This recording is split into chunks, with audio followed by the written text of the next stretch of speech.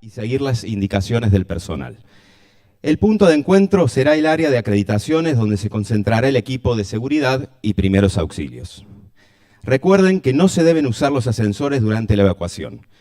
Contamos con personal de seguridad privada y equipo de asistencia médica para responder ante cualquier situación.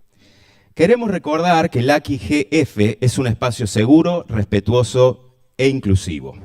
Nos comprometemos a mantener un entorno libre de acoso, discriminación o violencia en cualquiera de sus formas.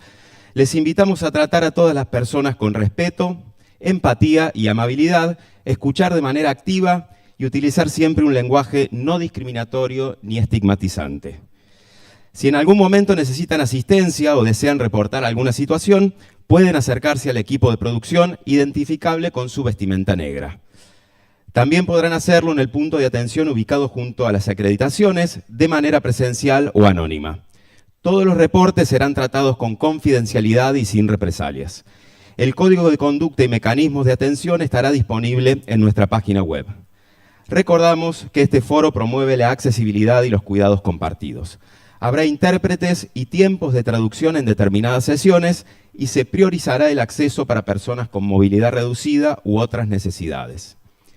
Si requieren algún tipo de apoyo o ajuste, pueden comunicarse con el equipo de producción vestido de negro, que les puedan asistir en cualquier momento. También les recomendamos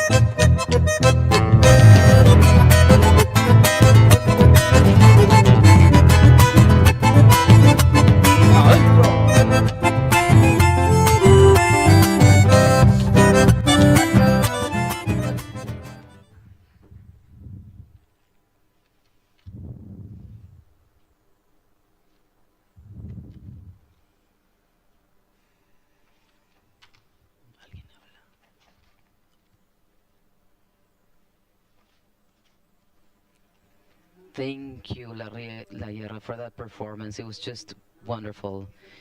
And now, Dar it inicio is an honor for a la me to kick off 18ª the edición 18th de edition el of Foro de the Gobernanza de Internet de América Latina y el Caribe, que en esta oportunidad se celebra en una ciudad histórica y hermosa como es Córdoba, Argentina.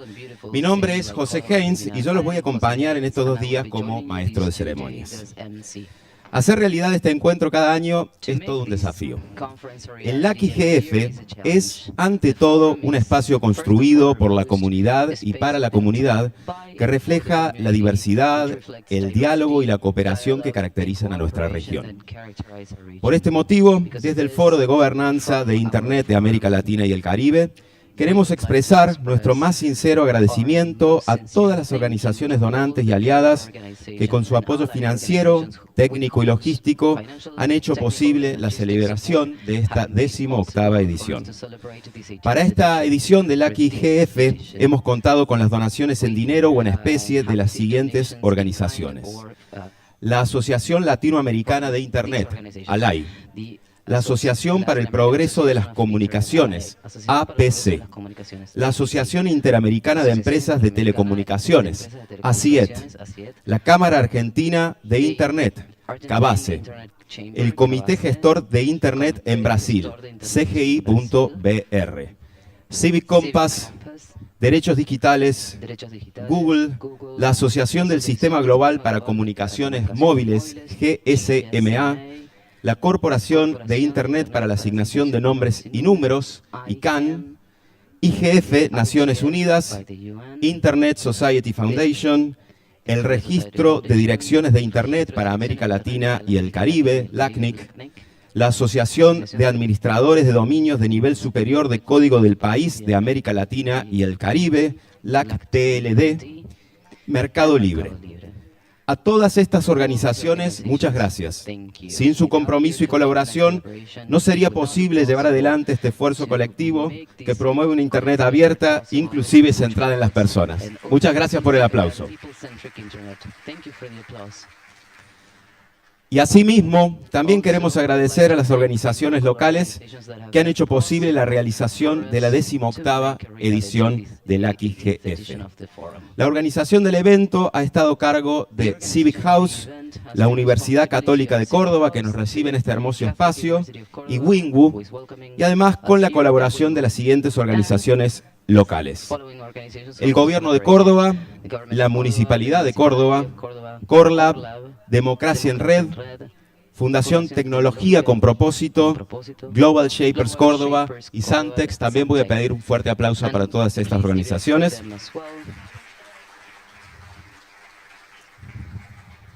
Y finalmente queremos agradecer también el trabajo dedicado y constante de la Secretaría del Lacigf a cargo de la organización colombiana Colnodo.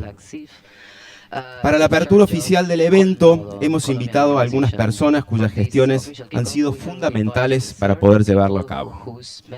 En primer lugar, la doctora María Soledad Perfumo, que va a ser quien nos dé la bienvenida. María es vicerrectora de Innovación y Desarrollo, docente e investigadora de la Universidad Católica de Córdoba. Anteriormente fue vicerrectora de Economía. Ella es contadora pública y cuenta con una maestría en auditoría y un doctorado en educación. Bienvenida, María Soledad.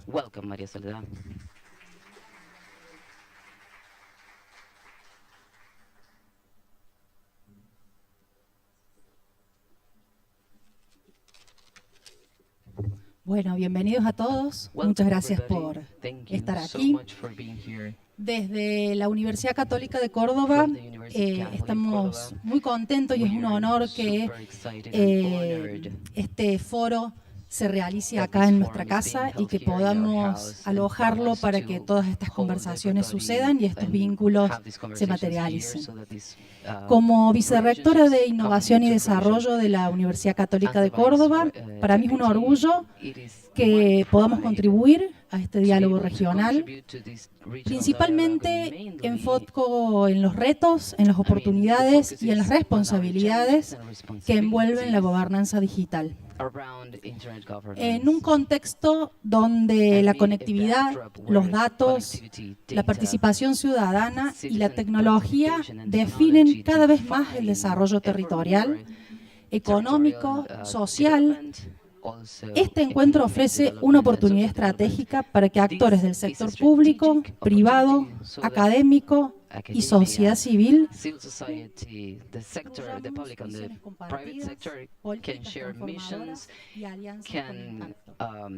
create agreements and policies that have an impact.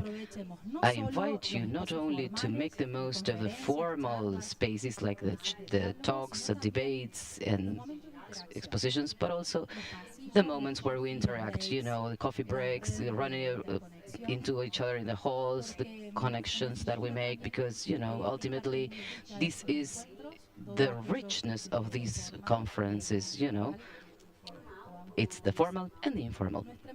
So our goal is for every person participating be able to collaborate into transforming themselves into agents of change and bring back whatever you take from this to back to where you are.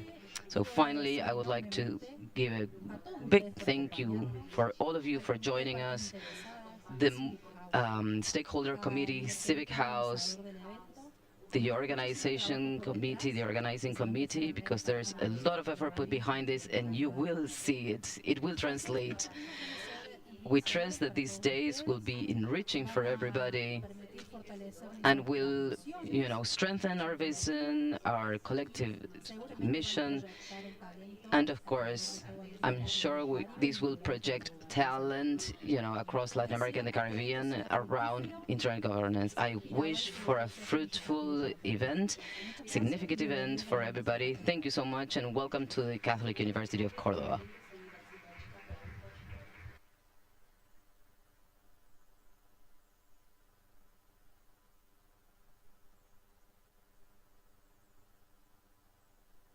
Bueno, muchísimas gracias. Well, thank you very ¿Quiere much. tomar asiento? Así If you would like te to hacemos, take a no seat. estás tanto tiempo parada.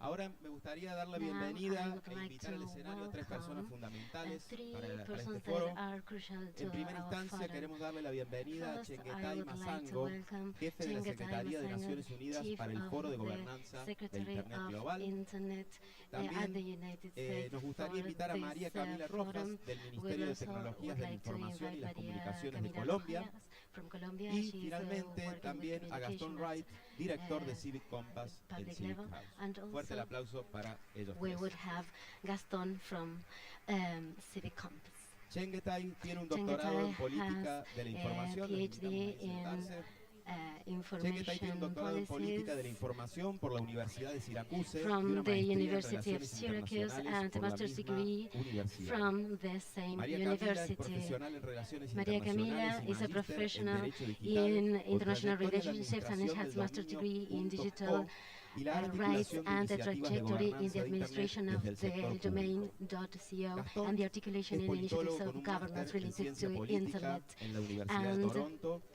y un Gaston posgrado en regulación has de a Internet y protección de PhD datos from the University por la in London Toronto, School of and he Economics. also has Le a damos entonces la degree bienvenida a los in tres. Internet regulation Si and data alguno de los protection tres se from the anima a London School comenzar, of Economics.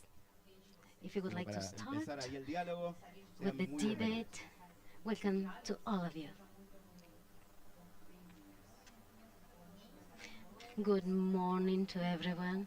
In the name of the Committee of the Stakeholders, we are really glad in order Foro Latinoamericano de to be Gobernanza de opening Internet. this 18th Y además edition de of the forum. que nos alegra mucho, And estamos en un also momento muy would trascendental say en materia de that we gobernanza. are very Ya la glad gobernanza to no es be solo in a gobernanza de debate Internet, sino today as estamos regards hablando de this topic of gobernanza governance, digital. because we are Desde el Comité de going Múltiples Partes to Interesadas analyze hemos digital trabajado governance arduamente para from que esto our funcione part. de una manera We've been efectiva. working ¿Cómo? hard Intentando in order articular de to la mejor forma posible el sector articulate público, the- el sector privado, in the a la best way sociedad civil y a la civil academia. society, Tenemos que entender academic, que no public solo and vienen private momentos sectors. trascendentales, sino We are todo está living cambiando cada vez más turning rápido. point En moments. el mes de Everything is diciembre se va a hacer changing. la In revisión de la December, we Cumbre de la will Sociedad de la have the Información por sus review, 20 años. from, Y todas estas cosas están pasando en un ecosistema from everything that is happening, and everything is changing. We have the emergence of artificial intelligence. Of course, these topics have been around for a long time, but those topics acquire a certain relevance nowadays. So I would like to invite you to participate in the debates, in the conferences, and to join together in order to think about internet governance, because we have to collaborate. We have to think about these topics in order to find local solutions for global problems. An interesting aspect of this is that Latin America is the only space where the governance processes and the disruptive process start. They start from the local and then they move on and they become global processes and global changes. We've seen this maybe as a weakness or a problem or a situation out of the common, but I invite you to consider this as a strength. Because in Latin America we are working in community, and this is very important. And since we are here in the Internet Governance Forum, of course, we have had an incredible organization. I would like to thank this university, because in this space we have like the guideline, yes, we have the flagship in these topics, because we are working taking into account the communities, and we are taking into account our region, our positions, and in some this is what governance is about, because we try to reach consensus around global issues.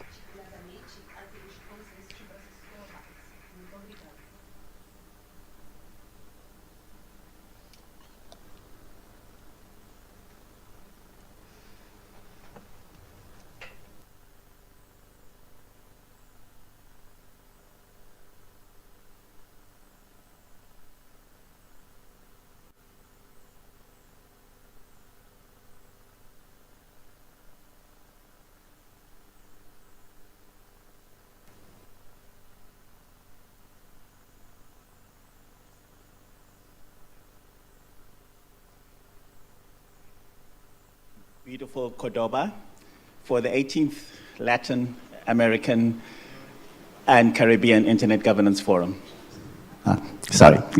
This meeting is a result of several months long of community-centered process. I thank the Lacigf Multi-Stakeholder Organizing Committee and the COLNODO as the Secretariat for the hard work and commitment in making this forum possible. I also thank you all, stakeholders coming together as the Lacigf community for shaping this meeting's agenda, which is both rich and timely. It addresses a wide range of issues that shape our digital environment, from IPv6 deployment and journalism in the digital age to responsible data and AI governance. The preservation of heritage in the digital era, among other things.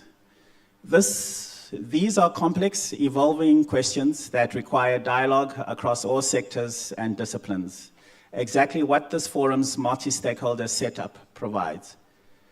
The Lacigf is much more than a two-day gathering. It has become a continuous year-round process that grows stronger every year. What began as a forum has expanded into a dynamic ecosystem, engaging stakeholders across multiple sectors and domains. One of the most notable developments has been the parliamentary track, which we have been honored to cooperate with you on, and the Parliament of Argentina in this effort. The increasing involvement of parliamentarians across our region has also captured well-deserved international attention. That's okay. This is because lawmakers today recognize something essential, that effective digital policy cannot be shaped in isolation. It requires meaningful dialogue with technical communities, civil society, the private sector, and those who experience the impacts of technology firsthand.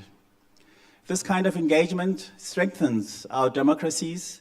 It ensures that digital governance is informed, inclusive, and reflective of the values we share: fairness, transparency, accountability, and respect for human rights. And it equips legislators with the understanding needed to craft balanced, future-focused regulation in a rapidly evolving digital world. Equally inspiring is the long-standing Latin American and Caribbean Youth IGF, one of the most experienced and dynamic youth initiatives in the IGF ecosystem. Year after year, it has shown remarkable vision and leadership, helping shape the next generation of internet governance champions. This year was no exception.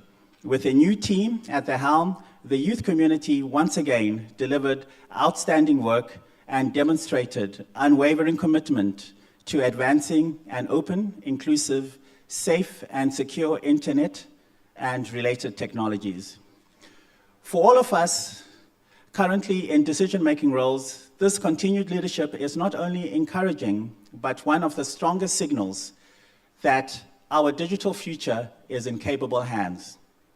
Across Latin America and the Caribbean, national and regional initiatives, or NRIs, have shown their lasting value. They are critical connectors among stakeholders, linking local experts to regional and global processes. The Lacigf is a living example of how these efforts come together, providing that inclusive dialogue can lead to meaningful progress. At the same time, we are reminded of the challenges that persist in our digital world: unequal access, online misinformation, cyber threats, and gaps in capacity and infrastructure, just to name a few. These issues touch all aspects of our society, but with good digital governance, we can turn them into opportunities, using technology to turbocharge our collective well-being and advance the Sustainable Development Goals. These challenges are real, but so is our capacity to meet them. And there is no better moment to act than the one before us.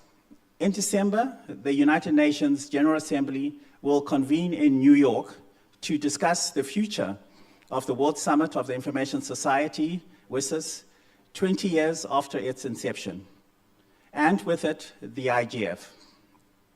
This milestone offers us a chance not to reflect on how far we've come, but primarily to shape what comes next. The momentum is now, and your exchanges here will contribute directly to the global conversation. I encourage you all to be part of this change by sharing your perspectives, building new partnerships, and continuing the work that makes this regional forum such an important force in the IGF community. As we look to the future and with optimism for the positive outcomes from the General Assembly in December, I sincerely hope you will soon welcome the IGF back to the region, 10 years since Brazil and 9 since Mexico hosted the IGF. It has been a while, and I trust Latin America and the Caribbean is ready once again. I wish you all a productive, inspiring, and collaborative forum. Muchas gracias. Voy a ponerme ahí para poder leer.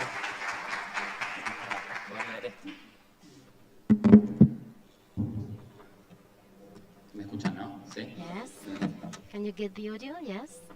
Bueno, buenos días a todos. Well, welcome Es un to all enorme of you. honor It is a pleasure dar for inicio a esta me nueva to edición del be Lacigf aquí en opening Córdoba, en el this corazón de edition Argentina. of the forum in the heart of Volver a reunirnos en Argentina. este espacio To be meeting es volver al again here in espíritu this fundacional, space is to el de go una back comunidad to latinoamericana the que desde foundational hace spirit casi from 2 us. décadas entendió que el futuro de Internet no podía definirse sin Around nosotros. 20 years Desde we've 2008, been el working Foro Regional ha in these celebrado topics. 17 ediciones From en países como 28, Uruguay, we've been Brasil, celebrating Ecuador, sessions in Trinidad Uruguay, y Tobago, Brazil, Colombia, Ecuador, Trinidad and Argentina, Tobago, El Salvador, Colombia, México, Argentina, Costa Salvador, Rica, Mexico, Panamá, Costa Rica, Bolivia Panama, y Chile. Bolivia, and Chile. Hoy, después de este Today, recorrido por la after región, el foro all vuelve a la of this, Argentina the para seguir forum goes back to fortaleciendo Argentina este diálogo in que order nos to une. strengthen this Desde aquel dialogue that primer makes us Lacigf, stronger. From the los temas first y las LAC tensiones han IGF, cambiado, the topics pero el and the desafío tensions have sigue changed, siendo el but mismo: the asegurar challenge que la is the gobernanza de same, Internet to ensure that y ahora también la gobernanza internet de la governance inteligencia and artificial also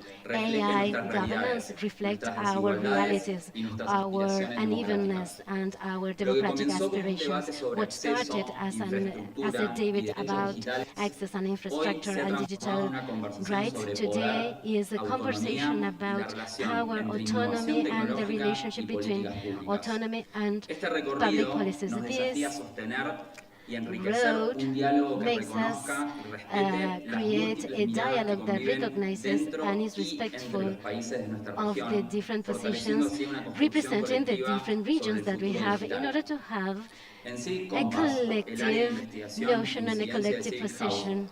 From Civic House, we work on this topic to develop evidence, dialogue, and local capacities so that the countries from this region can set the rules of the game. So we join civil society, the private and the public sectors in order to have social impact and public policies. We think that Latin America should not copy several foreign models, but they should set their own models because they have different positions and different relations, of course. Some countries are discussing algorithm moderation, but we are facing connection gaps and the reduction of the civic space, and also finance resiliency from some or the challenges, the financial challenges that some institutions are facing. We are now aware that if we analyze the regulation of AI, well, this is not enough because AI in Latin America is having an effect on actual decisions because they are delimiting the news that we see or the people that we hire. Then we have to think about regulatory debates. This position from the South is crucial right now. Our region shows that we have a living ecosystem, innovation startups, tech companies, and civil society entities. All of them are oriented to enhance the lives of people. Lacigf is and will be a space in order to articulate debates, and maybe we are not on the same positions, but we reach an agreement because we should reach those agreements and we should reach consensus as regards the most urgent topics of the region. We can imagine collective responses from data transparency to algorithms and many other topics. That's why today in this meeting in Córdoba, it is an invitation to think about a new reality so that we will have new narratives to share.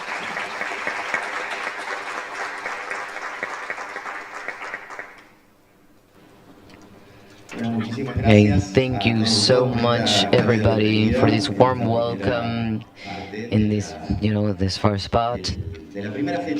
And the first day of Lacigf, just For to those of you who don't speak Spanish, you have translate equipment available. Just ask for them and they will provide you. Y finalmente, finally, lastly, for this first part, we are glad to screen the words of Vince Cerf as an ally of this space. Vince is a computer scientist and he's American. He's considered one of the fathers of Internet. He was the founder and the president of Internet Society. He graduated in math and computer science from Stanford University and has a MSc and a PhD from the University of California. Hola, buenos dias. Mi nombre es Vince Cerf.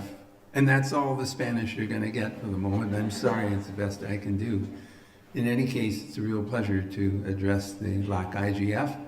I can't tell you how important all of these national and regional IGFs are. They are focused on what's going on locally, and that's very important because Internet's implementation and its utility varies from place to place, culture to culture, language to language.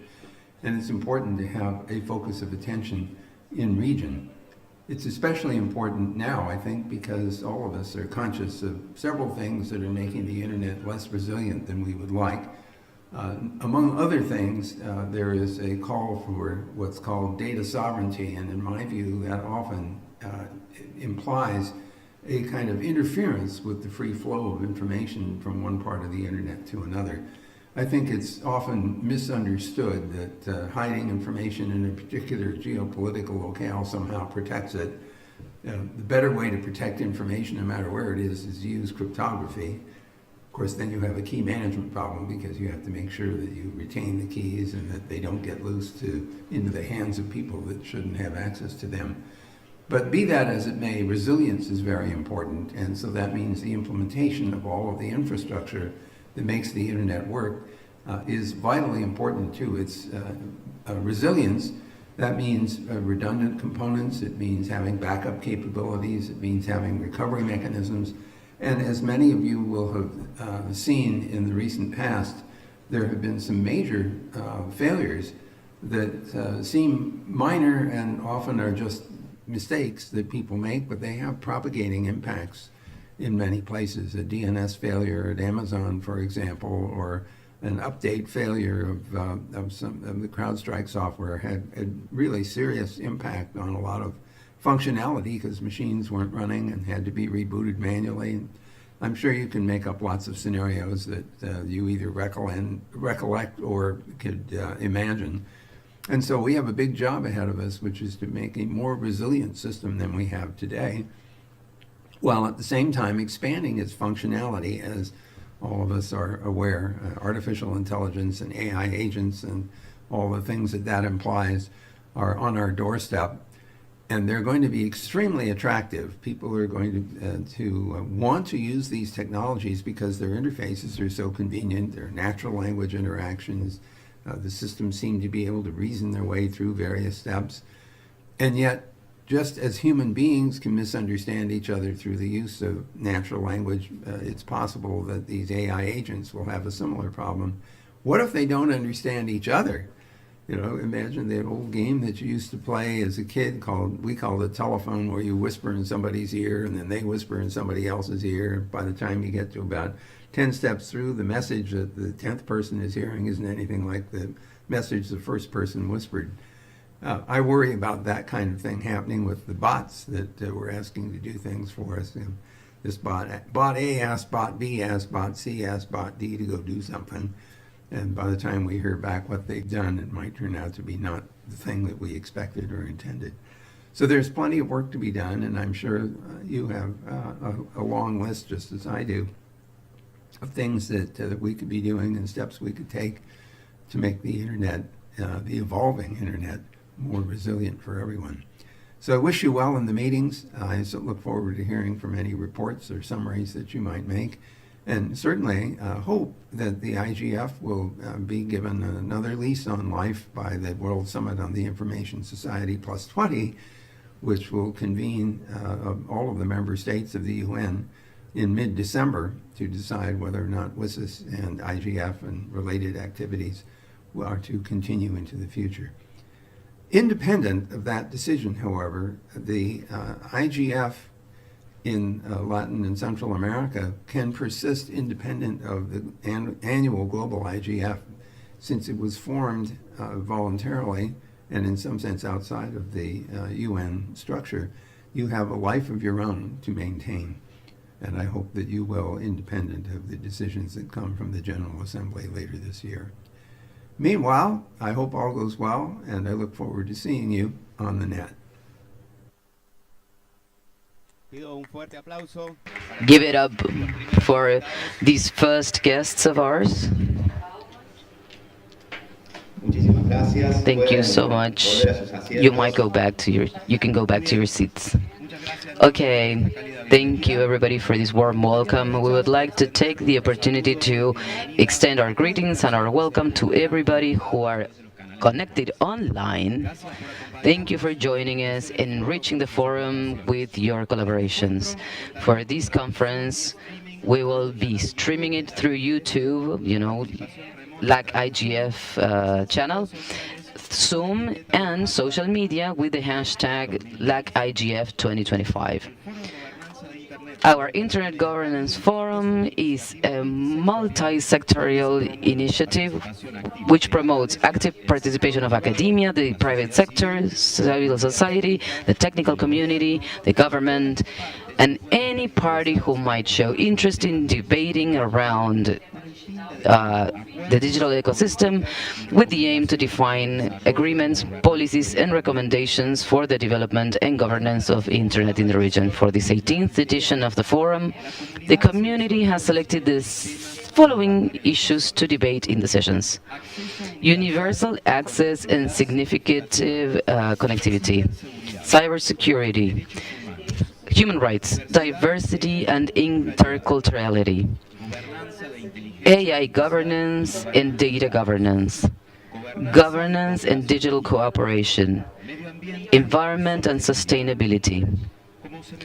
As we have mentioned before, from last year to now, there is a workshop selection committee who is in charge of defining the call for proposals for the forum and selecting among the proposals those who will make up the agenda, taking into consideration the diversity of issues, countries, genders, sectors of the participants, and innovation. This year, the committee is comprised by 12 people who have shown great commitment and dedication to this arduous task.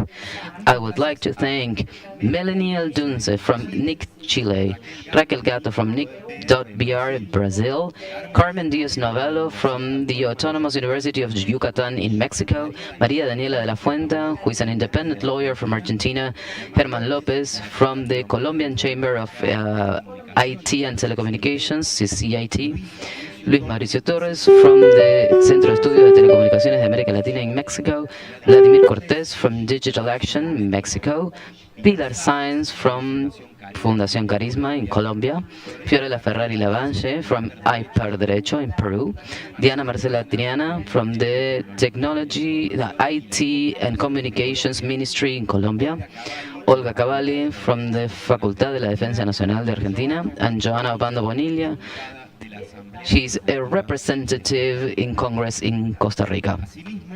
We would also like to thank the multiple stakeholders committee from the Lacigf, comprised by 12 organizations from different sectors. This year, we have the support of from the governmental sector of Juan Pablo Vial, from the Ministry of Foreign Affairs in Chile, Thiago Grijo Daltoe and Marilia Camila Rojas from the IT and Communications Ministry in Colombia, Beatriz Rodriguez and Virginia Pardo from AGESIC, the Government Agency of Electronics and Information Society of Uruguay.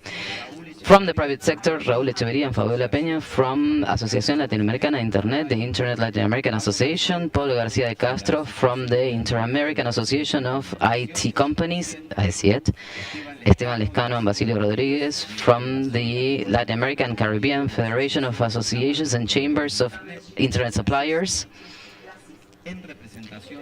In representation of civil society, we have Valeria Betancourt from the Association for Progress of Communications, Yamila Venturini and Juan Carlos Lara from Derechos Digitales, and Christian Roles from Impendetech.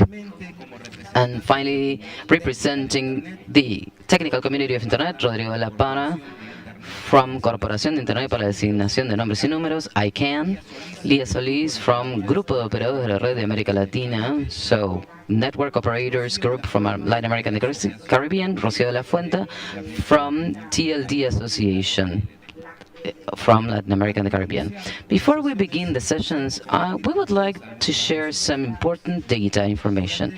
During the event, we will have audiovisual coverage, which is official. So we ask that before you take any photos or record other people, you always ask for their consent. Some of your ID badges have a red sticker indicating that that person prefers not to be photographed or recorded. Let us respect that right and contribute for everybody to feel comfortable in their participation of the event. During the event, there will be a room that is available for meetings or for work, and it's in T151 room, which is on the first floor of the Independencia building. Of course, there's coffee available, and there are coffee stations that are independent of the coffee break, so you can access that whenever you want. Apart from that, we have interpretation in Portuguese, English, and Spanish in this room, room 1. All right. For our agenda today, Next, we'll have a general meeting. After the coffee break, we can choose one of the three rooms and one of the three talks, which is a quick talk followed by a parallel session. After the lunch break, we will repeat the formula. We will begin with a general session in this auditorium, and after the coffee break, we might choose one of the three rooms. Each room will hold a quick talk followed by a parallel session. Our first session is called Internet Governance, Evolution, Impact, and Coordination at a Global, Regional, and National Level. For this panel, we are joined by Maria Camila Rojas as a moderator. She is from the IT and Communications Ministry of Colombia.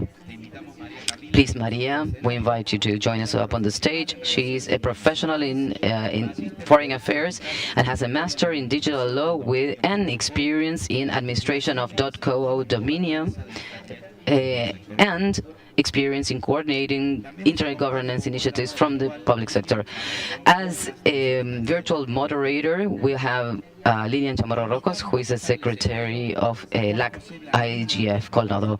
We would like to invite Juan José Blanino from the Córdoba Parliament, Chengetay Masao from the UN's Secretariat of the IGF, Valeria Betancourt from Asociación para el Progreso de las Comunicaciones, the Association for the Progress of Communications, Arnaldo de Santana Silva del from Youth LAC IGF, and Roberto Guido Zambrana Flores from the Internet Society Foundation.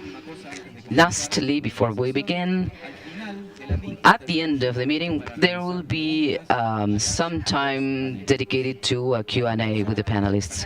Whoever participating online, we invite them to write up their questions on the chat box of YouTube and Zoom. And this session will last approximately 90 minutes. Please give it up for everybody up on the stage. Good morning. Okay, now I'll give the floor to our moderator.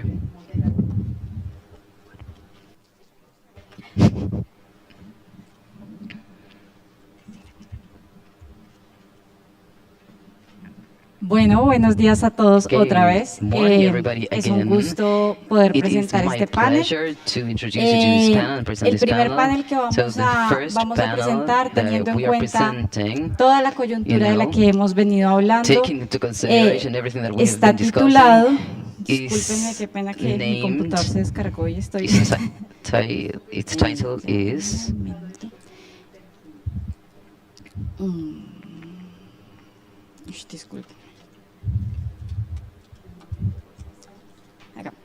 La gobernanza de Internet, evolución, impacto, the governance of articulación Internet global, evolution regional y nacional. and Qué pena. impact and global, regional and national coordination. I am Maria Camila Rojas, as you have heard. I am a counselor and I'll be joining you today. Our goal today is clear. It's to understand what has been happening at the internet governance level these last few years, how we have coordinated things, which goals we have met and we have not, where the challenges that we have met, and we would like to talk about this from a multiple sector perspective, right? And discuss this from multiple sectors' points of view. So my kickoff question, you will have 5 minutes each to answer. But before that, actually, I would like to introduce the participants. So firstly, please welcome Chengetay Masao. He's the head of the Internet Governance Forum Secretariat, Valeria Betancourt, who is from the lead manager of Progressive Communications, APC Association, Roberto Villamblano, who is joining us online. Hello, Roberto, how are you? And he is a senior counselor for the Internet Society Foundation, Juan José Blangiano, from the Córdoba Parliament, and Arnaldo Santana Silva. He's a member of the organization or the organizing committee of Youth LAC IGF. Please give it up for our panelists. Okay. To kick off our debate, I will ask a general question, which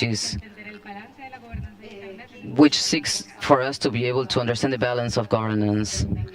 So, what do you think is the highlight that defines the current state? What is the challenge, vulnerability that is happening today around internet governance? Valeria, we might start with you. Okay, good morning. It is an honor and a pleasure to contribute to these conversations. I think that one of the milestones that I would like to highlight is the general situation of the multiple stakeholders, approach, both for internet governance and digital governance. And I think that this general acceptance is shown by the multiple expressions that highlight the attitudes in this approach, in revising the last 20 years of the information society. We have had multiple expressions in favor of this model that highlighted how we have been able to move forward in this configuration in a more democratic and transparent way. However, there is a huge difference between a basic application of this multi-stakeholder approach and having an analogy with the different sectors and agents. And we can debate data and connectivity and what it means to have basic connectivity, basic infrastructure, and really actually having, in the backdrop of this internet governance, significant connectivity, which is not only to be able to be connected, but to be connected in a way that is affordable, quality, and with the necessary skill to develop the technologies, to actually have the devices to make the most of the technologies.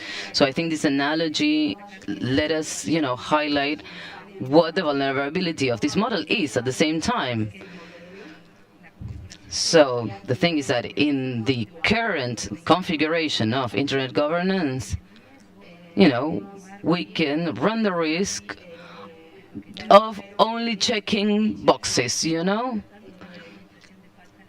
and making it a false legitimacy of this approach without considering actual interests of the interested parties, the stakeholders.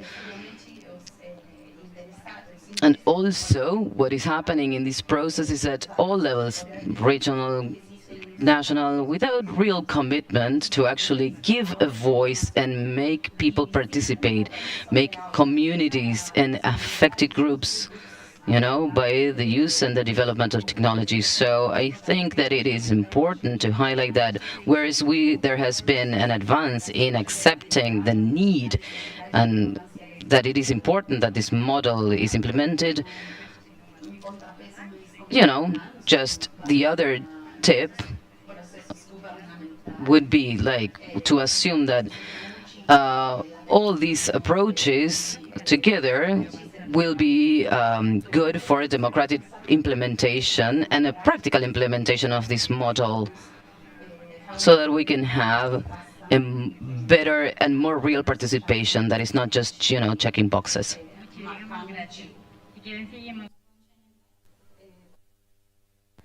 Okay, we will follow with Tengatai.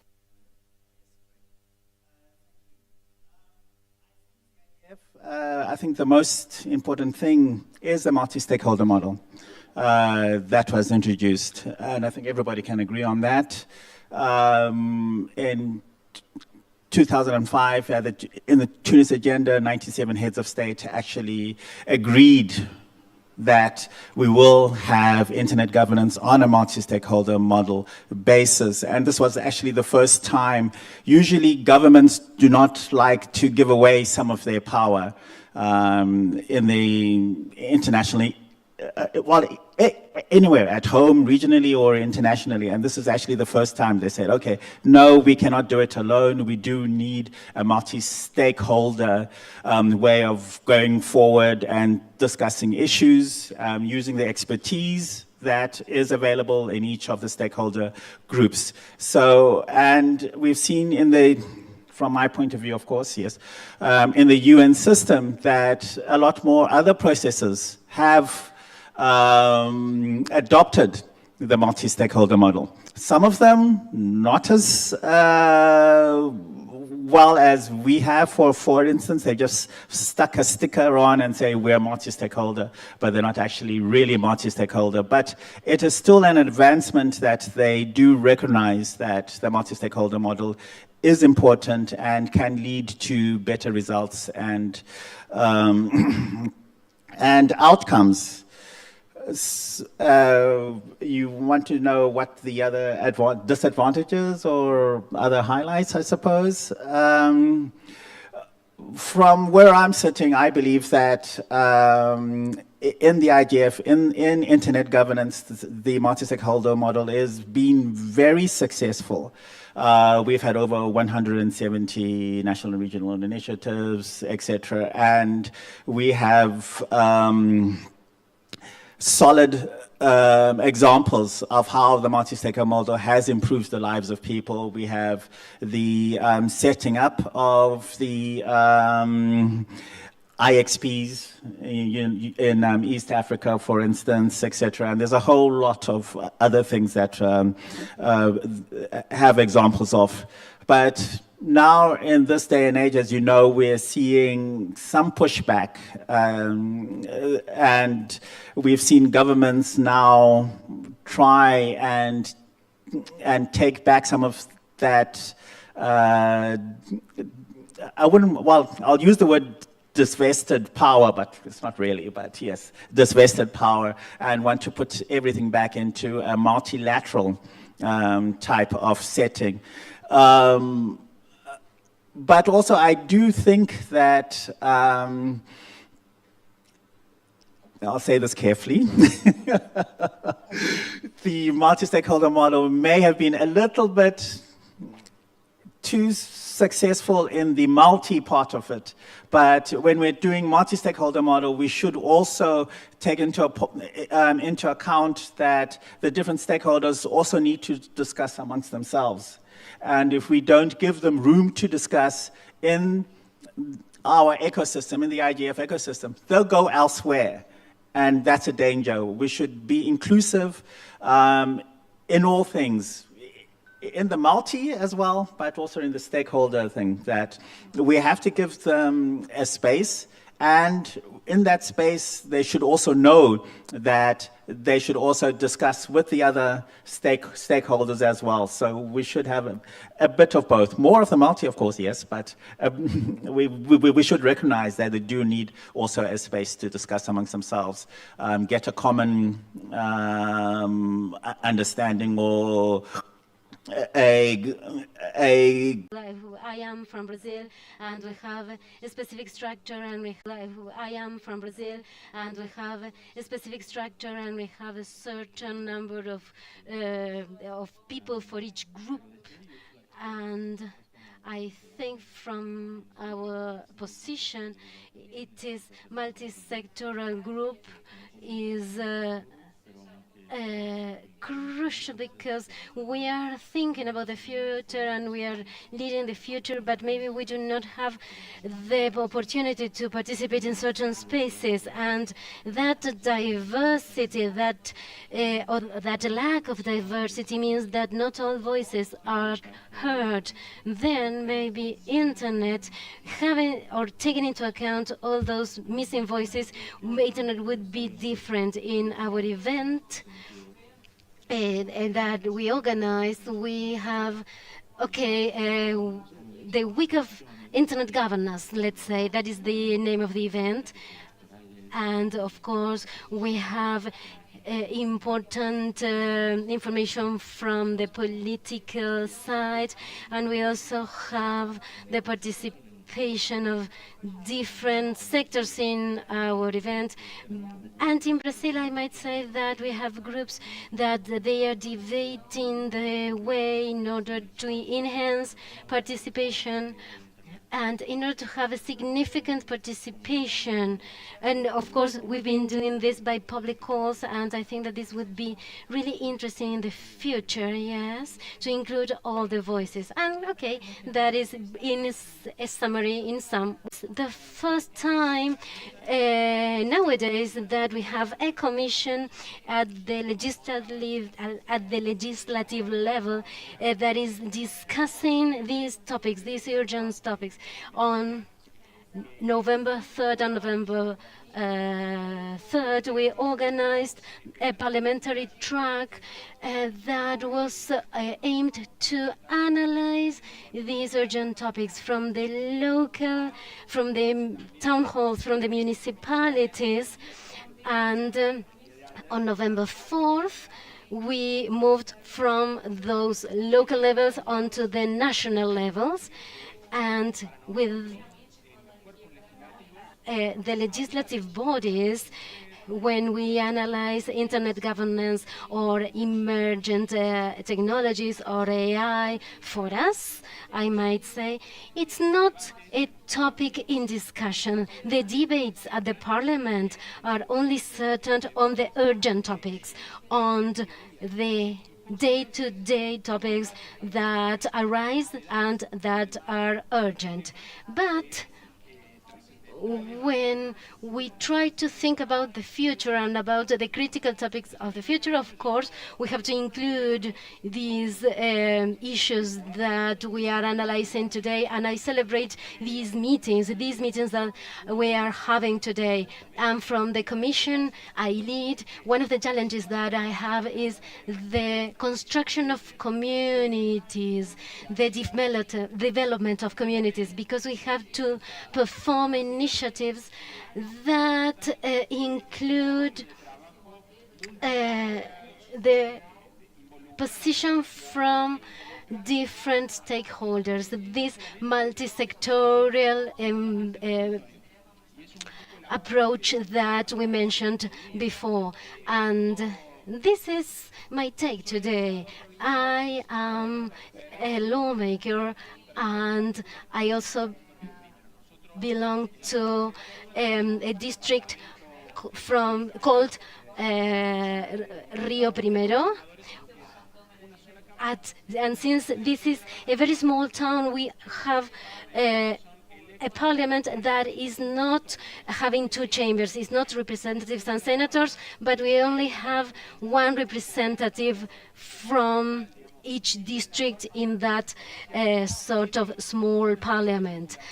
And that person, that lawmaker, is strongly related to the local communities, to the institutions, a strong relation with people. And one of the takes from them and our experience, what we have, yes, the experience that we have gathered from the territories, yes, we can bring those topics to the legislative level. And of course, those topics have an impact, a real impact on the daily life of communities. Therefore, we as legislators, from bottom to top, and also from top to bottom, how is that we can address certain topics, or how is that we can include certain topics on the agenda?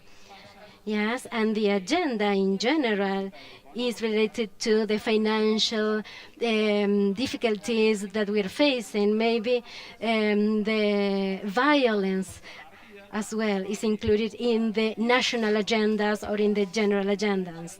But, well, in some, I would like to say, and I would like to suggest that these challenges related to internet governance and technology adoption, this present situation, yes, includes the local stakeholders, the ones that might translate or that will be receiving the input from the inhabitants. So they go from bottom to top. I would also like to say that we have a national representative from Uruguay, it is Mr. Rodrigo Goñi, and he said that, okay, these debates are crucial because we need to be informed in order to pass the relevant legislation. And of course, we from civil society and from different positions, we have to generate links with legislation and legislators, and all those links between institutions and the private sector arise in a natural way, and that's why these spaces are crucial. And I also think I would like to thank the Commission related to technology and participation, because we could bring this forum to the Parliament of Córdoba, and fortunately we could include in this event I was referring to, we'd include one more day in order to hear the voices of the local representatives, so we can include an approach from bottom to top and not just to focus on the top to bottom agendas. And of course, this is one of the challenges that we will have. Roberto, all yours. Thank you, Maria Camila. Warm greeting for everybody on the panel. It's a pleasure and honor to be with you. Okay, what I want to, present is a different perspective from these milestones. I mean, I share and subscribe to what Valeria, she was saying about how important this multi-stakeholder model has been, and that we have indeed adopted it in different regions and countries. But as a milestone, I think that, and this actually reflects what's going on right now, is this reflection that makes us question. And this questioning is not coming from any specific interested party, but it's a self-questioning and honest self-reflection and self-questioning. We should question ourselves, on how effective we have been in relation to abide by the different points that these dialogue spaces and conversations we have actually delivered in the last 20 years. And, these guidelines were very different from what we have today in terms of the possibilities that we have. On one hand, we have to access this service, which was originally one of the topics that we discussed. But fast forward so many years later, you were saying yourself, now we want to change the name. It's not only internet, it's technological and digital transformation. So it was a time also where probably less than 20% of the population was connected to internet. When fast forward to today, more than 60, almost 70% is already connected. So we are talking about completely different times, and perhaps in connection to that, it's important to provide context once more, how effective we have been in delivering on all of our goals that were set in the guidelines 20 years ago.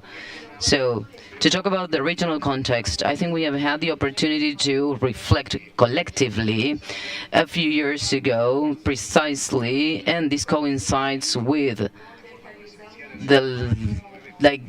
in 2018 that we made the in-person conference where I also participated and I supported the processes of the organization. It was the last year that we did it, but it was a year where we presented the results of this work that Raúl was responsible of doing, and other organizations as well. It was, our last Lacigf, and which presented a lot of the vulnerabilities around which might coincide to the ones that we might identify today in the global context, but that at the same time allowed us to set collectively what the new paths should be, how it should evolve, how our regional dialogue should evolve. And I think that has been key, and the product of that collective effort and work, and because of all the participants, we have been able to, overcome the pandemic. We have been able to, reclaim these spaces, which have been really essential, and both in person and now with a high participation online. So we are consolidating all of this moving forward. But it's important to analyze the local context at the same time and how we are going to talk about the initiatives and the issues around governance. I mean, at the regional level, specifically our forums. And at the same time, we invite like the others, organized by groups like the youth, Lacigf, right? And I think that from that perspective, milestones are measured in a different way. I think it is essential and has been essential. I mean, Chengetai was mentioning this before, that it is essential to expand the number of initiatives, the number of countries that have adopted not only our multiple stakeholder model and the principles, but also, we have interpreted very well the necessity of implementing these dialogues at a regional and local level around themes that, are local and affect the locals. So this contrasts a little bit, with the theme configuration of these spaces, as we understand that there are very specific local issues, but we also can identify common issues.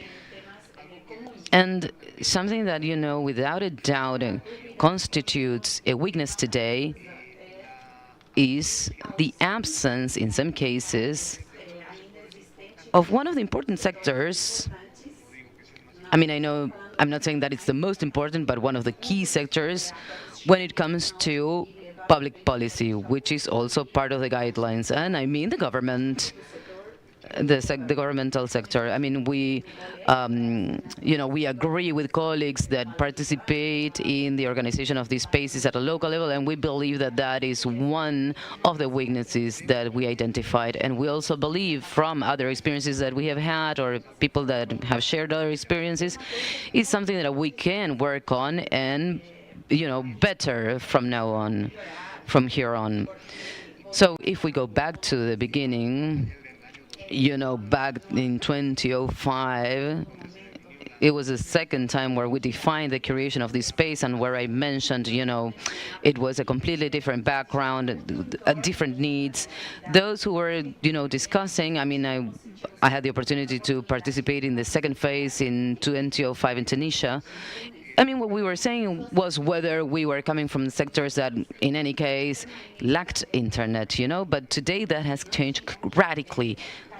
Those who are inhabiting these spaces, not only as a majority, but actually as the only ones, we are the same people. The only difference is that now we are on the privileged side, let's say. We don't have a problem of accessibility to internet, but it's one of the, weaknesses at the regional level and as a humanity. So this last part of my comment is inviting you to reflect on that. We need to, reflect and how effective we have been at a local level, because we will realize, for example, that in our inclusive aspiration, there's still a lot of work to do. And it's really hard to find these dialogue conversation spaces, to find an ample and wide participation of indigenous peoples, of vulnerable groups and minority groups, handicapped or special needs groups. And these are the people that, we used to be, that we were 20 years ago, and we believed that we had to have that space to participate widely. So that's as far as I want to go in this first reflection in terms of these milestones and vulnerabilities. It's a pleasure to listen to you, Roberto. It's been my pleasure. And this panorama that you are presenting is really important to kick off our conversation, because on the one hand, we are revising and saying how technological disruptions, permeate the system ever more. And let's say they create that the highlights that happened 20 years ago become differently important today. As we have seen that inclusion, for example, is ever more relevant, and it mutates and it changes shapes and it changes groups. And the quality of the conversation and how we carry on this conversation is also important. Of course, the role of the government, needs to be present in these conversations. So our panorama, we have a needs list and an achievements list, but also we have a lot of challenges ahead of us because the technological growth and technological disruptions will continue to happen. As we mentioned in other scenarios, they are happening at a faster pace that we were advancing and at a more surprising pace than we want to believe. So for the aim of this panel, we are going to divide this into two. We're going to talk about technological disruptions and how this creates the growth of new actors and how this affects the ecosystem or how it benefits it, of course. And then we will talk about the global architecture. So to move on to this segment, we have two questions. And I ask that you be brief because you're going to have 3 minutes. So the first one is from about disruptions and new actors. So AI and IoT are disruptions that go beyond the nucleus of Internet. How have the list of themes in the government, Internet governance topic has changed, and how can we integrate them effectively? Well, thank you so much, Maria Ganila. Of course, AI and IoTs go beyond the nucleus of Internet, but we might ask ourselves whether it's not really, true in electronic government, gender violence facilitated by technology, fake news, cyber crimes. It's the same case. I think the challenge for those who are dedicated to internet governance and digital governance is not to fall into the trap of rebooting our agenda. Every single time there is an innovation or disruption in the digital environment, I think we have to build a solid base based on principles for governance and solid processes that are inclusive, transparent, democratic, and oriented to creating environments that can foster the exercise of the rights in the internet, favorable to development. And I think the challenge, rather than revamping and rebooting the agenda every time that there is an innovation or disruption, is to work within solid frameworks and really democratic processes. And I would like to mention the Sao Paulo guidelines, because I think it's quite relevant in moving forward. About your question about what new actors should participate, well, of course, the engaged parties in shaping these innovations, they are responsible. Not only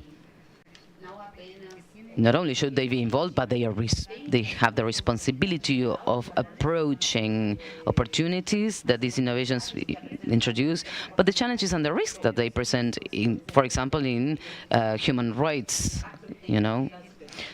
So I think it is super important that they have to get involved so that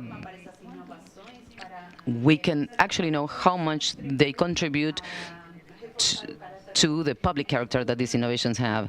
And on the other hand, we cannot leave out those who are affected and impacted by the use of these technologies. Something that I would like to briefly touch on is that I think that there is a huge gap between the way in which internet has organically grown and where we are now, and we are facing these disruptions and innovations like AI. I think it's important to realize that we have possibly reached a point where we have lost, or we are about to lose, the open and interoperable internet, because of not looking back, because of not learning from history and our past mistakes, because we are convincing ourselves of the false narrative that innovation cannot develop in hand of, hand by hand of regulation, by the hand of regulation.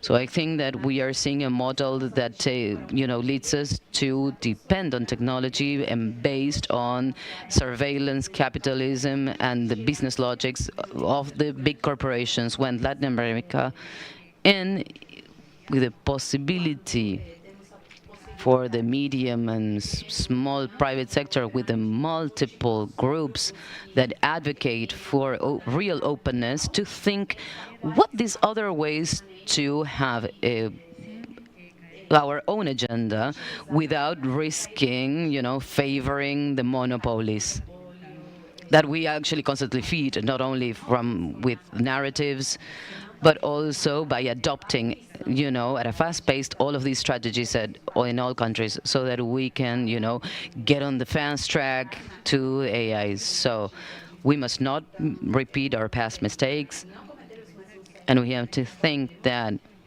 to effect real innovation, we need regulation.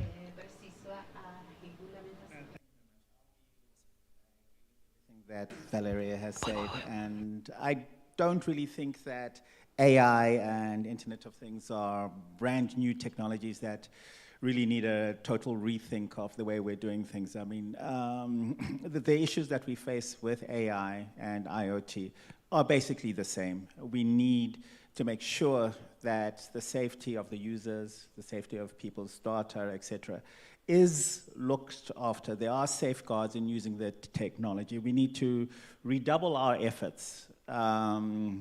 For instance, teaching not just kids, but adults as well, critical thinking skills when they use these technologies. We need to make sure that they have digital hygiene. They know that when they interact with AI, that information is now part of the AI system. Which was exactly the same thing when we were doing social media and etc. If you post something on social media, it's there. It's now part of the internet. So it's basically similar. We just have to make sure, first of all, that we redouble our efforts in these key areas. We make sure that there isn't a new digital divide that's growing, but it should be, the deployment should not be a race to be first, but to make sure that when we are implementing them, it is safe for everybody. And I'll just stop there because I think it's self-evident. Thanks. Yo también estoy completamente de acuerdo con lo Well, que I Valeria completely dijo. agree with you. And I think that is the best sense of addressing the issue. And I agree with you that we had certain changes in the way of presenting the topic, because at first we had a sort of formulation or a technical definition, and from those technical definitions, well, it was a barrier because those that do not understand the technical definition could not participate. But nowadays we have technical vocabulary or a technical approach, but it is easy to understand. Therefore, they can access information and and participate in these debates. And well, who should participate in these debates? Well, from the top of my mind, I would say that it's not necessarily that all people should or may participate, because as regards the technical aspects, of course, we can bring more education, or maybe we should help them with the definitions. But okay, certain groups wouldn't understand the simple definitions. For instance, my grandma, yes, she's not a user of social networks or new technologies. She's only capable of using the phone. And therefore, if we do not have internet in a telephone, there is no possibility to have a communication, the fluid communication with my grandma. And my grandma would say, I don't want a mobile phone, I don't want a computer. Then how should I communicate with her? So first, we should think about who wants to be in communication. Then the means of communication that we are going to use, and then what is that they are going to share with the world. Yes, which is the message. First and foremost, yes, of course, I agree with all your points of view, and from the words of Valeria, I would add that we are face to face, or we are facing a huge challenge, because in this debate we have to add our local value, our local culture, the regional aspects. Therefore, these spaces are crucial, are fruitful, and then we should have a local conversation and a conversation from Latin America. And we mentioned this over and over because, of course, we share a common view of the world, and we have also a common language. We speak Spanish, and maybe in Brazil, of course, they speak Portuguese, and in Haiti, they speak French. But we are gathered by the same language and the same culture. And then this is a great potential, and we should leverage from that huge potential. And yesterday we mentioned this, that maybe we are not leveraging this potential enough, and therefore we should of course, learn from the political changes, but we know that the political processes are not aligned with reality. For instance, in Brazil, when you start a certain political process, in Argentina, we are having a completely different political situation. So all these debates should be apart from the different political situations, and we need to be together in order to generate a powerful market. And in the case of Brazil, of course, they are more powerful than Argentina or than some countries of the region.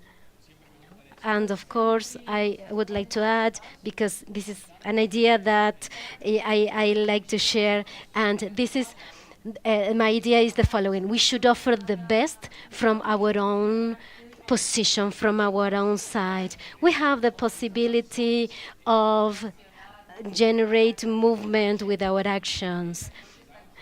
Today we have Brenda Austin. She is also a legislator, and she is part of the IT Commission. And the topics that we are discussing today are cross-functional to our realities. And when we start linking, or we start bonding with different groups, civil society ends up claiming for spaces. And in this event I was referring to that we organized on Monday and Tuesday, where we had to organize certain debates on certain topics. For instance, production, education, legal aspects from the judiciary, for instance. And when we start moving the wheel, of course, those stakeholders would like to have their own debates in their own sectors. And I truly celebrate that the province of Córdoba is the venue of these debates. In Argentina, we have an ecosystem that is rather solid and very powerful, and I think that this agenda could be adopted by the different stakeholders, and that this would be the starting point of our initiatives and new initiatives. And from the legislative point of view, of course, maybe we could have better laws, and with these laws, of course, we can place certain limits so that technology would be ethical and would be a good thing for society.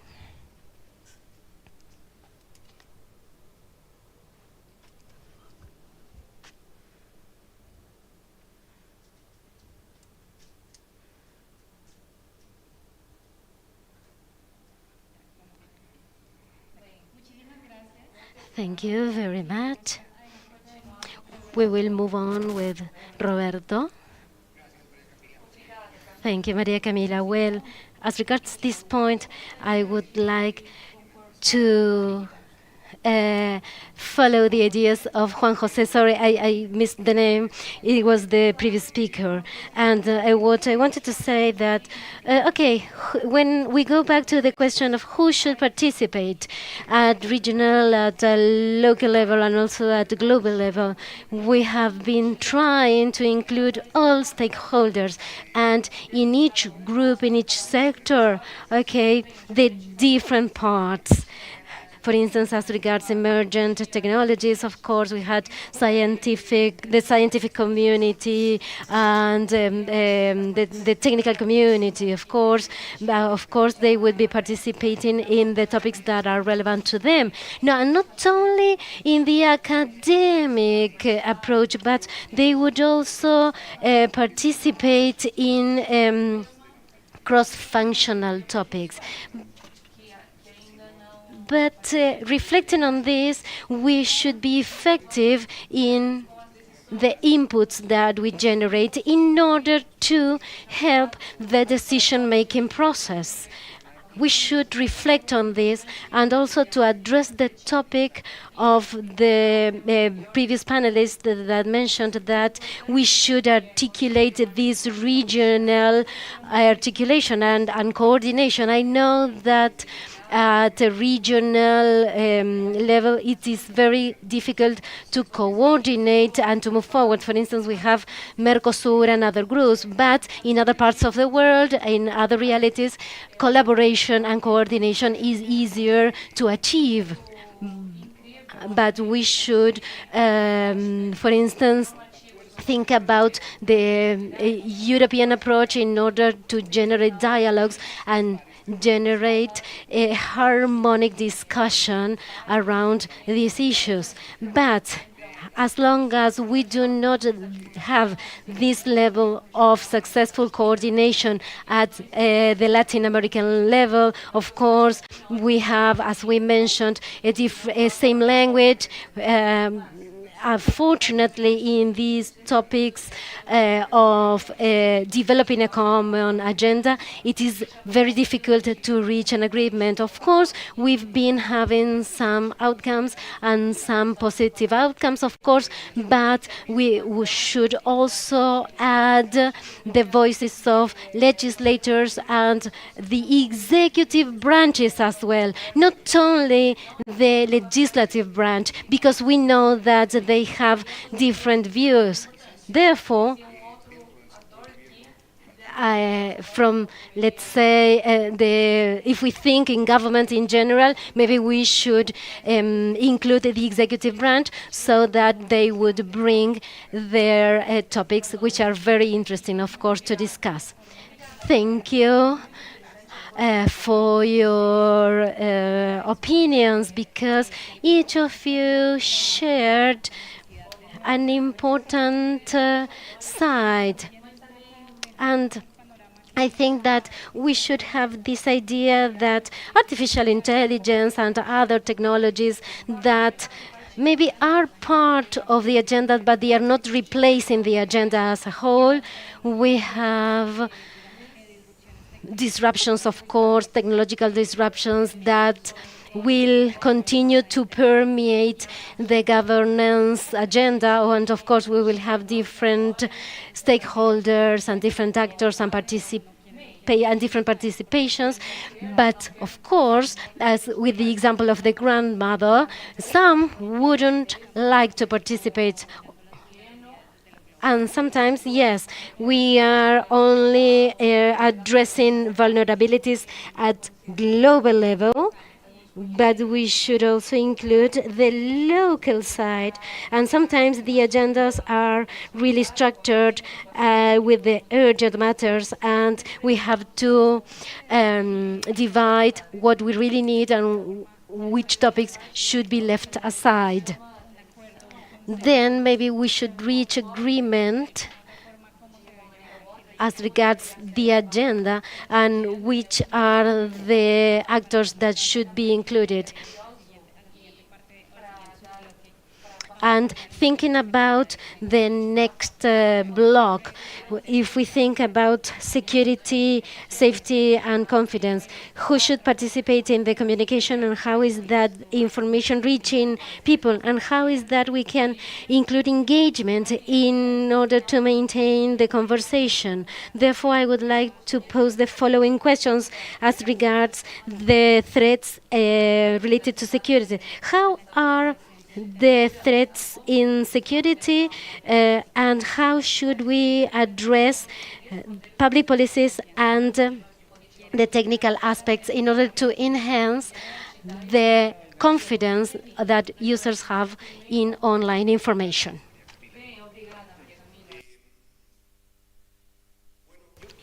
Thank you, Maria Camila. Well, I would like to go back to my initial position in this segment. As I said, I started, as many of you, of course, at different moments of my professional life. I didn't have maybe the same professional path in some topics, but today I come to think about all the work that I've been doing as regards training in ISOC. I had the opportunity to visit certain places. Recently, I visited Reino Camp in Uganda. It is around 500,000 people. They are not refugees. In fact, they are refugees. They are living with communities and with other communities. And of course, the realities of people are completely different. When we think about threats, it is very difficult to reach a dialogue about some of these topics, because in those communities they are worried about the fact that their children would receive education, or if they would be able to have some food tomorrow. So we have to make certain efforts in order not to widen the gap, and of course we have to take into account both sides, yes, the essential questions and the most global questions. In our communities, we have these affected groups that do not have access, of course, to information, and when they are faced to certain threats, of course, it is very difficult to generate the participation of these persons, because it's not that we create these spaces and we call them.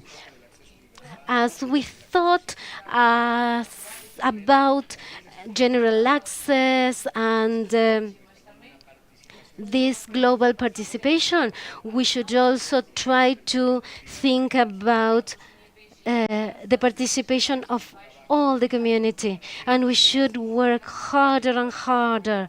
We should move from our comfort zone and go to the actual sites where they need transformation. And of course, we should offer our support to information access, to connection access, but also we should speak about the threats of all this that we are offering. Yes, because sometimes we will have to solve those issues in the future. Then they would be the first users of internet, of the resources, and in the end they will be connected in the discussion. Thank you, Roberto.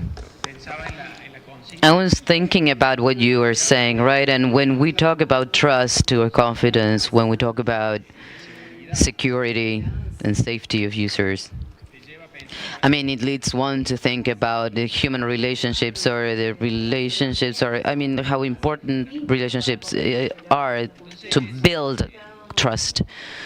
So, I mean, I would like to propose, or as well, to carry on what I was saying and talking about the political role that I have.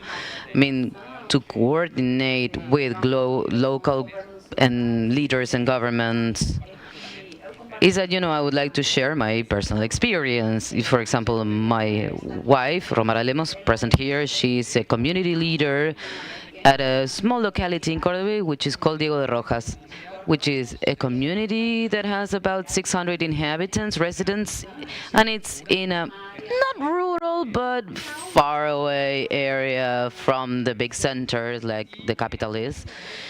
And you can really sense the importance of community leaders, in this case, institutional leaders and key figures, because for the community, of course, they are the people that they look up to. Those are the doors that they knock when they have a problem, when there's a project, when there's a specific need.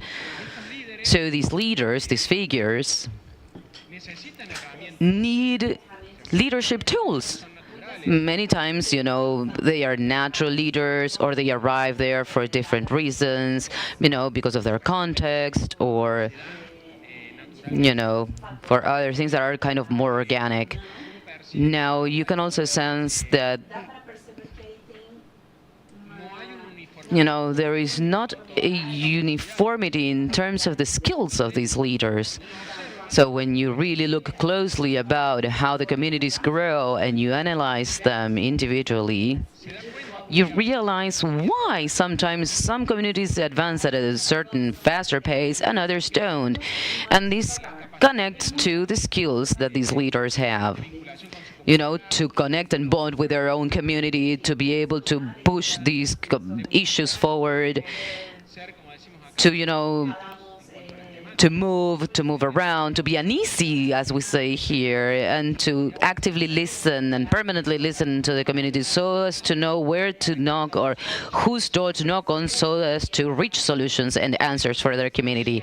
So back to what I was saying at the beginning, security and confidence is about mainly those human bonds and relationship, and in the territory or when we go to those levels where leadership is face-to-face, with our residents, the people, the neighbors, is where the contribution would be, okay, how can we strengthen those leaders? I mean, I'm sure everybody here are leaders, of a process, of an institution, of a space. So, we always aim for these issues to be personal. Of course, it's not like we need someone to say that we should train as leaders, but if there is a training space for leaders, it is important that those tools come here and we can harness them so that institutional quality improves and the quality of life improves. And as I was saying, these issues that at first sight look really far away when you bring them to the territory, well, they actually are what we're talking about. We're talking about a community, we're talking about vulnerable populations that need training, for example, so that they are not conned, because they don't understand, because if they get a call, as Arnaldo was mentioning, the elders, for example, do not have the skills to tell and be able not to fall into the trap. So I think that community leaders are an essential tool so that these vulnerabilities or these threats, subside, and because of training and permanent contact with the citizen and the resident. Thank you so much, Arnaldo. Let's move on to you. Okay, I think I'm going to go in that vein as well. With the understanding, kind of linking to what I said before, there are needs that, we need means and to establish, ways to approach these issues. And regulation in that sense is like, okay, how can we know if something's real or not, especially in this era of generative AI, with videos and stuff. So, what you were mentioning actually reminded me of a very recent episode in an indigenous community in the region where I live, which is the northeast of Brazil, where they created like videos about those leaders saying that these people needed to do something super specific, which was like a heist, and everybody started to do it, but it was fake. It was not real. So we need to establish, okay, what are the reports? How can we identify something? How do we know that something's real or not? Because we are living in this era of change, and change is going in that direction. I mean, we have a reality, but it can be modified really quickly, and we can't realize in what way and if this change is actually real. Okay, a little philosophical of me, but yeah, that's what I mean. Thank you very much. Leaders as well, but I think fundamentally you also need that everybody who is involved, everybody who is infected, who is affected by it or can be affected by it, does be involved in a discussion. What are their fears? How can they counter it? And we should co-create a safe environment. It cannot just be bottom down environment. There has to be a discussion amongst everybody, even the elders who may not know anything. My grandmother knows that she does not want her information stolen. She wants to be safe and secure, that when she speaks to her grandchildren, that, nothing untoward would happen. So I think that's also one of the most important parts. So, in the beginning of internet governance, we were very worried about opportunity.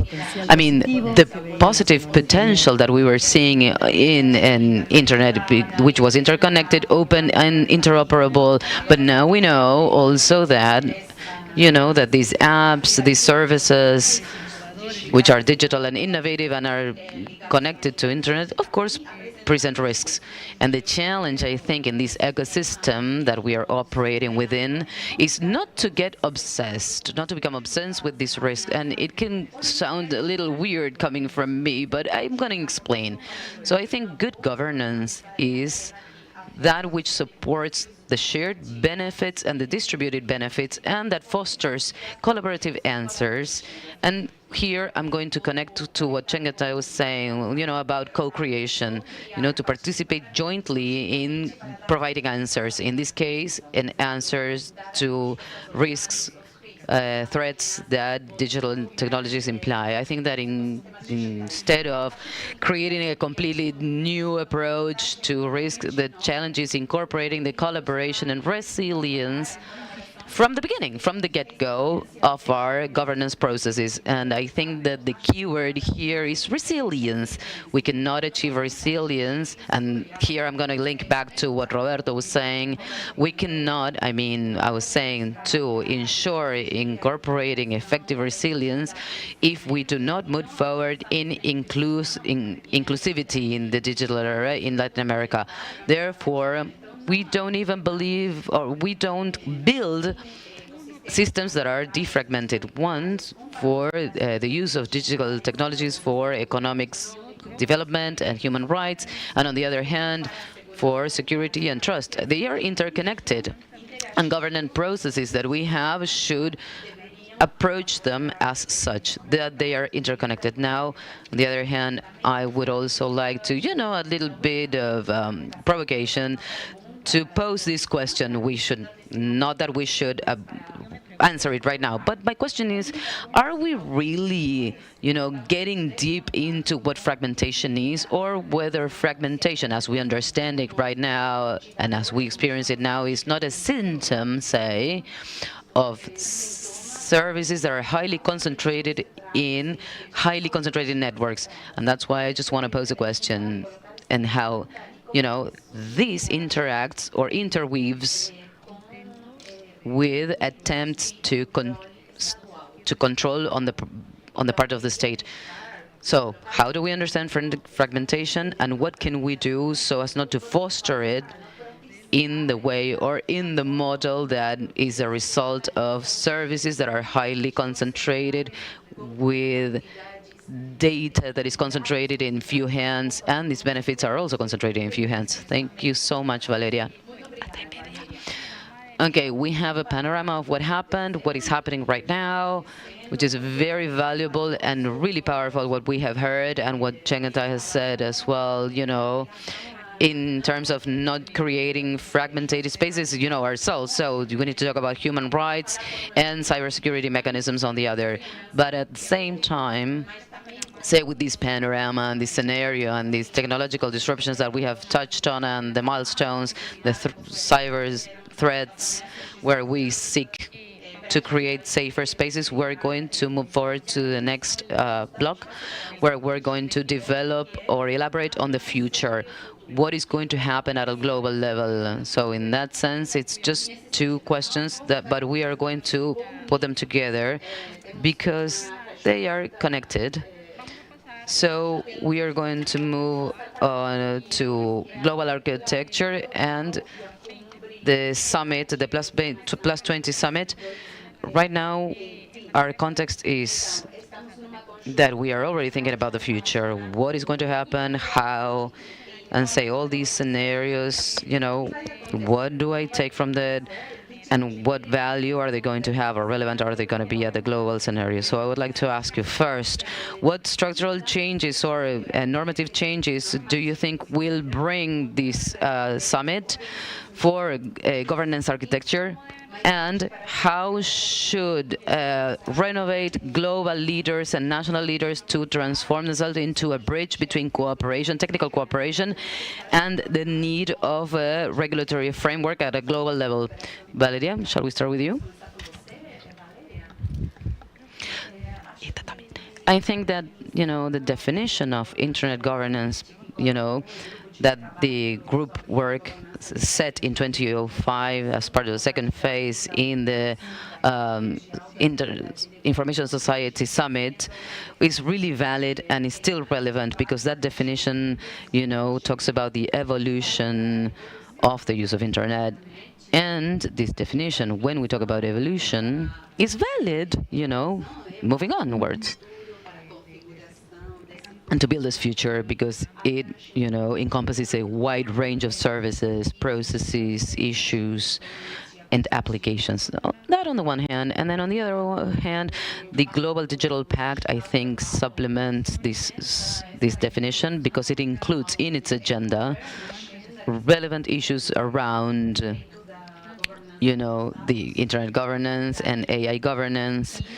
And it also poses this Global Digital Pact, and this is one of the most relevant issue points, and it's liability, corporate liability, the responsibility and the liability that the companies have, and technology companies abide by the guidelines of the UN, and abide by human rights.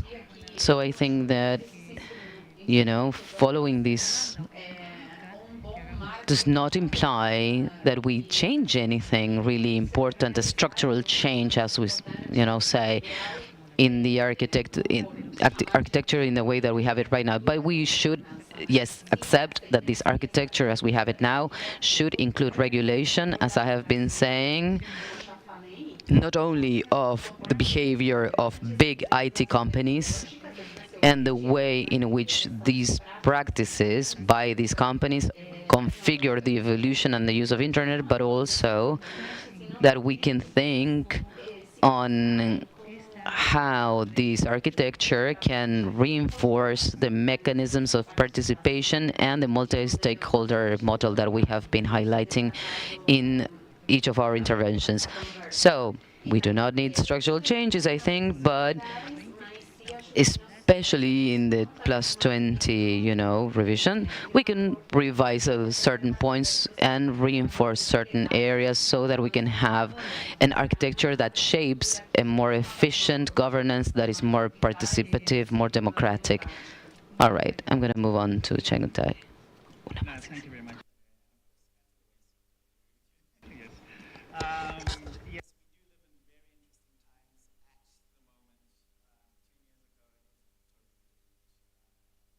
Environment as such. I think trust levels has gone down a little bit. We are having tensions between multilateral approach, the multi-stakeholder approach, and also business, and they're saying that, we need unfettered innovation and regulation just slows us down. Let's build it and fix it later, which, no, I think you should have all that you need at the ground level, because re-engineering something is very, very, very difficult. I mean, that's my point of view, but of course, other people can have other things. So looking at my crystal ball, because we really don't know what's going to happen, but we do hope that we continue with the multi-stakeholder system, that it does get incorporated. The internet as well, sorry, I should have said this in the last one, is also facing, there's a lot of, some countries, and including the major players, are calling for digital sovereignty, and there's various interpretations of what digital sovereignty is, but it may actually lead to some sort of fragmentation of the internet if we're not careful. But my bottom line is that we cannot be complacent. We should defend what we want. We should have a vision of how we want the internet to be and the internet we want, and we should fight for it.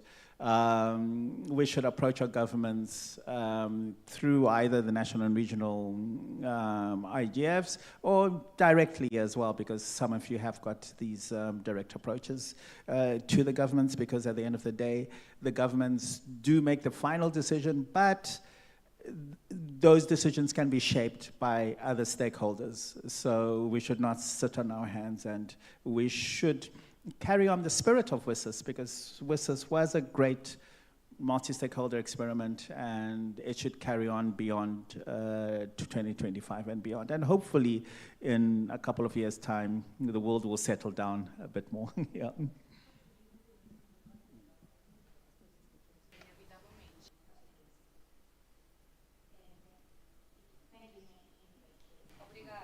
Ok. Ya, yo creo que viene como en ese sentido. Well, No I tengo think como that muchísimos aportes ya. I can't add more ideas to this, because I completely agree with you in regards as regards these topics, and the proposal from WSIS and other entities is to suggest that this integration, who is regulating, who is executing the policies, and we will also have some other sectors that will have other means of sharing the knowledge. And I am also worried about fragmentation, because internet should be global and should be universal and should be enabling connection from all parts of the world to different kinds of people. And maybe at some levels we are facing a sort of battle, because who is the actual owner of data? Who has the power of data? Well, I don't have a direct reply to this, or a concrete reply to this, but well, this is what is at the top of my mind. I would like to say hi to Selim Bar. She's from the Social Development Secretariat, and Andrés Piazza. They, together with Agustina Ordóñez, they were crucial with iTrack Parliament, the event that I referred to previously this week.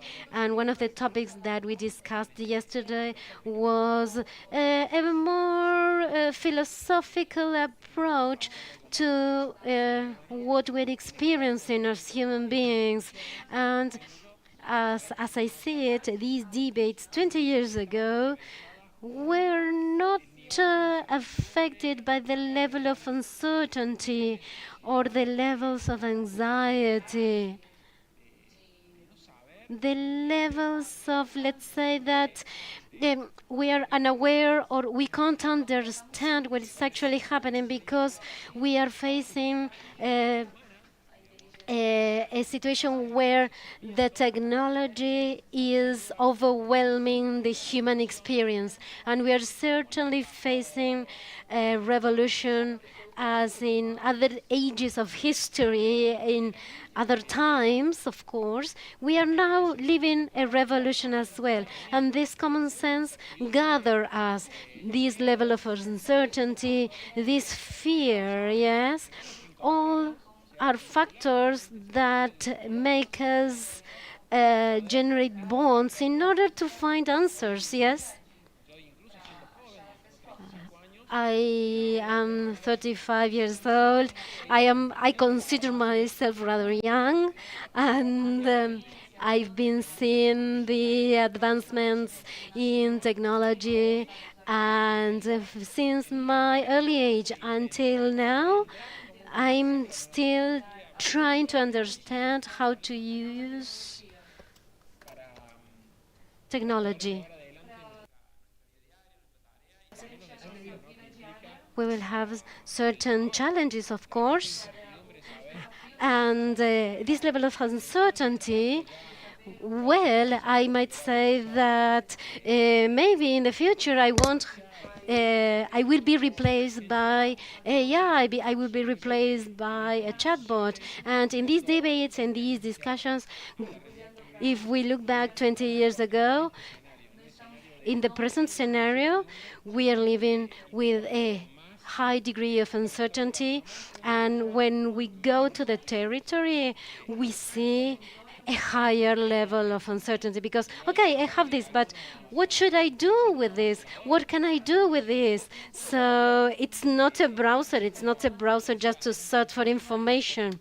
So at the beginning, we thought about the percentages of people connected to internet.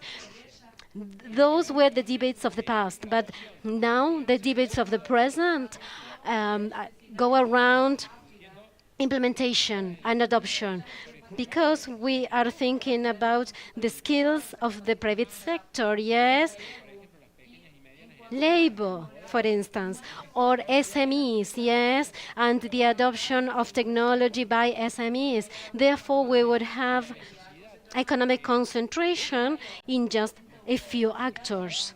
Therefore, our citizens, our neighbors, our small and medium enterprises will be facing a challenge in order not to lose competitiveness. Then I think that those are the challenges that we are detecting. And maybe if we take uncertainty or fear as negative items, maybe we can think about these negative elements or these negative items as an opportunity for the future and to solve the problems that we will be facing. It is a relevant question as regards the future and the future of this debate space that we are in which we are participating today. Of course, I won't be mentioning the changes that we've been seeing, but I would like to mention the strengthening of the other spaces and the other forums, for instance, those forums related to best practices. And we also had the policy networks dealing with political access and fragmentation. And when I go to the term strengthening, let's hope that it's not only a repository of projects and initiatives, and of course those projects and initiatives are important, but we should follow the initial line of offering exposure of relevant policies from different parts of the world. That is one of the aspects I'd suggest in the context of the actual structure of IGF and the outlook for the future. I would like to mention something about the local context, but I will also mention the regional context because we are living a sort of evolution, and maybe we will need more years in order to assess the actual outcomes and maybe the aspects to improve. As regards the local aspect, I would say that it is necessary to enhance the participatory aspects. Of course, we have been discussing about significant participation, and we should include other actors from civil society in spaces or in new initiatives or in those that are relaunching, yes, those initiatives that are trying to relaunch the topics, yes. We know that the organizations are overloaded with work, and in the processes that have been developing over the years, maybe I can say, and some colleagues agree with me, that it is a topic that should be solved in the future. For instance, we've been discussing with INEREIS, and of course, we should include other sectors from the government. Some sectors think that participation means commitment to a certain topic, but it is not necessarily so, yes. The sectors that are actively participating should be convincing other sectors to be present, because we know that from the inputs generated, we will be solving many problems, many difficulties, and many harsh realities that we are facing as communities, as countries. Of course, we have many needs and many wishes, and maybe these forums should be binding to all the stakeholders, and the presence and the subsequent participation of all actors is crucial in order to generate the future policies related to governance, to digital governance, to the future. As regards, of course, the beneficial aspects that would lead from this.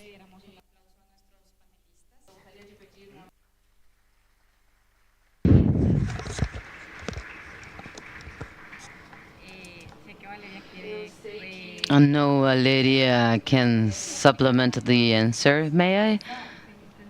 It's just I unintentionally did not address your question about the regional and national forums and how to build bridges, and I have a suggestion for the Lacigf, about the role that they can play in connecting regional processes with implementing lines of action on the World Summit of Information Society. In Suma Plus 20, one of the aspects is the adjustment needed for the lines of action of MCIs for the development and evolution of digital technologies. And in that sense, I think it would be interesting to find ways for the Lacigf not only connects better with ILAC, which is an instrument that, derived from the World Summit, but also intentionally to bring actors who can provide comments or observations on how the implementation is being carried out, and especially these lines of actions. And in that way, to connect the process with the definition of the future and that configuration of the future. Thank you so much, Valeria, and I would like to thank everybody for your valuable inputs. And effectively, the future, I could just sum it up that you have mentioned, which is the idea is for this to continue to be a collaborative space, non-binding, but to quote Roberto, which I thought was very interesting that he said, is not to transform this into a really nice bank of projects, but in some way or other, because it's not binding, it cannot really be a platform for development of those projects. So it's important for dialogues and collaborative and multi-stakeholder dialogue is important, and of course the presence of governments is essential. But we should also understand that it's a space where we collaborate and we reach consensus, but we are not committing or binding ourselves to making things happen in a specific way, which is super valuable too. And I agree with you, Valeria, that in Tunisia 20 years ago, what happened there is still very relevant and still very interesting. So we should see how to dynamize this definition in the end, what new actors should come in, how we can coordinate one another. And say a lot of our interventions that are not only binding, but also talk about changing the whole system, the whole mechanism, and that we cooperate in a, say, more traditional way. So, binding cooperative process and more closed is not what we are hoping for in this model. And it's not also what ultimately is the goal of this collaborative space.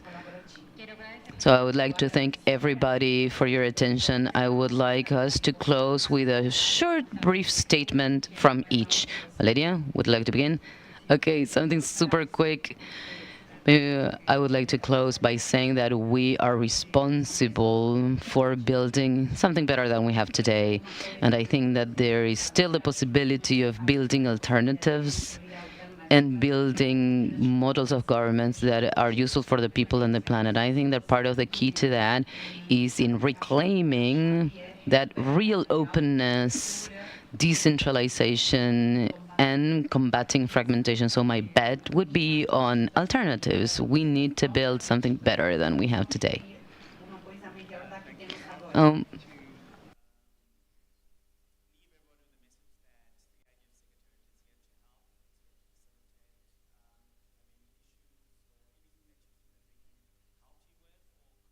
With other people, just send us an email, go to our website, you talk to me here now as well.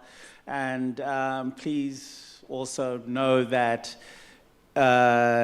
December is a very important time and we cannot relax until after the 17th, so thank you. So I think that to close, we can propose for these spaces to be multi-stakeholder, but also plural. And in that vein, to involve and engage internet, socially, so that it's inclusive, so that we have multiple sectors, but we also have people, groups of people that not necessarily participate right now. So yeah, I think that would be my summary. Okay, so I wrote a couple of things down, not to forget. Basically, my summary would be to strengthen these dialogue spaces, foster participation of citizens so that we have more and more citizens in the spaces, also civil society. So, and ultimately from every person's role, everywhere you are, to make an impact with actual tangible actions that can generate these changes, bring about these changes, and bring about transformation in our community.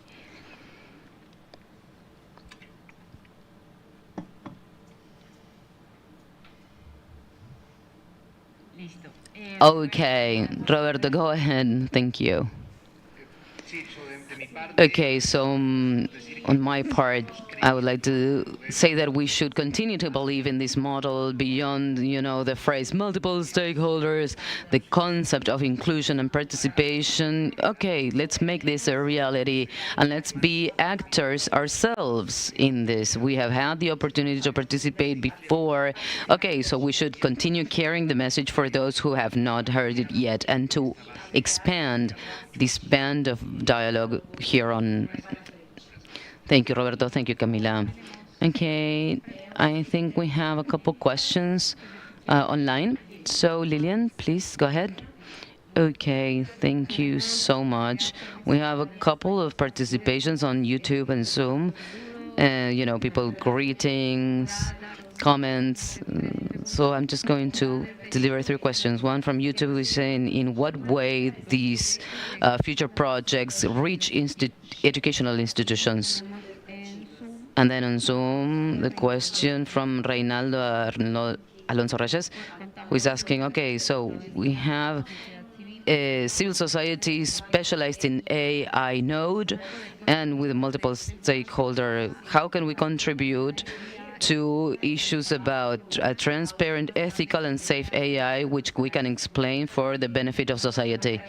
And then another question on Zoom is, okay, so the union of the people who work in the IT in Cuba, we have a collaboration. How can we work to strengthen our knowledge in this with Come Away or some experiences from inclusion, including elders and other, projects and entrepreneurships?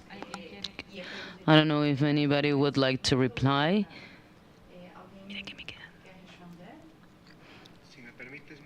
Okay, Maria Camila, if I may. I don't know which of the questions. Oh, Jose had raised his hand. Roberto, you can follow. Okay, thank you. So I'm going to address the issue of education, without a doubt, is one of the huge challenges, to see how to transform or how to underpin the education system at all levels, especially, I believe, where it is most noticeable, through parents. It is, at the earliest stages of education. I think that's where the challenge lies, because, as I said, the uncertainty and lack of information, lack of knowledge around these. And, especially also on the part of the teachers, the younger teachers might be more generationally closer to these new technologies and understand them better in comparison to the more seasoned teachers. So I think, there's a discussion that needs to be held within teachers and teacher trainers to know how to, use and harness these tools in the classroom, and on the hand of the government to think on how to transform the training of these teachers, how to create spaces, of interaction with the community. Because, for example, here in Córdoba, we've had this experience, which are, roundtables of community, of the educational community. So we have a multi-sectoral roundtable with people who are in charge of different schools, and we have, the key figures and political leaders of those communities where those schools are. So, replicating a little bit of this multiple stakeholder model, which is pretty positive because we have had results, and we have some projects have come to fruition, and we have designed guidelines, and following the principles of territoriality, culture, idiosyncrasy of each of the communities. Whereas, we have general culture. When you go to each of these peoples and these towns, the idiosyncrasy is different, the way they live is different. So that's where I think that creating these participatory meetings at a local level, especially at a level of education, and having education as a, as a core issue, we need to be engaged and to invite the community to participate, as I said. Thank you so much. Okay, let's give the floor to Roberto. Yeah. Quickly, on the one hand, as far as the involvement of AI, of course, there are forums and spaces at a global level, but as far as internet governance, one of the intersectional spaces that I was mentioning, which is the network of policies of AI, has been working all year round and are always open to other people participating or other actors joining. So it's just a matter of going online, going to the site, to the Secretariat's website of the IGF Secretariat. And secondly, as far as the support of inclusivity or inclusiveness, I would like to take the opportunity that we spoke. Some of the members of NRAs spoke, and one of the members was telling an experience that was super important, interesting. And this happened at the forum in Colombia. So that so that a blind people association could participate, they organized a session which revolved around the way they were affected by the apps, the home banking apps. So that's part of, excuse me, Maria Camila, but if I didn't reflect the example that you gave correctly, but it's an experience that I think in general is a sample, a very important showcasing of what really you can do in terms of inclusion of sectors that not always have the possibility to contribute, not only from their experience or with their knowledge. Thank you so much, Roberto, for that reply. Okay, with this, we're going to close the panel. I would like to hear an applause for our panelists.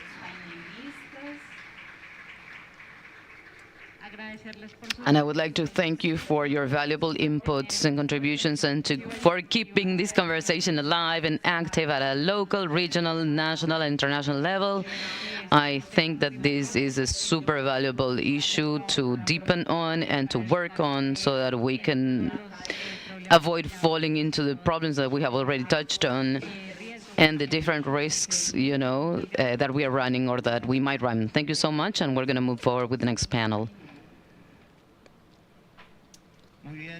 Okay, thank you so much, everybody who have participated in this panel. Of course, you, the audience, for your attention. Next, we are going to have a 10-minute break so that you can get some coffee.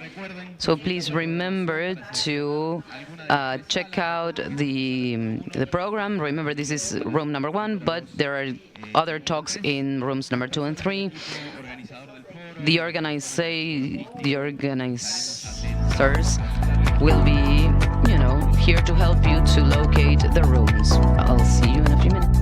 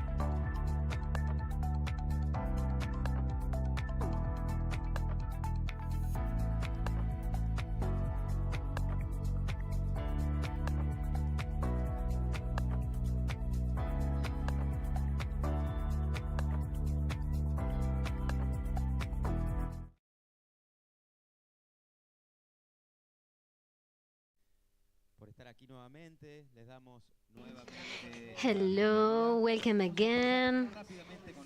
Now we will start briefly with our quick talk. We have Ernesto Majo. The topic of today is the essential role of IPv6 in the evolution of Internet.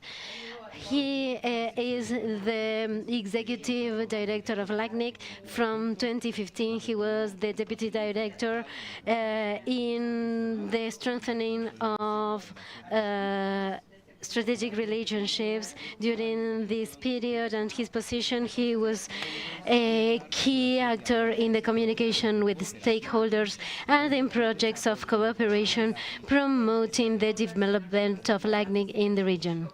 Ernesto, you have the floor.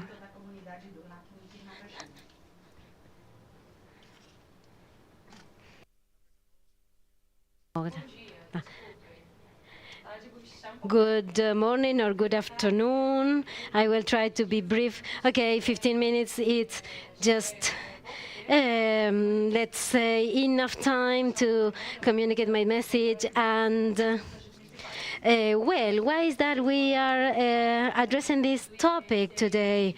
After 18 years, we've been discussing this topic, and we started discussing this topic.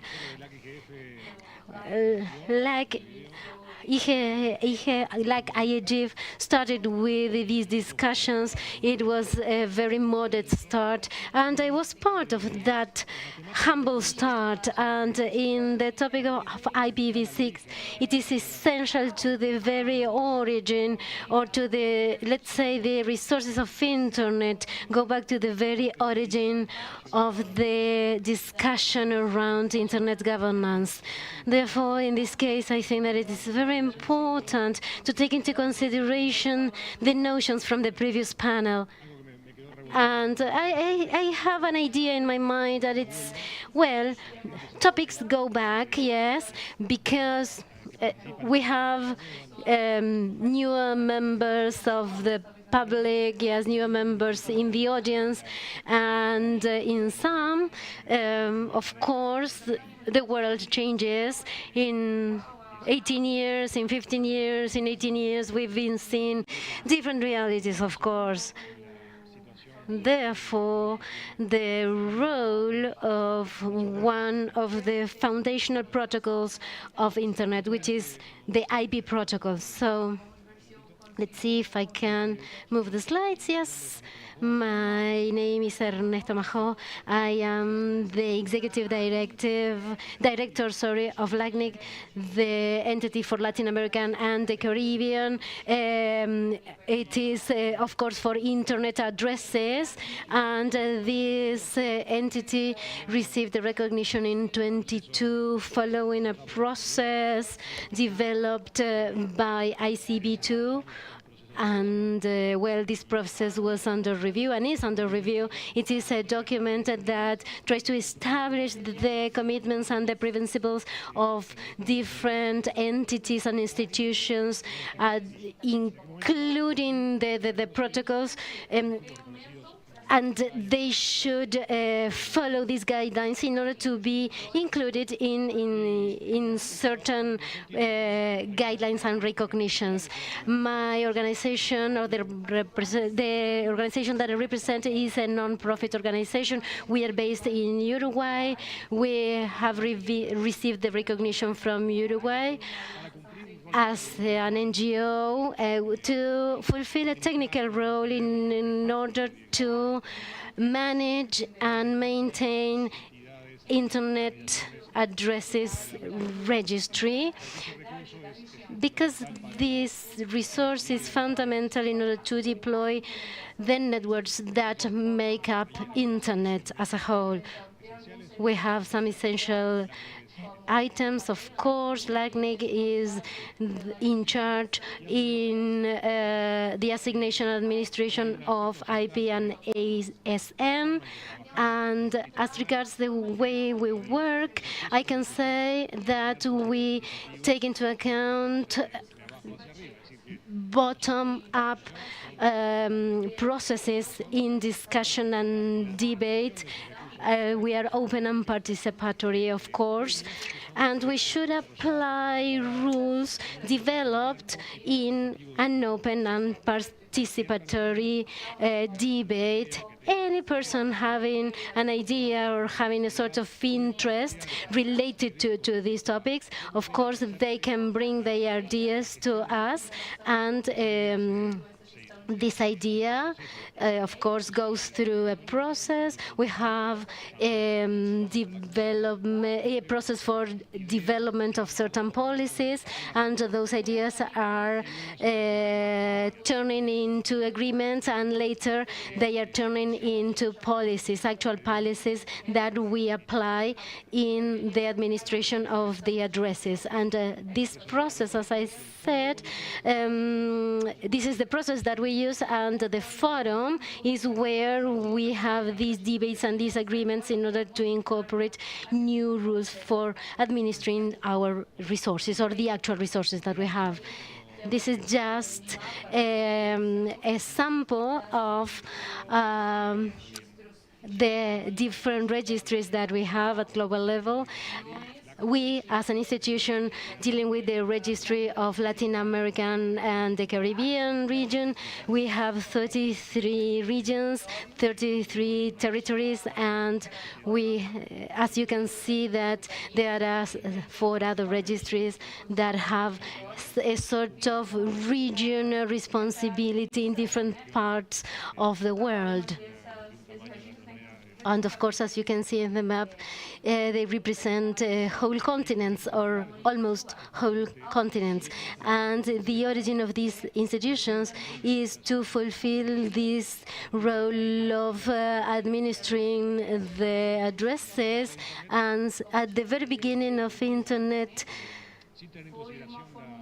I may say that when we started working on the Internet, we didn't take into consideration the scarcity of resources. Yes, the group of resources was rather limited, and at that time it was unlimited. But thinking about Internet 20 years ago or 15 years ago, it was a simple assignment of the resources, but we couldn't imagine the potential of scarcity for the future. And well, we work in order to solve this problem of scarcity. Well, what can we say about an IP direction? Yes, an IP address, sorry. It is an ID that enables the recognition of networks inside Internet. An IP is a sort of mail address, yes, or a postal address. It is a number which identifies our network, and from our network we send an information packet towards other networks, knowing the directions or the addresses that should be the recipients, of course. And that's why, or that's how we send and receive packages of information, yes? And we have 2 flavors, let's say. IPv4 is the original flavor, which is, let's say, vanilla. And with IPv6, we have, let's say, caramel, or a more appealing flavor. IP numbers, yes, are IDs that computers identify and recognize and memorize.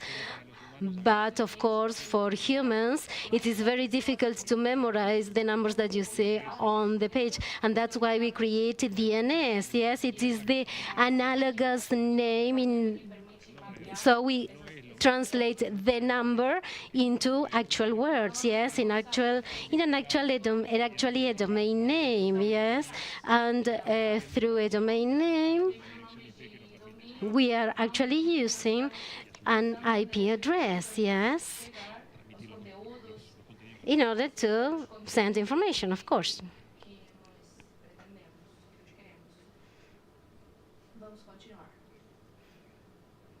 Okay, I'm having problems with the presentation.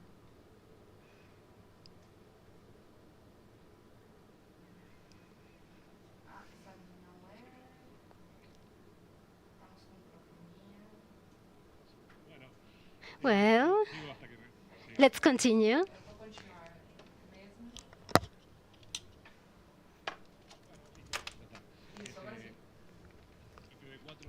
IPv4 is the vanilla flavor, the original flavor that we had, and it has a limited number of addresses. We have around 4 billion IP addresses. It was a huge number when it was originally originated, we can say, or when it is originally started. But nowadays, we actually have devices that need an IP number, and that's why we created IPv6. It is an hexadecimal number, which is more complex to read and to memorize, but it is offering the same functionality. And of course, we can offer a more appealing flavor, yes? It is a group of addresses, which is a larger group, because at the beginning we had this restriction of availability in IPv4, but now we have more space, let's say, more resources. As you can see on the screen, we have an evident comparison, yes? It is like IPv4, it's just a golf ball, and IPv6 is like the sun. Yes, it's huge. Of course, we have been incorporating other access and other uses, but IPv6 offers or the essence, or allows to offer the very essence of internet, which is to map and to assign different directions and to go from one address to other address. And with IPv4, it's not possible because we have NAT technology, because it has extended the lifespan of the resources, but it creates certain barriers. And that's why it's not easy to track or to outline the communication from one point to the other. Well, just to capture the attention, why is this important? Because it is the base of connection, it is the base of internet. The numbers are at the very base of the networks, and nowadays that we have that information, yes, that in Lacigf we have 13,000 actors, and we don't have any IPv4 addresses available to assign. Yes, we can't we can't invent addresses. We can't assign more addresses. We can't enlarge that group of addresses, and we need the region and the world to continue working in IPv6. And why? Yes, why should we do this? Because the internet that we have today is a completely different reality. It's not the past where we had one computer talking to another computer. All of us have more than one device. We have a computer, a smartwatch, a mobile phone, different devices and appliances that require daily this basic resource, which is the numbers, yes, the IP address that is represented by numbers. And it goes back to the very essence of communication, because we should offer added value in the deployment of networks. In IPv6, we can track communications, and that is an actual value, because we can enable security, we can report security incidents, among other things. And I think I don't have much time here, but I would just share with you some indicators. Of course, they vary from region to region, from country to country. And let's say the big picture here is where we are at global level, of course, taking into consideration only the countries. Some countries are more advanced, such as Mexico, Brazil, or Uruguay. Some countries are in the middle, Chile, Argentina, Bolivia, Ecuador. And then we have another set of countries that are lagging behind. Then this diverse reality shows that, okay, this is replicated inside the very countries because some services are not available when we use IPv6, yes? And this is because when the governments outline the strategies for digital access, okay, they do not enable the access through IPv6. Therefore, this is the message that I want to share with you today. They need that every actor should be included in order to help us to use IPv6. Okay, this is just the global picture where our region is not lagging behind in general. We are rather in a good position, but of course we have some regions, some sub-regions that are not, let's say, moving forward. And just to sum up, I would like to reiterate the concept of this thing that the protocol is the very base of internet access and connectivity, and we still have to continue working. All the actors have to continue working in order to move forward with IPv6 in order to offer more services and networks around this protocol.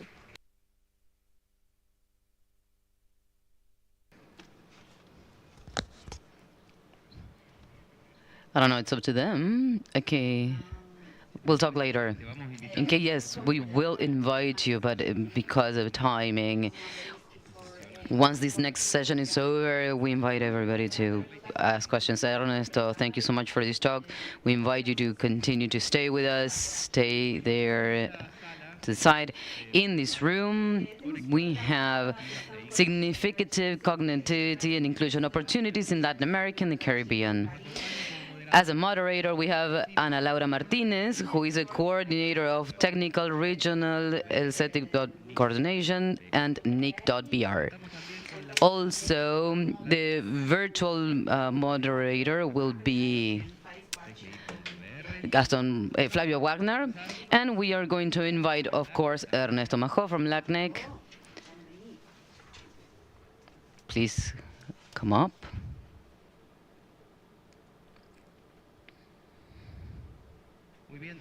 Okay, also participating is Mariana López Rima from Rizomática en Redes por la Diversidad, Equidad y Sostenibilidad, AC en línea. Alan Alberto Ramírez García from the Catholic University in Peru. Fernando Rojas from the Economic Commission for Latin America and the Caribbean, CEPAL, and Cesaías Arruda from Bemols. All right, I'll leave you with this roundtable. Thank you so much.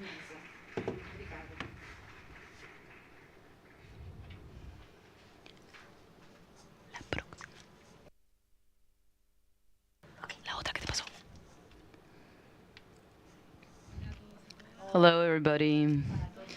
It is my pleasure to moderate this session.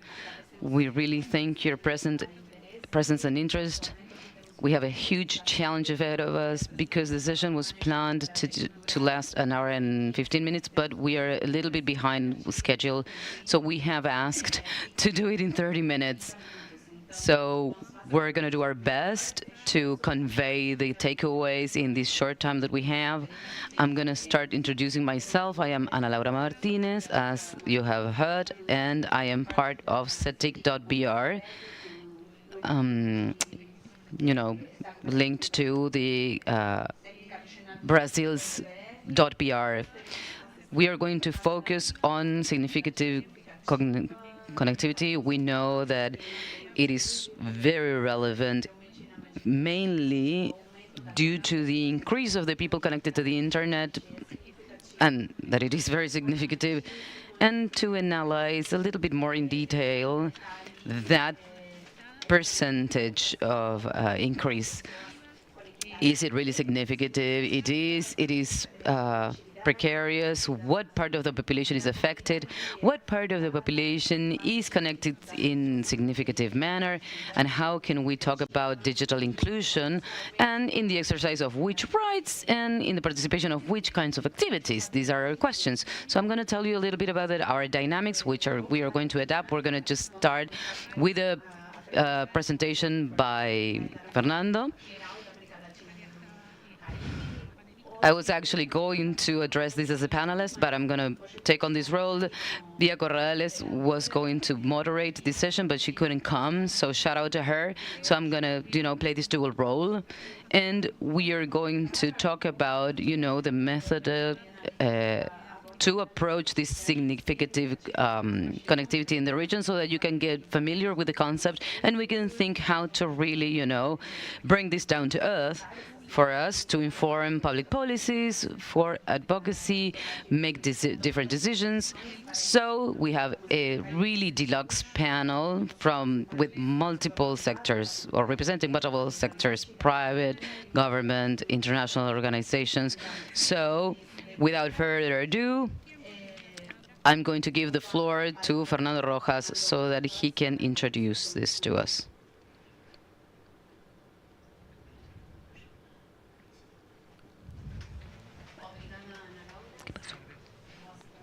Good afternoon. I'm so pleased to participate and share, the work that CEPAL is doing in terms of connectivity. I'm going to hurry up a little bit. So I just want to share a couple of topics. So I'm going to start with some contextual data. For example, that most of us know that as far as connectivity, it's severely improved. For example, this indicator is more or less traditional. It measures how many homes are connected, and it's augmented in the last few years. And on average, it has more than duplicated. And of course, there are differences that are important between one country and the other, but it's a pretty favorable indicator. If we go into the specifics, we can see, for example, that when we analyze the connectivity gap by level of income, we'll see a lot of difference between connectivity in the richer homes and the poorer homes. But we can see that there's been certain positive advancements. However, we can see significant differences between countries. I feel that in some countries, for example, Paraguay, this gap has increased. Another important gap, which has persisted in time, is the urban/rural gap. On average, reduction has been lower, but we can see a lot of countries where the gap has actually increased. So it's still a challenge that we need to tackle.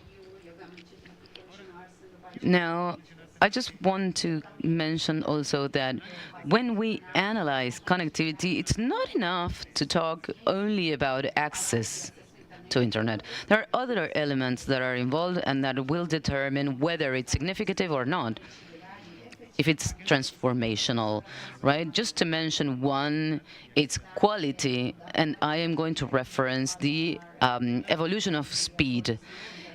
It has increased at least 16 times, but we are seeing a pretty heterogeneous panorama. Take Chile and Brazil, which are competing, at a world level in terms of quality of the service. But other countries like Bolivia and the Dominican Republic are lagging behind. This is quite relevant, as I was saying, because of the impact that it has on the type of connectivity and the services that you can access through it. Some estimation by CEPAL shows us that, in reference to emerging technologies, well, not so emerging that as AI, some of the requirements that we need so as to access some apps are shown on the screen. But as we can see, for example, it is determining so as to access internet, significant connectivity. So I would like to take the opportunity to mention that this significant connectivity issue is not going to impact only households, but only the type of productive structure that the region has, because many companies are going to face similar challenges in terms of connectivity.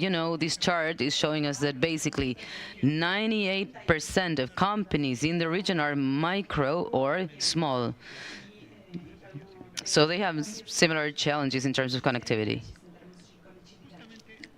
Precisely taking into consideration all of those elements and considering that many other aspects need to be considered when we talk about connectivity, is that in the framework of the regional digital agenda, we have formed a group work whose goal, which has a triple goal. First, harmonize understanding of what significant connectivity is and try to ID some of the minimal elements that have to be within that concept. We have been working, using the advances, in the Alianza por Internet Asequible or the same commission, from the UN. And what we have done is try to adjust this to the regional context and the needs and ID elements that need to be included in the discussion around this topic, in order to create an indicator and measure things appropriately. So on the slide, you can see that it says it needs to be available, frequently used, relevant, of good quality, safe, reliable, affordable, and also reached by the right device. So we're also working on digital capabilities. And this is, outstanding in our agenda. Our second goal, which is to ID an indicator so that we can estimate the level of connectivity, of significant connectivity in the region. And I want to thank CETIC for their contribution in this sense. CETIC has developed an indicator that is very aligned with this concept that I was mentioning, and we have applied it and worked on it with a couple countries in the region. CETIC in the case of Brazil, and for us, in Chile and the Dominican Republic, and we have found quite interesting results, So there's a comparison, for example, from the traditional indicator of people who have access in households versus people with significant connectivity. And we see that there are pretty big differences, and Laura is going to get into the detail of the methodology of the elements that comprise significant connectivity in this indicator. But what I want to highlight here is that this is still a challenge in the region, and we clearly need to adjust and adapt the public policy if we want to reach actual significant connectivity. All right, Ana Laura, I'm gonna give the floor to you now. Thank you so much, Fernando. I hope to be, up to par with the challenge. So I'm going to try not to abuse my powers as moderator. So I want to say that you guys might be wondering where those numbers are coming from, right, that he just shared. This traditional connectivity thought of households that are connected to the internet. We could also think about it as people who have used the internet in the last 3 months, and how we reach these such significantly low numbers, that go from 80 to 20% if we consider this idea of significant connectivity. So this is what I'm going to skip this slide because of the time, but this is how we build. Oh, can you hear me? Okay. Okay, so very quickly, there were some approximations, some conceptual approximations to this idea that for us to be able to talk about significant connectivity, and not only about being connected or not. So what does that entail? And that's what Fernando was mentioning, the idea of affordability, so that, households can pay for the service, and that it doesn't represent a very high percentage of their income, the access to devices, so connecting via a cell phone or a computer or any other type of device, the quality of the connection, the speed, and whether I can use it in different places or if I depend on any particular spot. And this notion also that I need a minimum level of digital skills so that I can actually use this connectivity. This first part was more about the infrastructure, but then on the other hand, we have the issue of skills and the diversity of activities that I can do with this connectivity. When we put all this together, we see, okay, in which way does an individual overlap or have these conditions. So very briefly, this is explained in the publication that you can access through this QR code that you see on the screen. We're going to leave that there with you. But as an overview, it relates to all these that I was mentioning. So these 4 dimensions: affordability, access to equipment, quality of the connection, and environments of use. Okay, so these are the indicators on the screen. And these are, surveys done on households. There are 3 or 4 countries in Latin America that have these questions included in their census. And with that information, the CETIC survey, which is called TICOGARES, we analyzed what were the results in households, and we considered all these variables jointly and not separately. So the result was that from more than 80% of the population connected, only 22% is connected in a significant way. So we would have then at least 7 out of these items in the same person. Say a person that would have all these 7. They can pay, they have good speed, etc. So now from 0 to 2 points, which is like the red thing that you're seeing on the screen, represents people that have up to 2 of these items.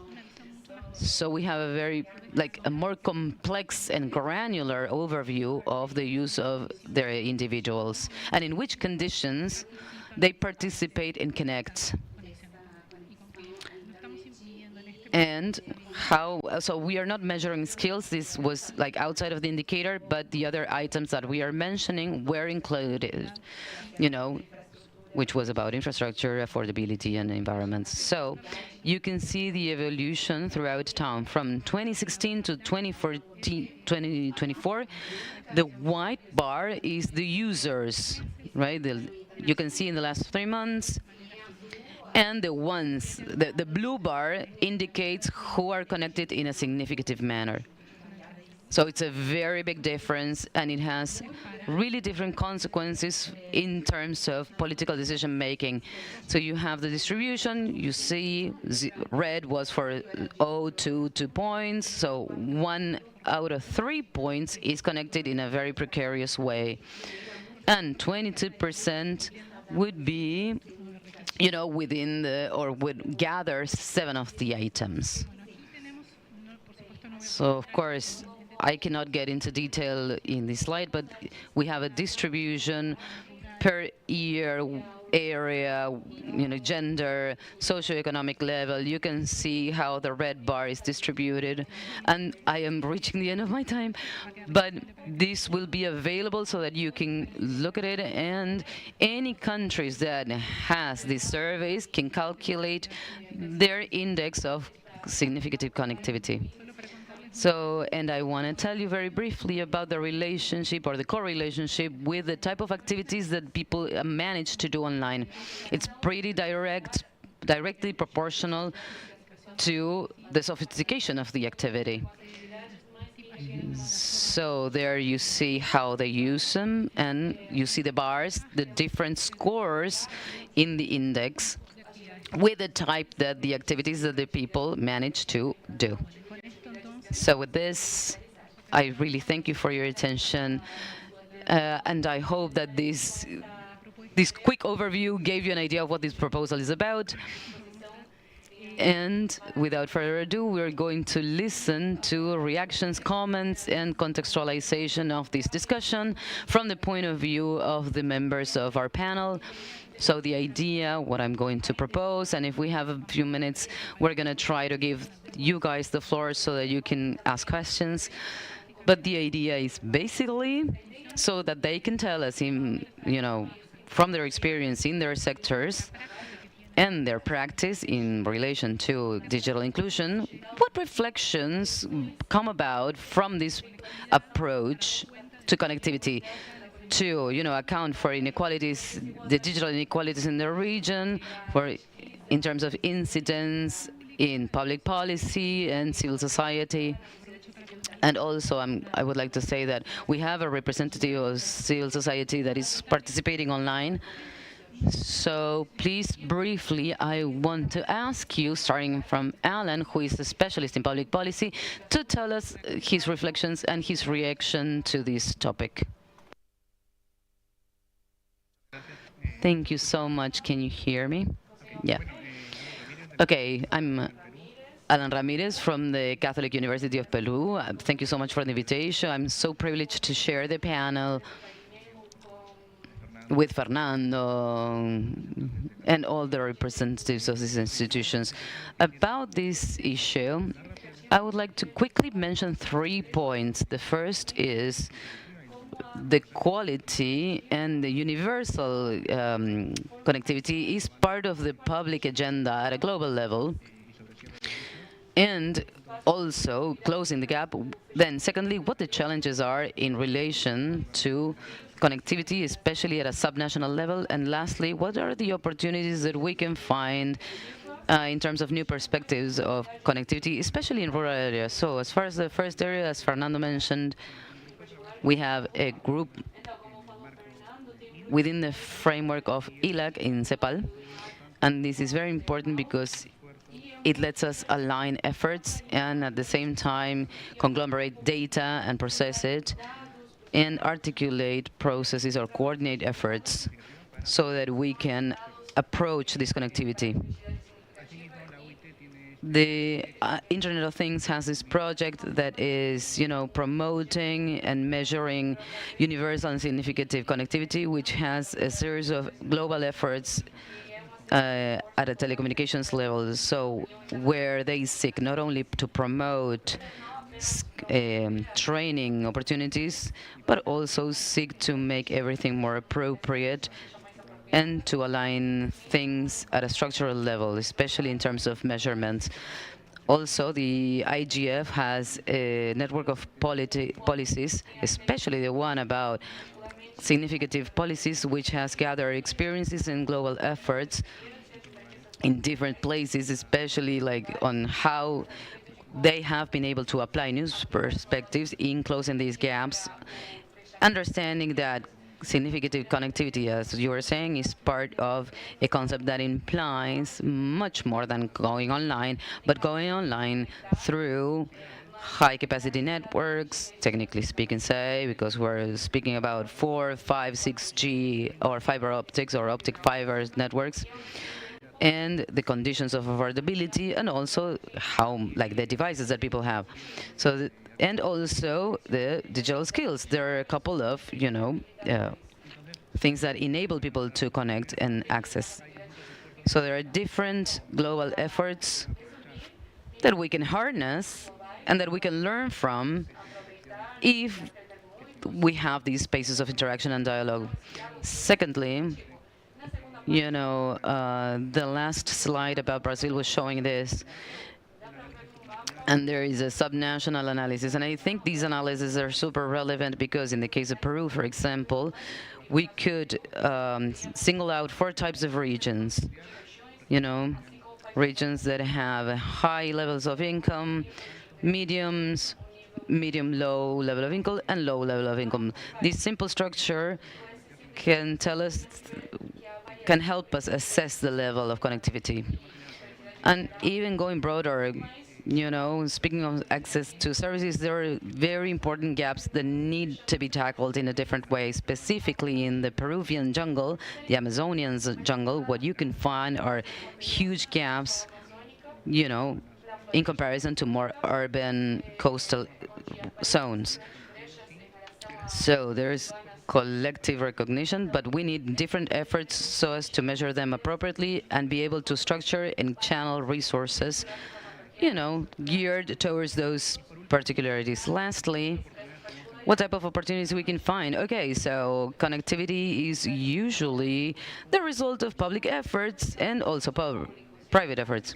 So the private sector invests, of course, business has to be sustainable and profitable, and the public sector has to collaborate in closing the gaps. But there are new ways and new pathways in which the community can get involved and fulfill certain different roles. So the community networks are a great example of how the communities themselves are involved in these transformative processes of the community itself through connectivity and other services. And certainly we have a challenge of how to implement significant connectivity. I like to quote one of my students' thesis at university, which is how to access community networks. And of course, networks have Wi-Fi, so they don't need so much sophistication. But the challenge is how to guarantee that the speed is the appropriate speed and that the service is reliable. And we can guarantee it. So there are different perspectives, and the collaborative work and innovation are always recommended and necessary for addressing these gaps, which we call residual gap. That's all for now. Thanks. Thank you. And to connect with this reflection, about the minimal conditions that we need in remote areas, I'm going to invite Josias, who is the director of IT infrastructure in Tiendas Bemol. And they have a very wide network in the Amazonian jungle. We would like to hear from him about connectivity from the private sector and his company, specifically in his sector. Please go ahead.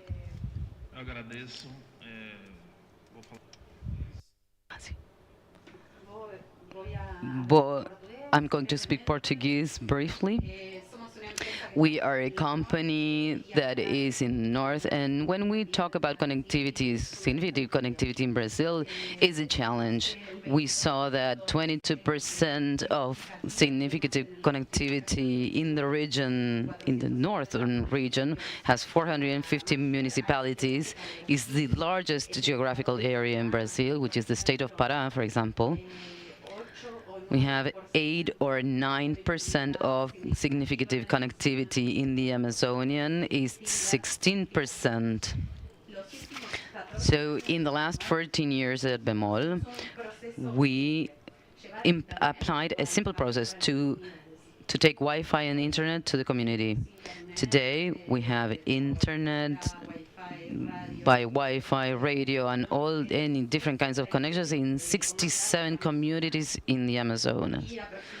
And approximately 20 million access to those networks. Connectivity for the region is super important because of the following. Digital inclusion.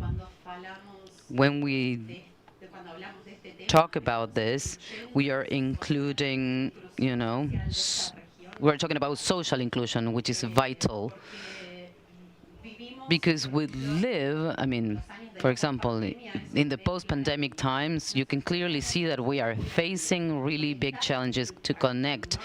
The northern region of the country is a huge challenge. We are on a mission that we are actually delivering on. The federal government is carrying out this mission alongside companies. And I just wanted to bring this simple message to you. Connectivity is completely disarticulated with what you want to do, with what people do with the internet. Any resources that are used when we think about Brazil and other countries that are connected, in the Amazonian region, we face the same challenges. You have jungle too, you have rivers, you have cities, and in the Amazon, we have cities as well. And sometimes it takes 15 to 18 days from voyage to reach one city to the other.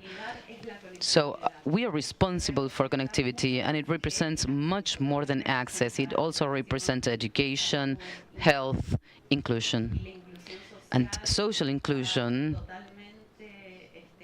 is completely tied to digital inclusion and vice versa. So where are you seeing how this panorama? Okay, and moving forward with the perspective from connectivity and the focus of indigenous people, I would like to invite our virtual panelist, Mariana. Are you ready? Okay. Nice to meet you, Mariana. Good morning. Nice to meet you. It's an honor for me to be here. I wanted to be there, but previous commitments are impossible, make it impossible for me to travel. I am the coordinator of in politic incidents, and our organization is like a sister organization of Isomatica, and which is the first mobile carrier providing different services to indigenous people. And from this perspective of the civil society, what we can share is that our focus or our basis is not based on technology or connectivity. I think that the sustainability of the different projects, maybe they move around technology, but they have a different objective. From incidents, we try to analyze the intersections between what communities want and how is that we can translate into a standard or a framework to help communities. And all these elements that you were mentioning, such as affordability, maybe access to internet quality, and now going back to the different case studies from different institutions, and maybe focusing on the conferences that we will have in the future. I think that these technologies are an option, yes, although maybe the institutions have this responsibility of leading the institutions and the communities. I think that, at least in Mexico, as regards the regulatory framework, maybe in relation to the implementation and the deployment of communication, I think that the future should be focused on sustainability. Of course, we need to include all the actors and all the communities, but I might say that from the last 60 years, we have seen changes. We have a regulatory framework in telecommunications, but this environment has suffered some changes. And I think that the focus is still the needs of the communities, training, gatherings, the use of the different languages. We also have to focus on censorship, on political censorship, and I think that from our standpoint as a civil society institution, of course, we are an interlocutor between the societies and the communities. We should focus on the idea that the technology in general is just a pretext in order to strengthen the most important things. And today I would like to finish with this following idea. Nowadays in Mexico, we are seeing censorship towards community-related media. And this is affecting the spheres of connectivity, the spheres of telecommunications, yes? And well, what happened is that they removed certain type of content related to political messages, and those messages that were removed were related to the comments of women participating in politics. And we are worried because the indigenous communities protect 80% of the environment, and with our connectivity policies, we should offer access, but that access should be free.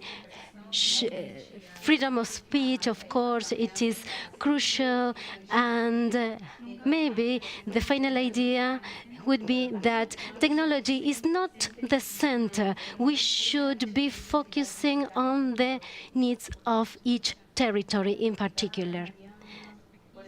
Thank you, Mariana, from your perspective from Mexico. And I think that we have very interesting elements from this dialogue because you have shared different points of views. We have now another panelist. And for those who are here online and in person, if we stick to the schedule, we will be able to address one question from the audience in person and one question from the audience that is following us in the virtual mode. So now we move on to Ernesto, and then maybe the possibility of continuing with one question. Well, yes, I will be brief, of course, because I want to move on to the questions. We as a technology-based institution and focusing on technical aspects, of course, we have to focus on the technical functioning of the networks, and we can't leave aside the infrastructure aspect. And we should also take into account since you showed certain figures, yes, we should say that those connected should have significant connectivity, yes? They should be trained, they should have better services. Our panelists from Brazil showed a very interesting case because we should offer added value. And it's not just to offer the connection per se as a fundamental service, but we should include added value because those persons joining the conversation should offer their point of view. And of course, we have to continue working, and we should offer tools for those receiving the connection that so that they could use internet for personal and social development.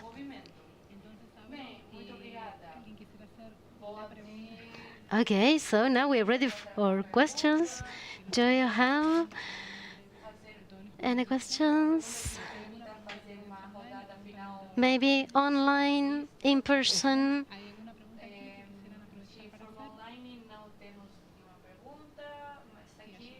Okay, we have a question. Please, your name and country. Brief. Please be brief. Okay, I don't know if the answer will be brief. I am Jessica from Alter Mundo, here from Argentina, from Cordoba. And I would like to ask about the strategy that you used in order to go to the territories, in order to gather information and to plan strategies. Well, I will be brief, of course, from CETIC, of course. maybe from your question, we have the approach to territories and the other dimension that we will be analyzing. Yes.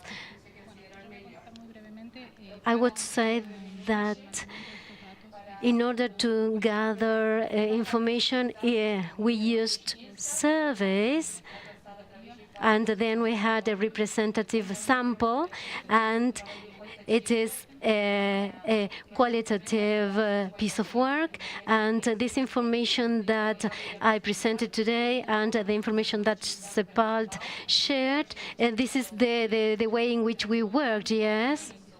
We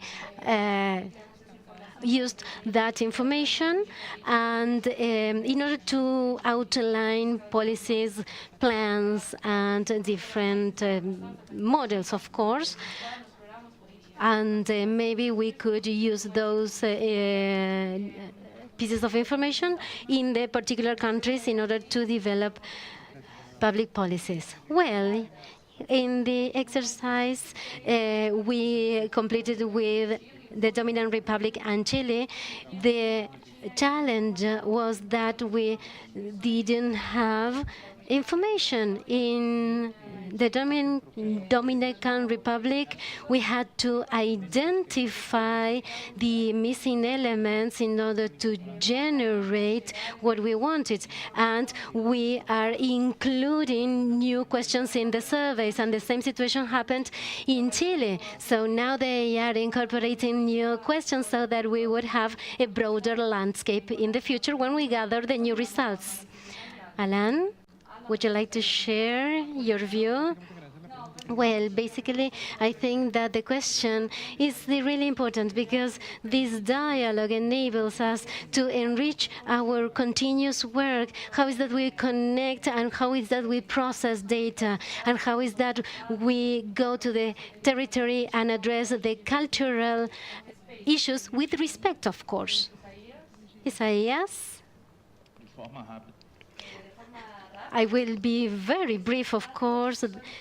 That information is crucial because it's not only for government, but they are also useful for institutions because we can have a practical approach and we can join forces because maybe we can change that reality of 22%. Yes, we are connecting schools. In the north, we have connections. The rural areas are connected. We have also the support from the private sector, and jointly we have the help from the internet providers, especially those in cities with less than 50,000 inhabitants, and in the, let's say, the most profound or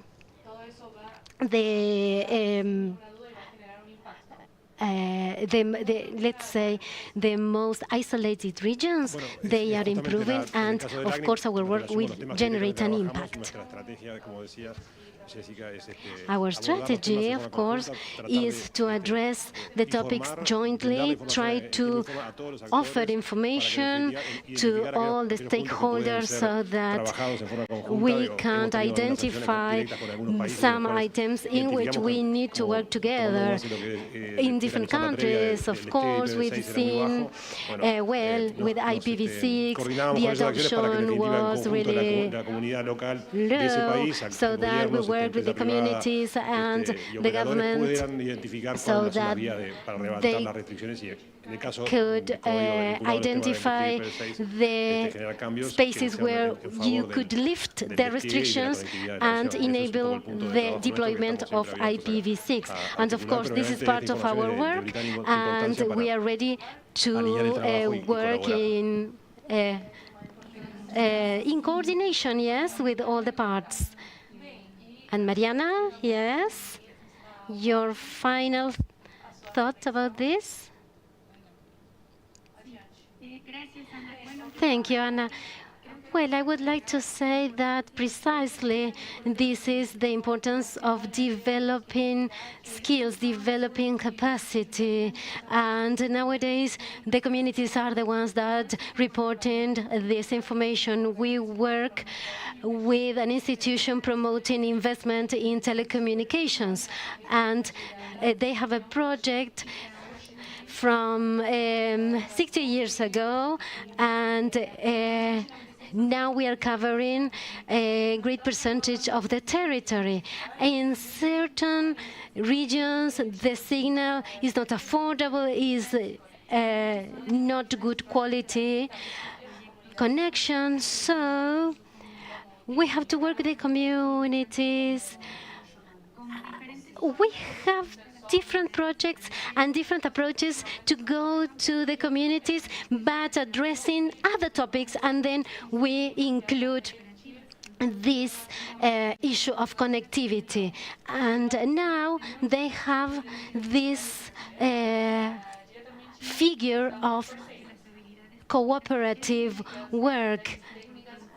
Then this sort of cooperative enterprises in the communities, if they are present and if they hear the needs from the communities, if they hear the needs from the indigenous communities, if they know how to use CRMS, or if they can handle the technical aspects, okay, they can share the actual needs. And that's why it is very important, because by handling and managing the communication technologies, you can stay in the territory, you can use your own language, and you don't need to move from your region to another region because you are not having the actual opportunities. So we have to develop the community, we have to create and develop the technical capacities, and the communities are the ones that should raise their voices. They should share the information, and of course, at technical level, we should interpret and filter the information, either by surveys or projects such as these cooperative enterprises, in order to, of course, have a positive impact. Okay. In Spanish and in Portuguese, we were really quick. And just to close this session, we would like to share the message, some keywords from today, maybe would be from the communities, public and private alliances, the value of data, decision-making, of course, and we still have to continue in the development of digital skills and significant communication and connection. And from different regions and different countries, we need to continue working in inclusion and, of course, in order to offer the actual potential of Internet in the whole region of Latin America and the Caribbean. We thank Flavio Wagner as the virtual moderator. We thank you for your attention, and we will be available for questions during the lunchtime. A round of applause for everyone, please.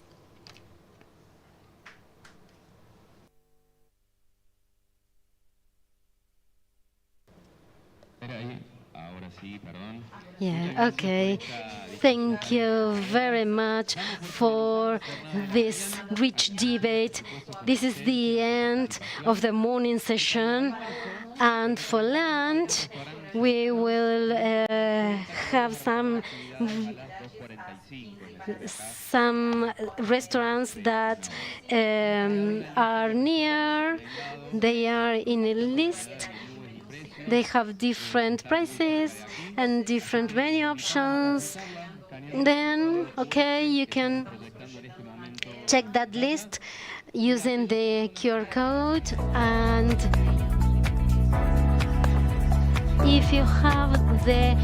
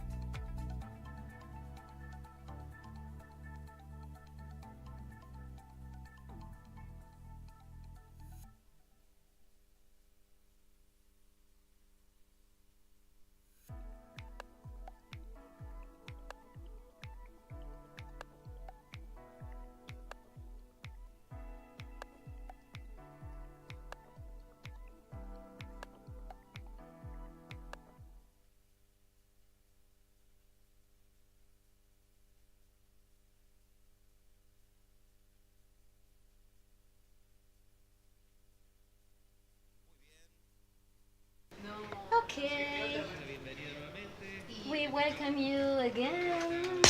Okay, hi. We welcome you again in this 18th session of the Internet Governance Forum for Latin America and the Caribbean. You can follow our broadcast from the online channels. Of course, you can connect remotely following the hashtags Lacigf 2025. We will start with this plenary session speaking about diversity of approaches as regards the intermediary liability. We have with us Gaston Wright, and we also have some other panelists. We invite Paloma Sersman from Mercado Libre. Okay, she's reaching this place. We have Javier Pachero, an expert in public policies. We have Raquel Gato from Nick.Bier, and then and then at the end of this session, we will have the opportunity to place the questions. Those who are online, please share with us your questions. This session will be 90 minutes long, and now the moderator has the floor.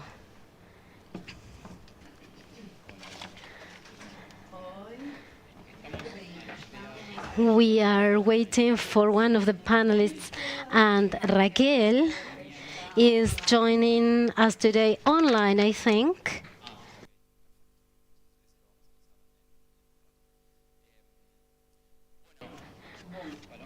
Okay, so Paloma will be here with us in just a few minutes. Maybe we have the video available. Okay, and then we move on to the in-person setting. Hi, I am Raquel Gato. I'm the leader in legal term in Brazil, and unfortunately I can't be present with you today. I had a previous commitment in Sao Paulo, and I wanted to tell you that I am a witness of the great work that you completed, because I'm a member of the panel of reviewers of the workshops, and let me congratulate you on your successful outcomes.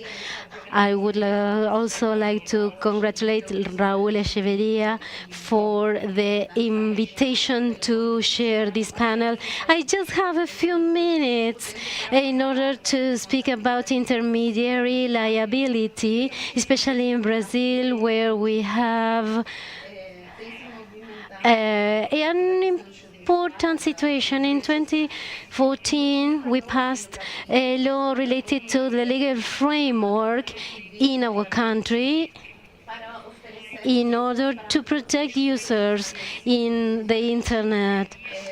It was a time where we had a discussion, a vivid discussion, after after information was disclosed about certain channels being compromised on the internet. So then we had the question about what to do and what not to do in the internet. Of course, we recognize that we have problems and we have to offer solutions for that. But while we do that, we do not miss, or we shall not miss, the users, yes, or the focus on the users, and we should not fragment internet. And in the legal and civil framework, we can quote section 19, and we might say that the service providers would be liable for the third-party content, but as long as there is a legal order in between. So the judiciary is deciding on that content, and it's not the internet provider deciding either to leave or to remove the content. And that was the situation in 2014. And of course, I don't have the time here today to share all the situations and the different realities that we have been analyzing. And of course, when we speak about the internet, we have the apps, but we also have the wires, the wired connections. And of course, then we have the typical intermediaries, the protocols, and the technical aspects that make internet possible. And of course, those are layers, and there are some layers that are invisible, and we are here today in this debate thinking about these layers. And Brazil Supreme Court decided to pass certain orders, and we had a case, where the content was rather offensive. We had a case in Facebook where it was a fake profile was created, so the affected person requested the profile to be deleted.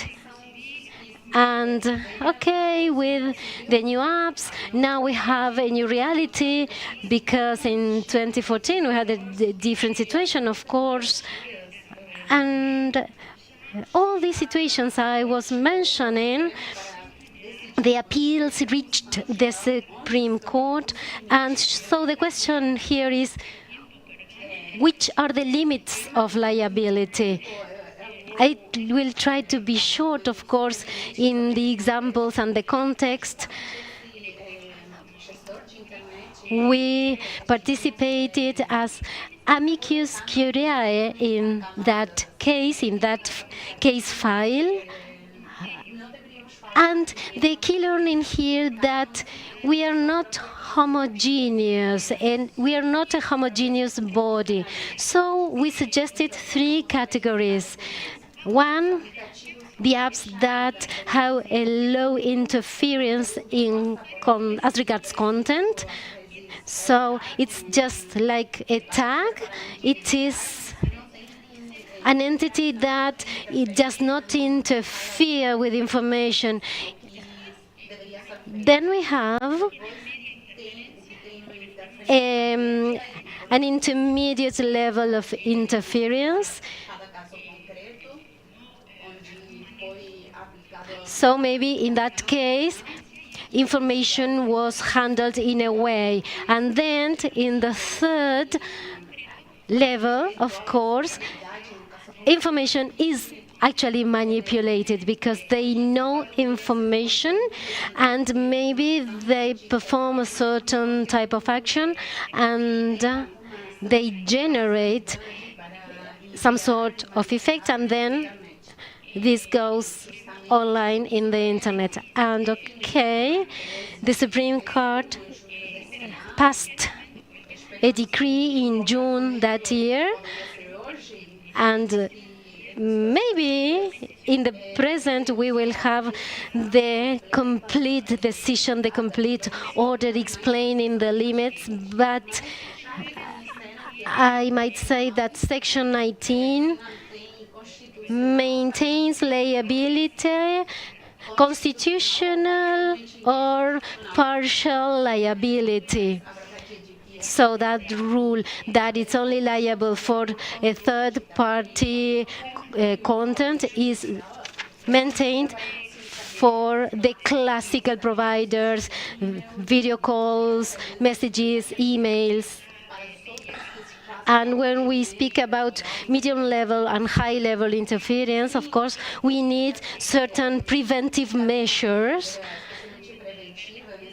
So in that order, in that judicial order, they would explain the efforts so that harmful content wouldn't be promoted later or further in the internet. So in sum, this is the idea that I wanted to share with you today. Now, I will leave you with Tobias Prado in the panel. I really wish you the very best for the rest of the afternoon. Thank you very much. Thank you, Raquel. When we spoke about the organization of this panel, a few days ago, only a few days ago, the idea was to have an important participation from the audience and move around,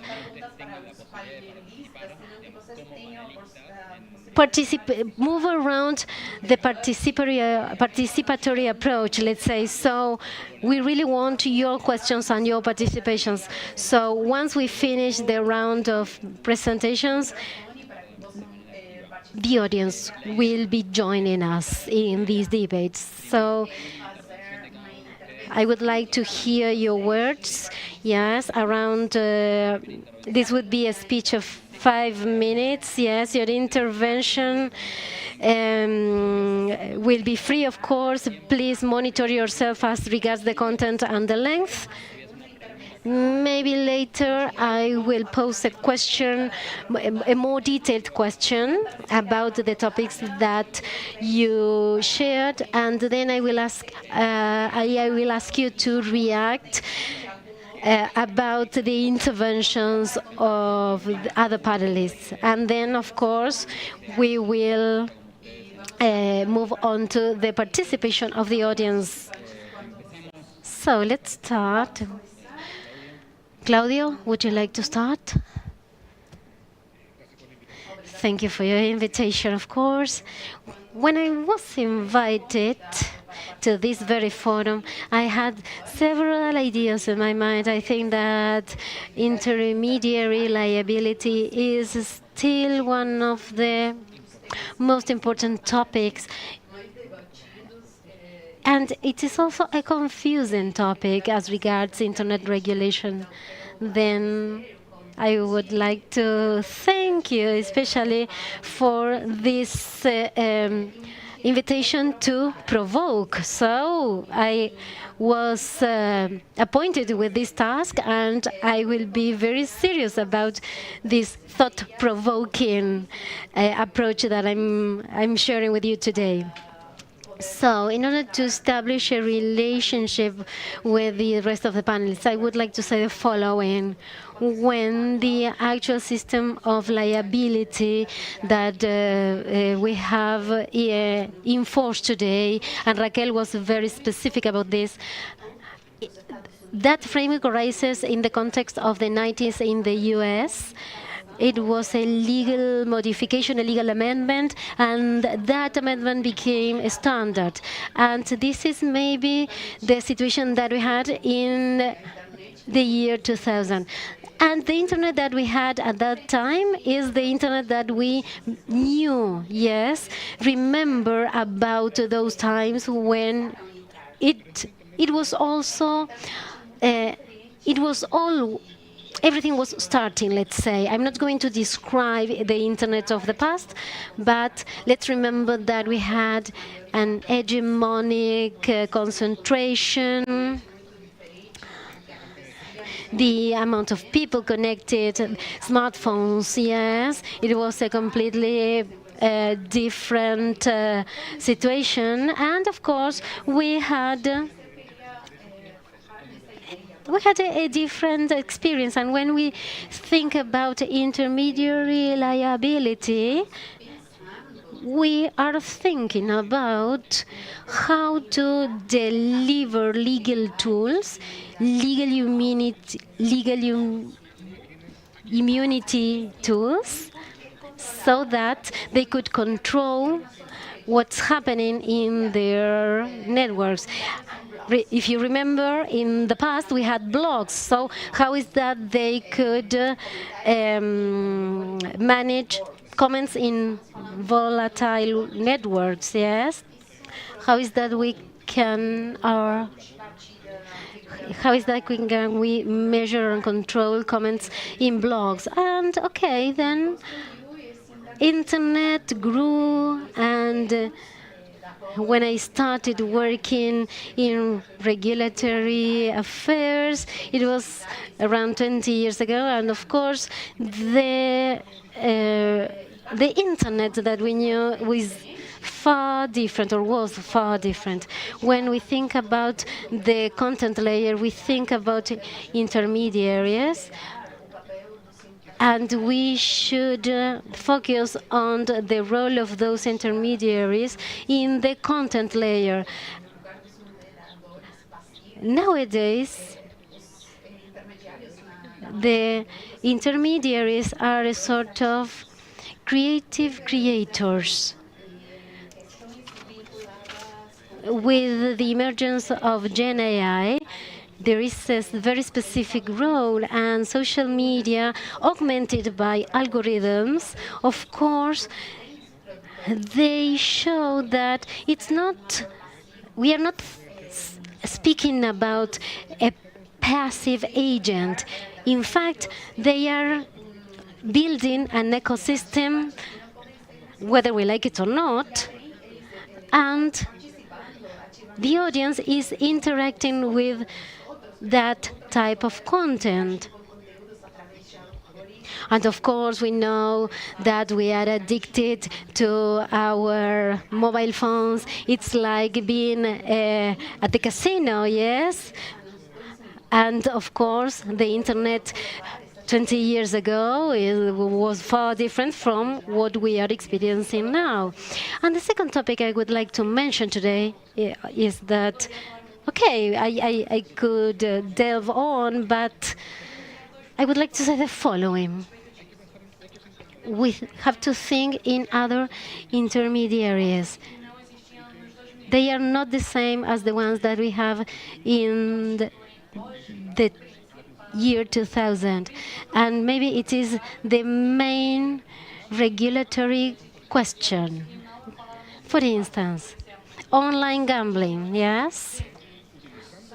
Using the legal framework that we developed in the past. They are not generating social value, they are not paying taxes, and they are trespassing the limits of the regulations that we have. Okay, from my accent, you might discover that I come from Chile, and online gambling are prohibited by law.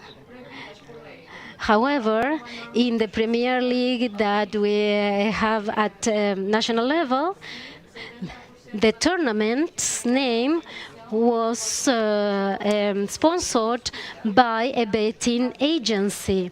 And it's not that I am making a comparison with other intermediaries, but I'm just mentioning this as an example of the difficulties that we are facing, and making a comparison from the situation in the 90s and the situation that we have nowadays. I know that these are thought-provoking items that we need to share in order to generate conversation that might lead us to an interesting place. Paloma, welcome. Sure, thank you so much. Thank you, Alay, for the invitation to participate. For those who do not know me, I'm Paloma Zarma. I'm a senior manager in government relationships and public policies at Mercado Libre. And I mean, like, the coincidences in relation with the timing are very particular, because for those who do not know, only a few hours ago, the the Brazilian Supreme Court's decision in connection to Section 19 on the civil framework of Internet, among other things, codified what Claudio was explaining in relation to the safe harbor, right? Which means that Internet platforms are not liable for the contents that are generated by third parties. This decision has 1,300 pages plus, and it came out a few years ago. So honestly, like, at least on my part, or for me, the ability to process this has been super low. But I think it's like the elephant in the room, and it's impossible not to address it or to mention it. And I think this provides a wider context. And based on what Claudia was mentioning, we are at a moment where we are rediscussing what the paradigms are, and like what the paradigm is in relation to the intermediary liability. So we are at a 2.0 moment, or whatever comes next.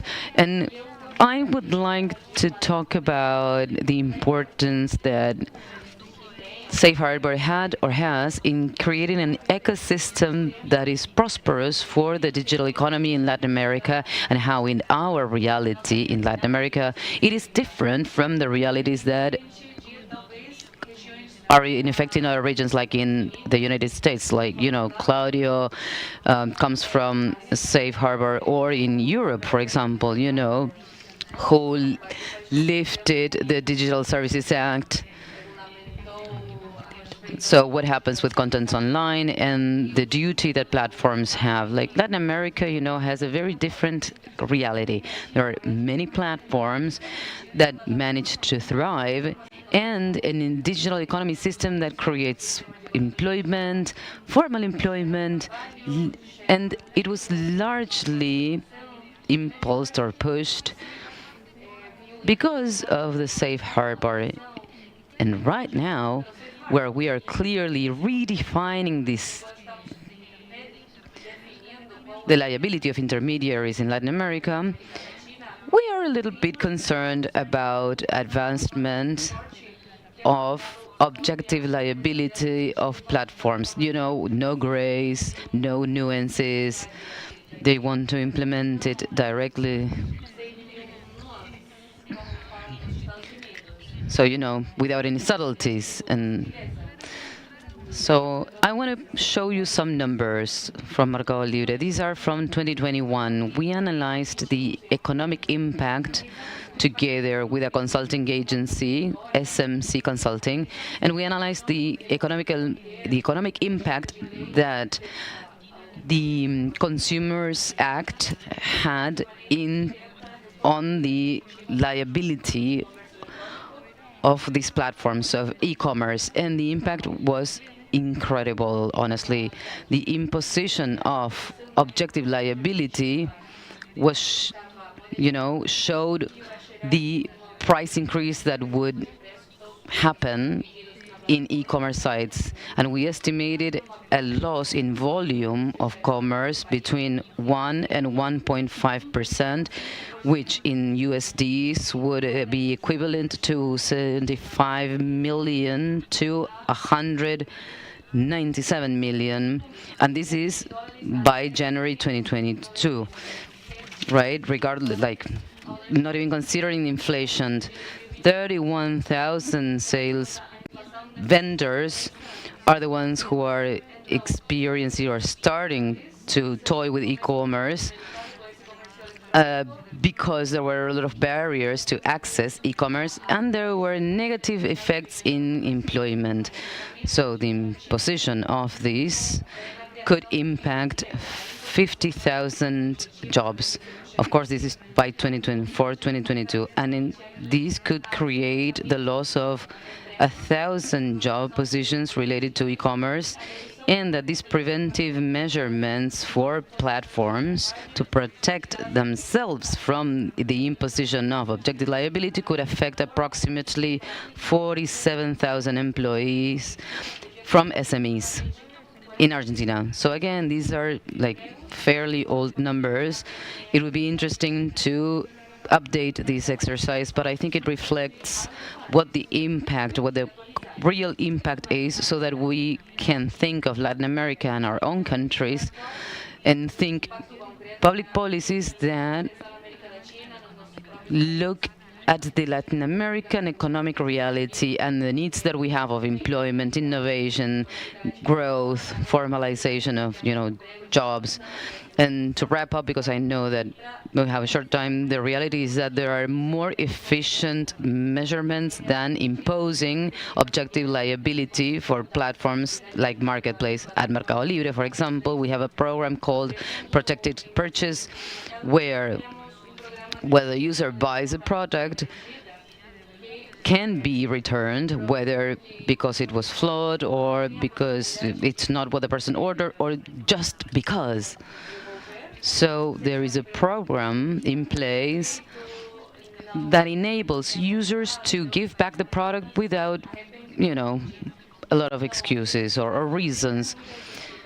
On average is 30 days that you have to regret the purchase. And we also have a dispute resolution program in place between vendors and users. And we created a report, and it has a positive impact in terms of the time that it takes. And this is also for users, for vendors, and authorities that defend consumers, because it enables people to resolve disputes in a more efficient and effective way. And this way, the consumer associations can really dedicate themselves to other disputes. So the effectiveness of this, consumers, for example, see a cost of opportunity in reducing the time that they have to allot to resolve conflicts, and a reduction of costs between 38 and 58%. There's a cost savings for authorities that goes from 14 to 28%, and a cost savings for vendors on our platform between 38 and 78%. So I would like you to check out the report. There's a second version that we issued just recently. And of course, this is an average in Latin America, right? In the report, you can just look at the numbers, per country. But I think the takeaway, just to wrap up this first intervention, is to think what the concrete effect of the decisions is when we talk about intermediate responsibility or liability, and how it affects also when we talk about objective liability, and how it affects the development of competitiveness, of productivity, of creation, job or employment creation, and tax payment in our region. Hello. Thank you for the invitation. Thank you for your interventions. From my experience, I come from the civil society, public policies here in the region and other parts of the world. I have worked in different regulation. The Digital Services Act is one of those regulations that I have worked on. But we have observed, and I say that in my experience, a lot of stages of this discussion. For example, if you want that more open, the Decency Act that establishes this basic system of exemption of responsibility in a judicial matter. So this is a super complex issue. Of course, there are good arguments on one side and the other. To begin with, I share Ricardo's views about the change, or Claudio's views on technology, and where to place power and will with the harms that come with it, which is what public policy can prevent and needs to address. So, whereas the way technologies works has changed, for now, the judicial or philosophical principles of the regulatory systems that we have haven't changed. I'm not saying that they shouldn't, but they haven't. And in that sense, I'm still concerned about this trend to hold liable based on risks or harms, as they say today. Harm can mean saying something offensive to someone or make someone feel offended without it being something that you really cannot say. So the concept of harm is used to differentiate illegal matters. If something is defined as illegal, and specifically in terms of expression, or talking or receiving information, that has to be regulated by law. In international law and human rights, we have principles that make a limitation acceptable or not. According to what I say, this philosophical and legal tradition that we have, maybe we have to change it, maybe not. But taking that into consideration, we have the trifold test, and you can find it in courts around the world, which demands legality, need, and proportionality when establishing the limitation of a human right. When it comes to expressions, the test asks that the limitation is established by law and that it is clear. What is the idea of the public policy then? For a person to know what they cannot say or cannot do so as to avoid the consequences, the legal consequences. There could be a fine or whatever negative consequence, prison. Because in Latin America, sometimes it is punishable by prison. So what type of legality can I expect if the law demands that a platform is taken down because of harm law? So it's established that if you reduce certain types of speeches based on a generic category, which is going to implement it by an organism, which is going to tell the company what they consider dangerous or harmful, and the company needs to adjust. So I am making a cartoonish image of this, but I'm taking it to the extreme so as to show the limbo that these visions are going to leave us or make us end up, because there might be possible threats that will be interpreted by a control organism. So there's a lack of warranties of these, in the procedures. Why? Because of those warranties of the Inter-American Court are necessary and proportional. It's a drag because it doesn't let me do what I want to do to end this problem. But it exists so that the law can be applied and the processes are predictable and not just out of a whim of a clerk. Which actually are becoming more and more common. We are not governed by a philosopher in ancient Greece or the great institutions. We are not Europe. Actually, not even Europe is Europe right now. So think about the governments of your countries, the recent, present, current, or future. How will they apply this if we don't have a legal system that makes platforms responsible? As Claudia says, there are very new damages, but there is a very specific and way, to shield us from those tyrannies. So, for example, the law is great. Yes, of course, in Argentina this happens a lot. We have a great law that never comes into effect. So to define the categories is key. And to close my intervention, of course, you kindly asked for me to provoke a little bit. Okay, so, this Brazilian decision, verdict, I think is very concerning for all the reasons that I just expressed. Because of the type of liability in certain really difficult to defend categories, specifically in one of the four models of liability that it opens up. But apart from that, it's because it is the judicial branch that is legislating. So I don't think this is judicial, and it shouldn't be done by the Inter-American Convention. That's it. Thank you. My name is Sergio from Alai. I think I am the Brazilian one in this panel, so I can talk a little bit, but I am going to talk like Paloma, meaning that I didn't have time to read this decision and this verdict.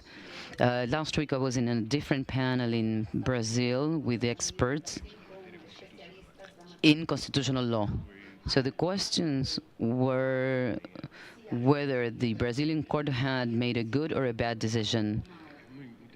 It's very interesting because, we both coincide on the position. And in this scenario, it was a person who knew that the section was unconstitutional, but they came to completely different decisions, whether it was good or bad. And they also asked, how companies affected these decisions,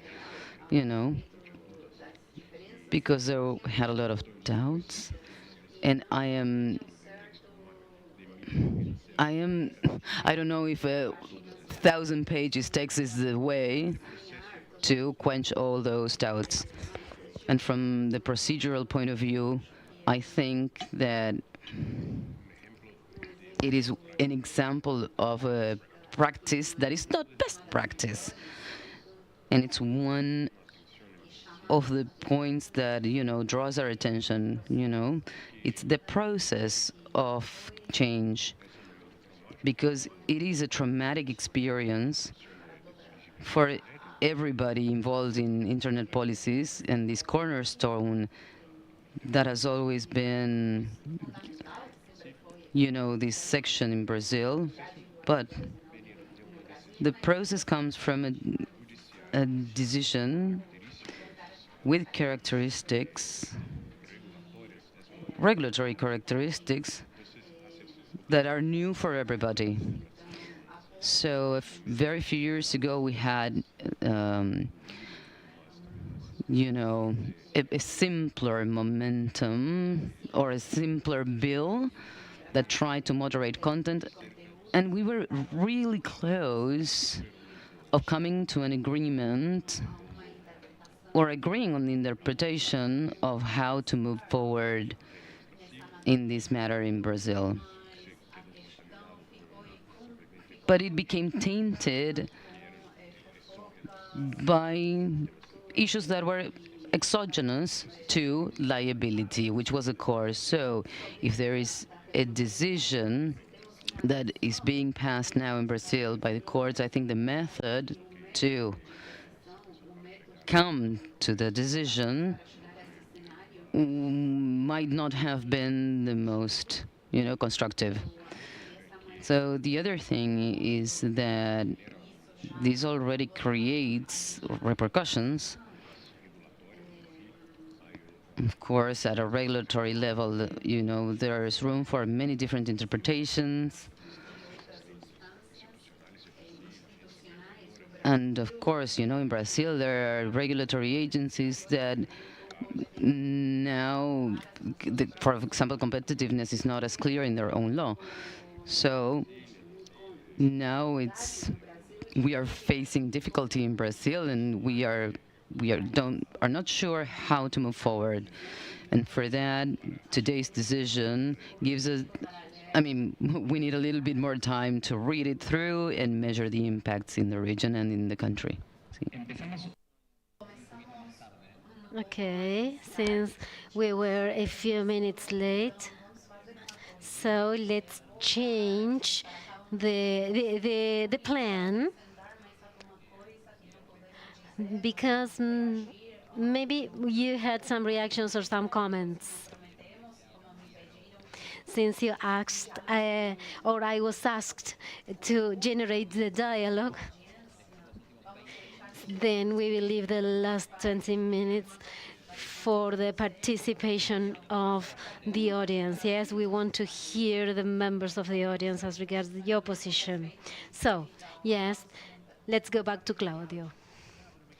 Well, I was thinking about the idea that you mentioned, yes, that one related to objective liability, because it is always a problem when we try to use that legal concept where internet in the past was rather restrictive, and now, okay, the regulatory framework is just a big sack where we put things inside.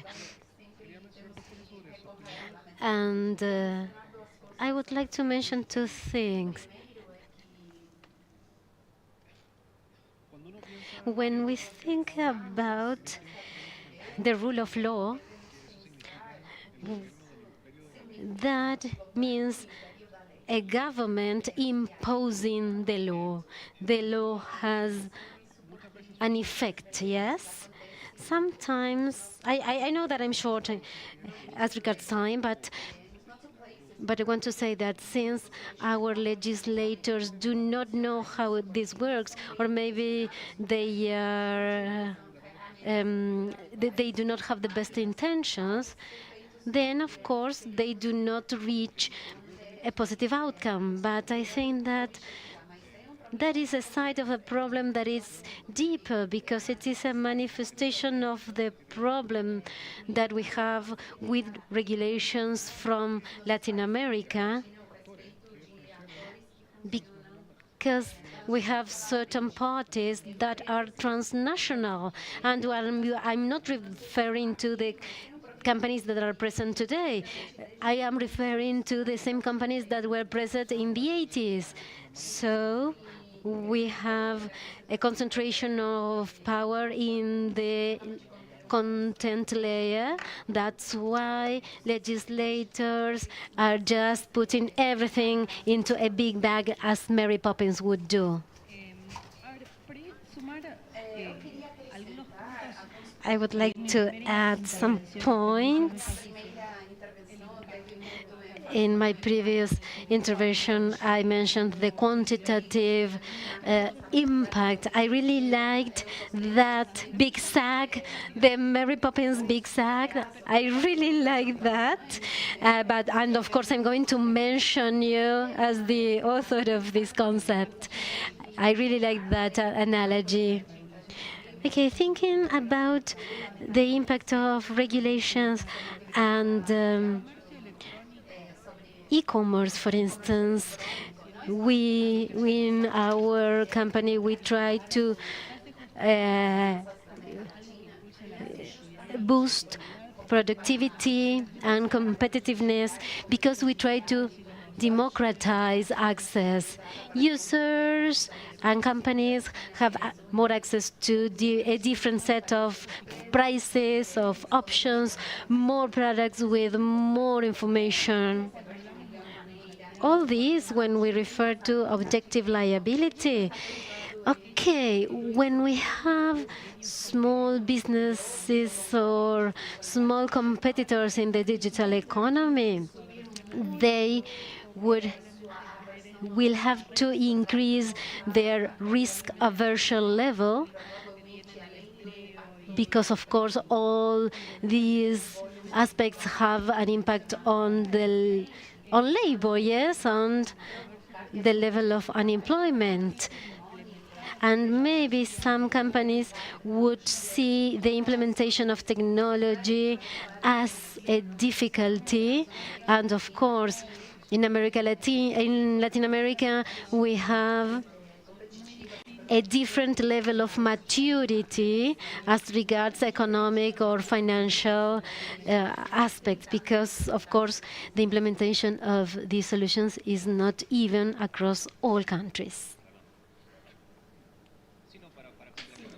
Yes, to add upon the idea. Okay, I will check the time, yes. I trust in my super smartwatch from 1989. Okay, when I said when I said that we should be careful, yes, we must regulate platforms. But we have to think about the solutions that we have as regards frameworks. It's not just to think about which contents will be censored or not, yes, which messages are amplified algorithmically or not. So we are trying to reach the same objective. Then we have to think about the legal assets that we try to protect. When we had these 200 and when we had the improvements from United States, yes, we have to think about clear processes. Many problems that we have in internet, it's because the platforms decide by their own on the content that they want to publish. And then who should govern that? Okay. Then which are the criteria to censor other messages? Yes. And the impact is also related to the size of the companies. For instance, in antitrust legislation, we need actors so that we could offer different algorithms with modular modules so we could have different messages. Or maybe we should follow the models from Reddit or Wikipedia. There are some models that work, and okay, why is that those platforms are working? Then I think that the idea is not just which messages to censor or which messages not to censor.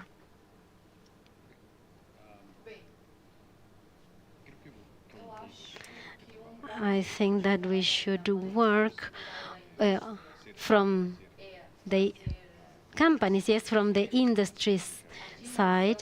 I think that of course, we have to take into account the regulations that are existing. Maybe it's not just one law for the internet. We have several norms to follow. And I think that in some cases, the message is not reaching the courts or the parliaments. And for instance, this decision from Brazil, although it is referring to specific cases, this order is also related to other bills and other case files that are in process in Brazil. The creation or the development process in Brazil is receiving some criticism, maybe because it is not related to the Brazilian tradition of using open mechanisms.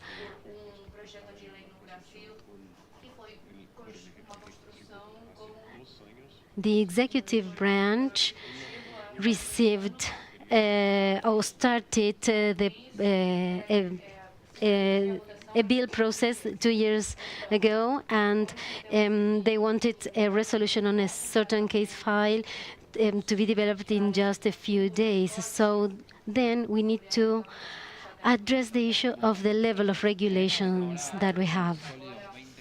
Okay, now we have around 20 minutes to give the floor to the members of the audience. I think that we have a mic for the members of the audience. Okay, I think that we have a question over there.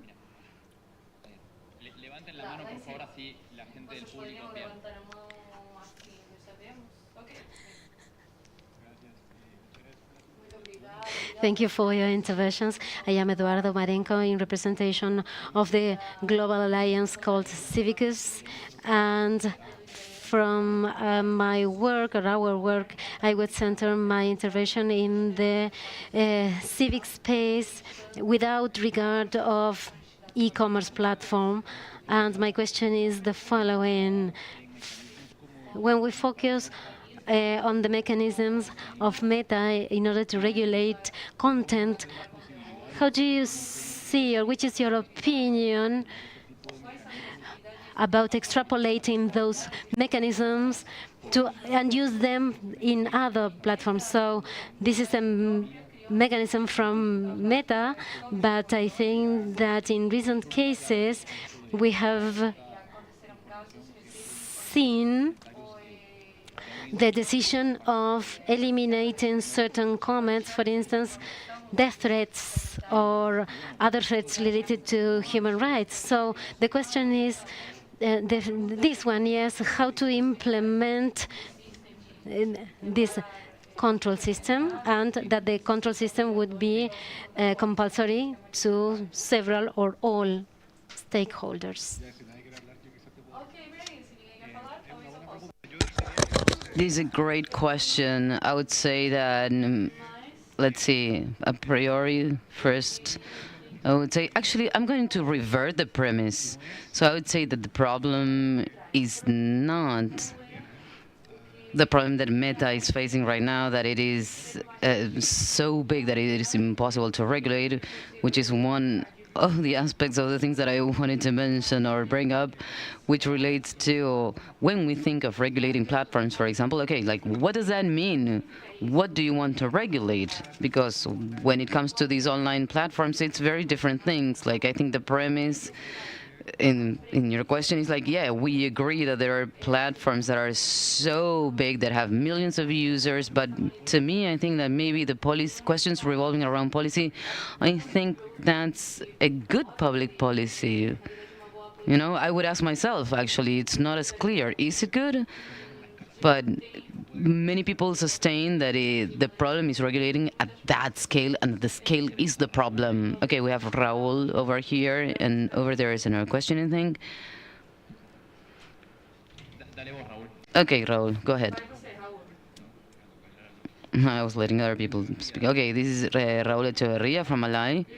I think it would be a good idea to think or create some sort of consensus around the fact that we need some sort of limiting liability. You know, Paloma, Javier mentioned it. What are the consequences, you know, in terms of free speech, economic consequences? So I think that, you know, piggybacking from what you said, you know, Claudio, it's not the time of the Decency Act in the 30s anymore. Okay, so let's think about a different scenario that is updated. But we have to come off the basis that what, you know, the Federal Superior Court said, of course, I also just skimmed it because I didn't have time to read everything, is that intermediaries are responsible for everything, which will have huge consequences from the point of view of freedom of expression and have economic consequences.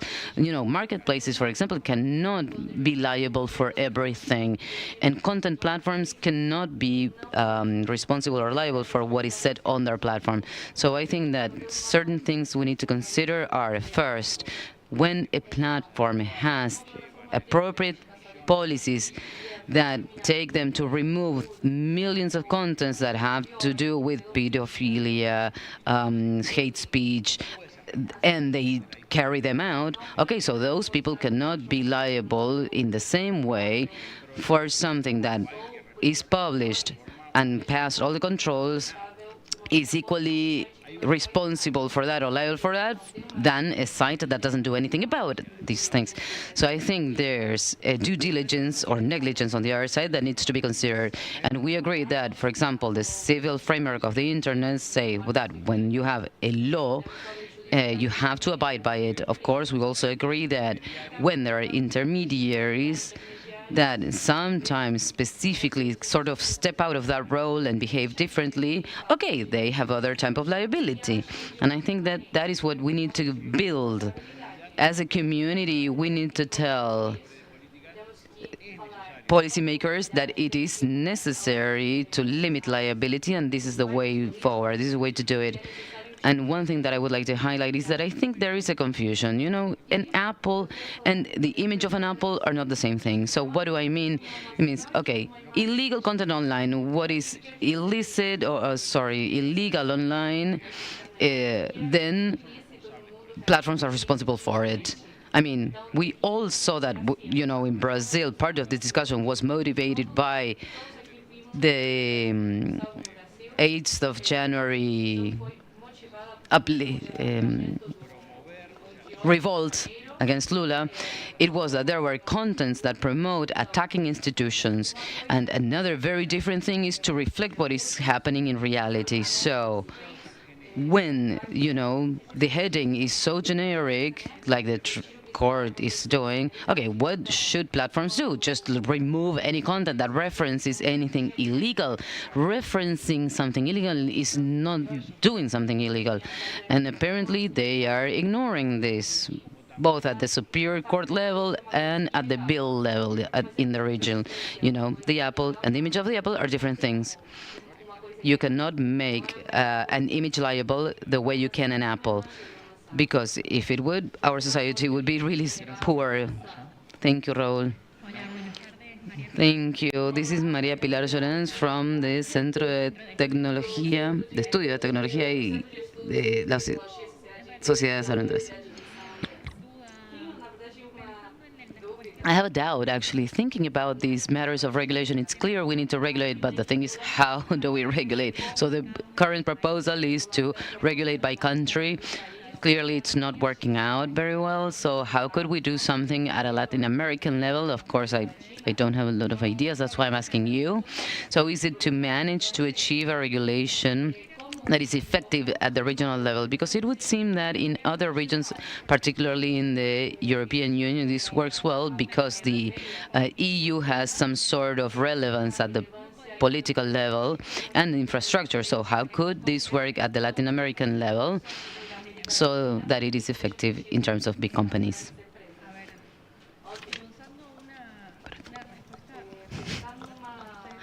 So actually, I do not know, but I would say that there's a clue in what you were saying, which is that the EU has an institutional structure, bureaucracy, a series of regulatory processes, and that the states, the member states, came to an agreement.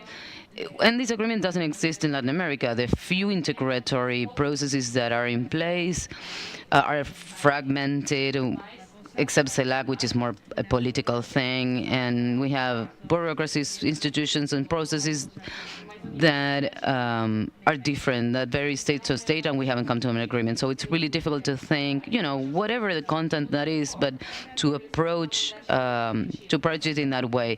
But stemming from what Raúl said, I think it's important to think in terms of principles as a community, from the different sectors, you know, coming closer to policymakers and considering particularities and processes and legislations in every country, but being guided by the series of principles, like, you know, like we had a few years ago.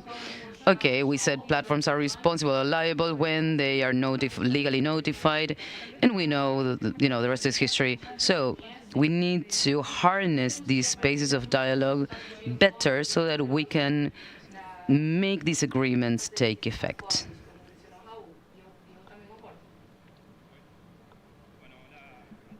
Hello, everybody. Thank you for this talk. I'm Alfonso from Impacto Digital. We work at the intersection of technology and human rights. We are boosting a new project that is Real Pics, which is an API for identifying fakes, and it's free. And we've been working with different sectors, including the EU, in terms of regulation and platforms. It's a very complex issue that requires technical infrastructure, but also regulation, especially when we see deep fakes advancing and moving forward. This, in my perspective, goes beyond misinformation. We see candidates, you know, using fake images to support others or to confuse voters. So I would like to know what your position in that case, who is responsible? Who is liable? If not intermediaries, I think X is in the middle of this dispute in Brazil. So who is liable, or what strategy can we implement to approach these cases? I know my question is a little broad, but I'm interested to know. Okay, so I have the definite solution to that. It is I don't know. This is the I don't know panel.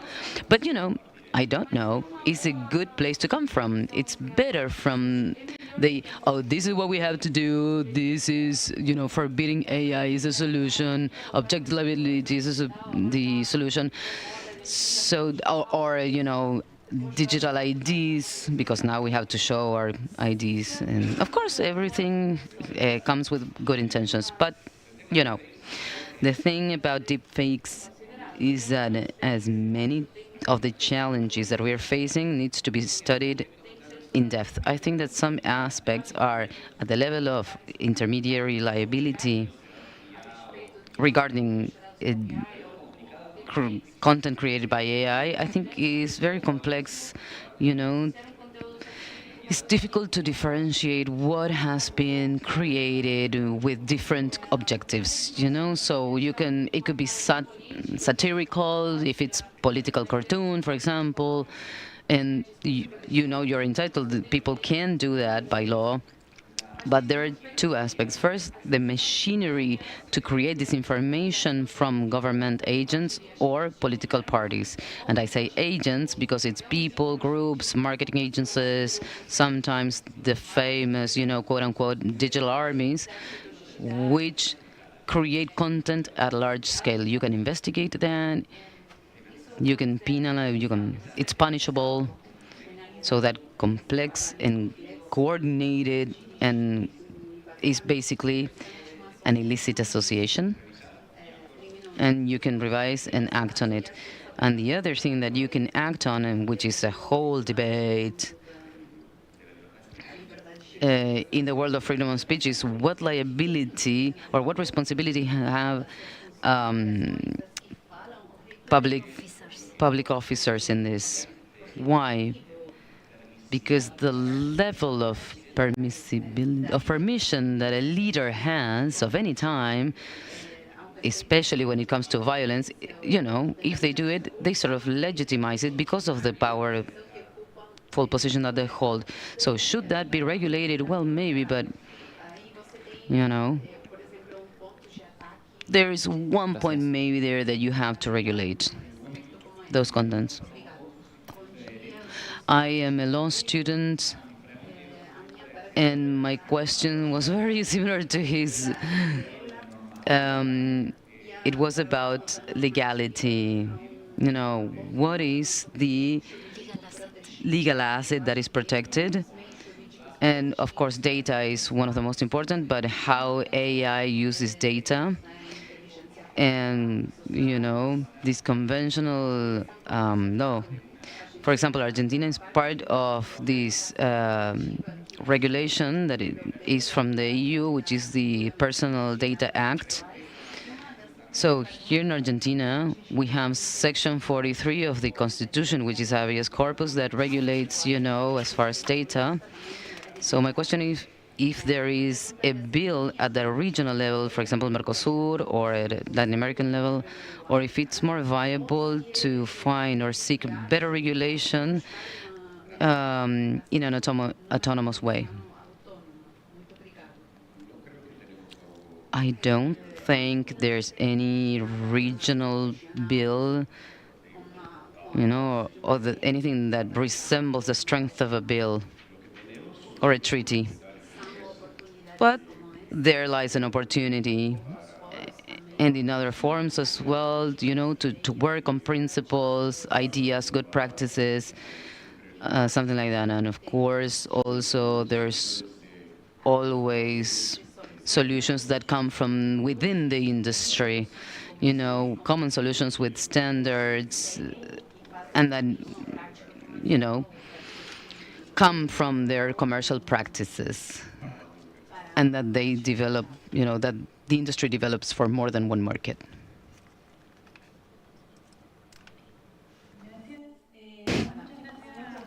Thank you so much for your interventions. It's so important and so interesting to think about this.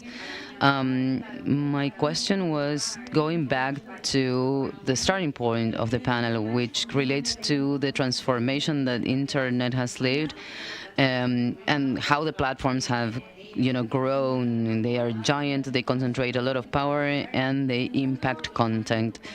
So thinking about regulating these platforms, I wanted to ask what ideas you had about what the steps moving on can be, and if there's a regulation that contemplates different categories of intermediaries, or to think about something more sort of sui generis for these intermediaries that are very big, or maybe tackle them as a mosaic, that not only includes objective liability, but also, as Javier mentioned,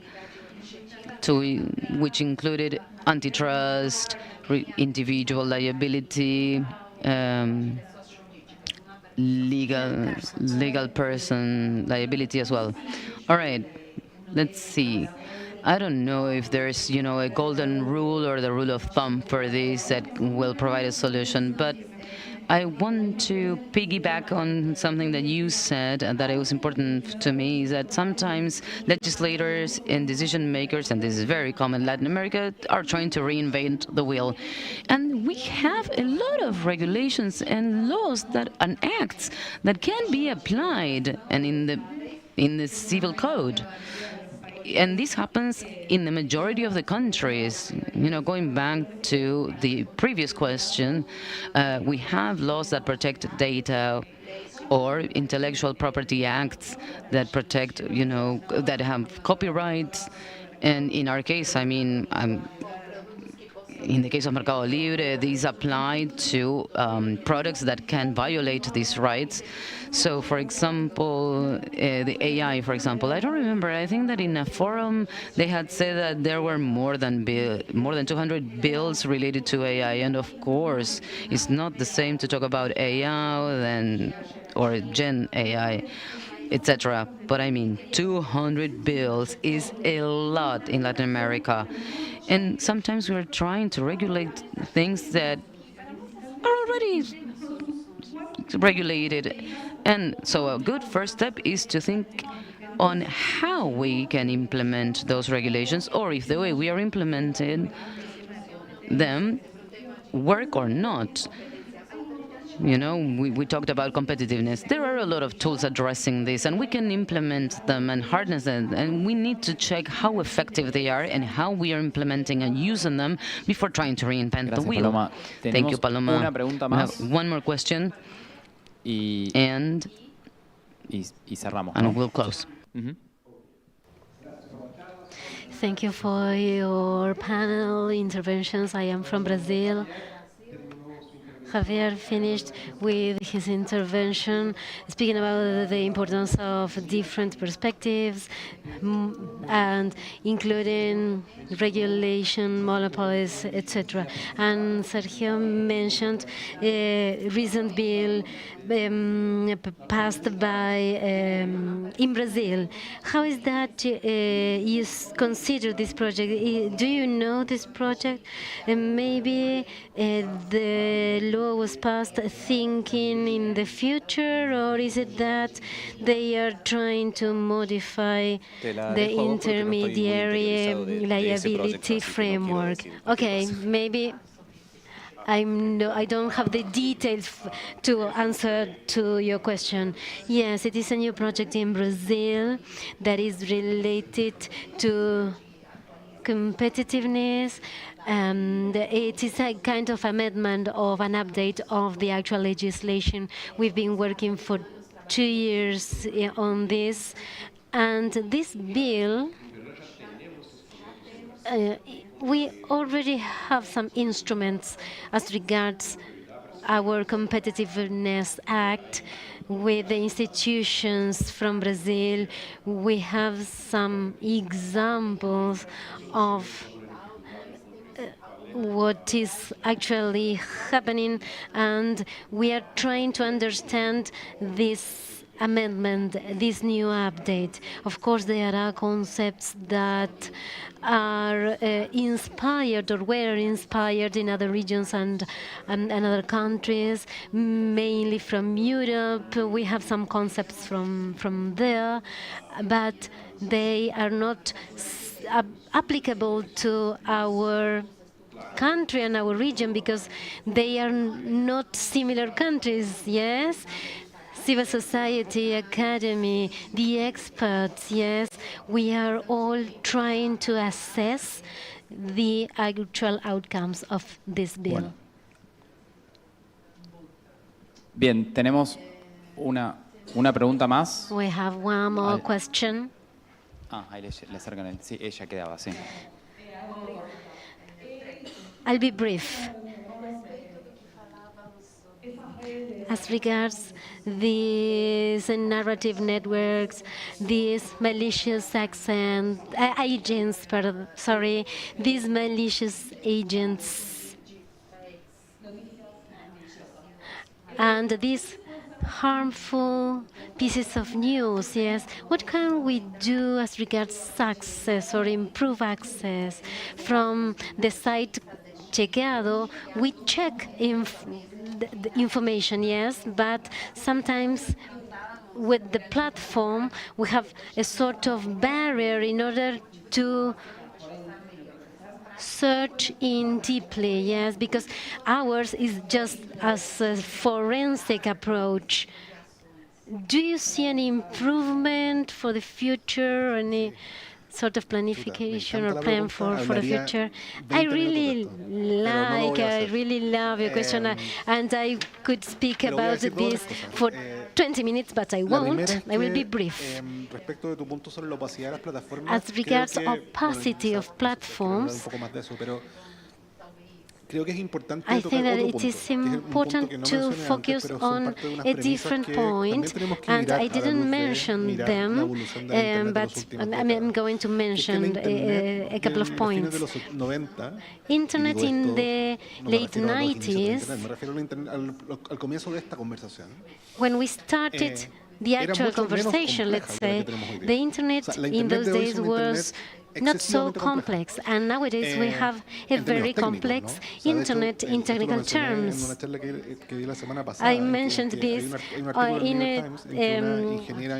in a speech that I gave, or a presentation that I gave last week. We had an expert from the US, and she's not capable of explaining the answers provided by Claude, and she is able to understand the processes from Claude, but she can't explain the results, yes? And this is Python-based code. I think that the aspect of a complex technology is related to many of the topics that we have been discussing today. For instance, online gambling, yes. We have like a big approach to try to, let's say, kill the bad guy, but it's sort of, we can't find the solutions, we can't have the answers. Okay, and I will continue, yes? And I have an idea as regards harm regulation. Is the starting point of the regulations from the European Union. I'm not a fan of that regulation, yes, but I can say that it is important to look at this. As regards, I might say that maybe intermediary roles should be regulated, and maybe we should regulate the effect of the code when it is implemented. Si es que el punto de partida no Maybe the es una starting cuestión point sanitizante, is like conservadora, a ¿no es cierto? Y conservative moralista, approach, sino a más bien una moralist aproximación que approach, esté pensando but precisamente en maybe regular an para efectos approach de that poder tries entregar y to construir un Internet regulate que se parezca Internet mucho más al so Internet that que ustedes Internet y yo y todos nosotros quisiéramos tener. No is un Internet more the llena, digamos, de ideal Internet deepfakes, that no una we Internet llena would like to de have. peligros, un bosque oscuro, Yes, como han dicho leaving algunos, sino más bien aside una Internet que se that the transforma en dark algo distinto, en forest, un lugar en yes, el cual podamos that place comunicarnos, where en we el cual have fake podamos news, conectarnos where mejor, we en el can cual puedan haber communicate, negocios que puedan, where we can connect, where digamos, we can do business, progresar for de mejor instance. forma, Yes. pero para eso tenemos que quizás pensar en And modos maybe alternativos in de order to regulación reach que nos lleven a ese to lugar. that future, maybe we will need Bueno, muchas different gracias. modes of Cerramos, porque regulation. estamos ok de tiempo, ¿no? Bueno, gracias a todos. Thank you very much. We are short on time.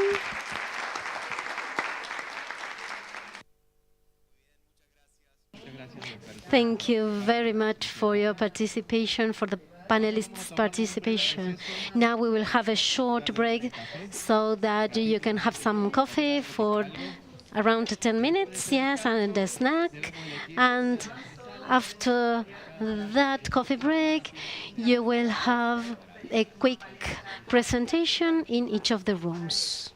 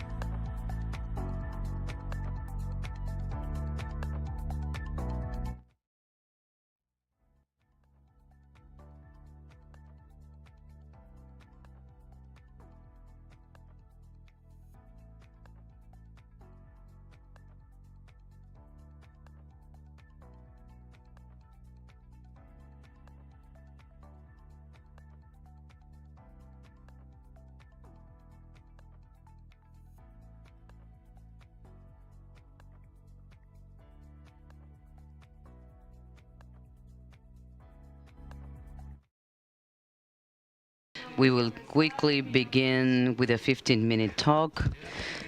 We are going to welcome Marcelo Fornacin from Frio Cruz and CGI.br, who is going to be giving this talk entitled Principles for the Regulation of Social Media Platforms. Marcelo Fornacin is a researcher and tenured professor of the graduate program in public health at the National School of Public Health, Sergio Arouca, and an associate professor at the Universidade Federale Fluminense.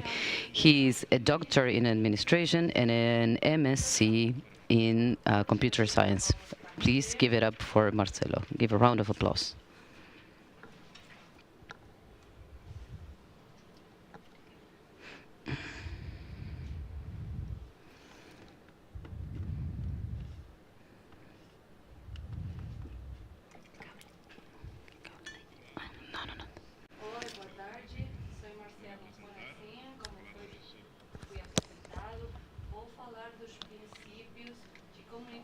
De la comunicación. I would like to thank the organization for organizing this event, especially Juliana, who has helped me, who has collaborated with me, and the technical assistance. And she gave me technical assistance for me to put together this presentation. The committee is formed by the academia, companies, and third parties.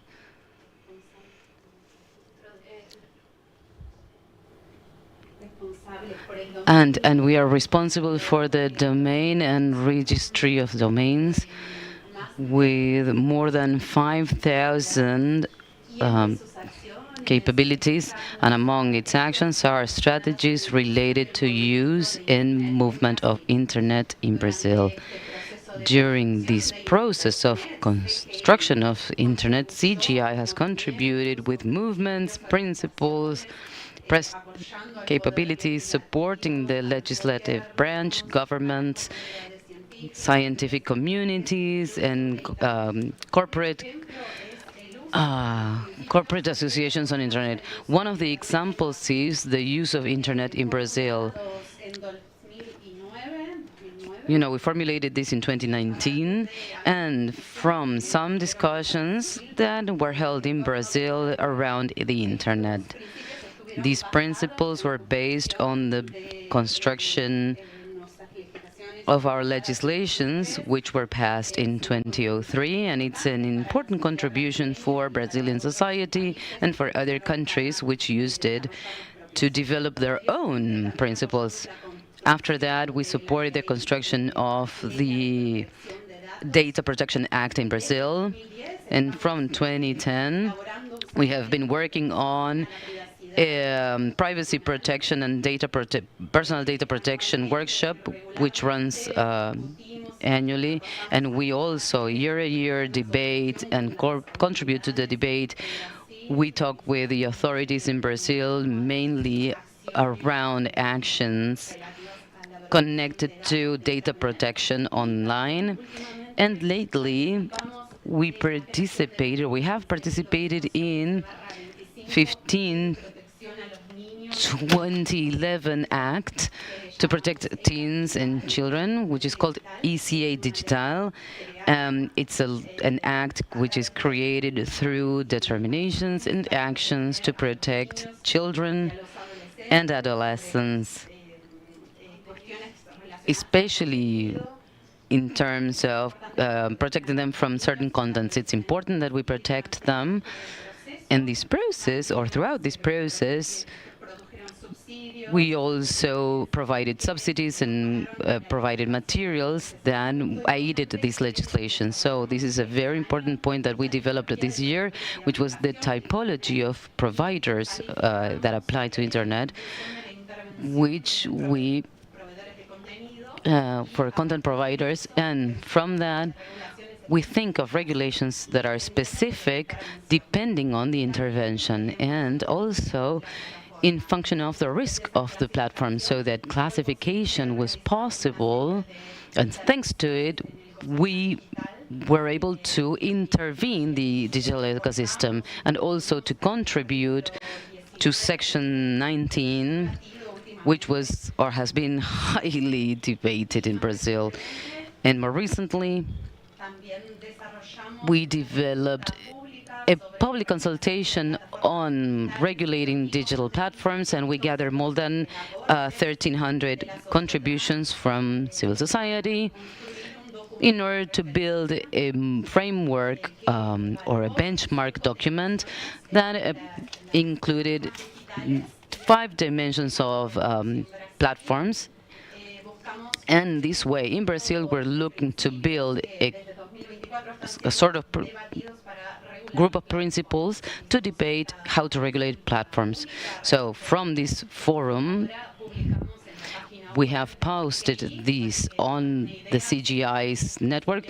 To give you an idea, it's these 10 principles which are available for the broad audiences: sovereignty, democratic state, human rights, freedom of speech, privacy, self-determination in information and integrity of information, innovation and development in terms of socioeconomics, transparency and accountability, interoperability and portability, prevention and responsibility, proportionality in terms of regulations, governance that is multisectoral. All of these principles gather aspects on regulation of platforms and increasing the knowledge that we have been developing around a free internet, a democratic internet, and collaborative governance of internet, and bringing and incorporating other elements in connection to data protection. Furthermore, this regulation does not inhibit innovation or the free development. It enables transparency and interoperability, interfunctionality of mechanisms to control risks. It seeks, this platform seeks to, through these 10 principles, which, as I said, are available. And we added a description to each of the principles. You can consult this. So as I was saying, we are going to develop some guidelines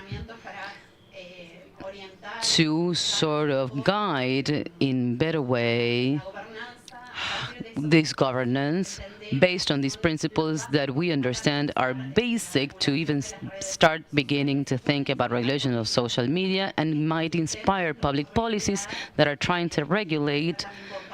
And these platforms, it can also be compared to other public policies in other countries and other initiatives. Our vision is wide through these principles, and we hope that society can consult on them and work with them. I really wanted to introduce you to these 10 principles and make myself available to you, whether you want to ask questions. You can reach me, or you can go and reach the material online. Thank you so much.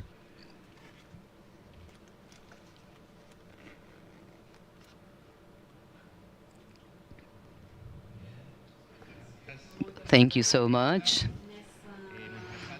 So in our room number 1, we are going to participate in a debate called Holistic and Innovative Approaches in Public Policies to Connect Those Who Aren't Connected. And the person in charge of moderating this panel is Raúl Echeverría, whom we invite over to the stage. Raúl is the Executive Director of the Latin American Association of Internet, ALAI. He has experience in internet governance and the development of digital policies. A part of being the co-founder of Lacigf, he was the president of the board of Internet Society. He has held positions in numerous forums, in committees and works groups at a local and regional level in terms of low internet governance. Andrés Piazza is going to be the moderator online from the Institution of Digital Development in Latin America and the Caribbean. And we are going to invite Solana Dispiazo from the Association, the Latin American Association of Internet. Pablo García de Castro from ACIET, Basilio Rodríguez Pérez from the Latin American and Caribbean Association and Chamber of Internet Providers Federation, and Julián Casasbuenas from Colnodo, and Adriana Labardini from Rizomatica. Please give a round of applause.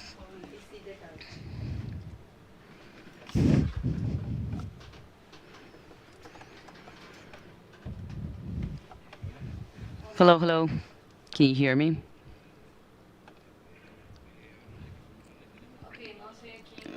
Oh, is Adriana connected? Is she? Yes, she is. Perfect.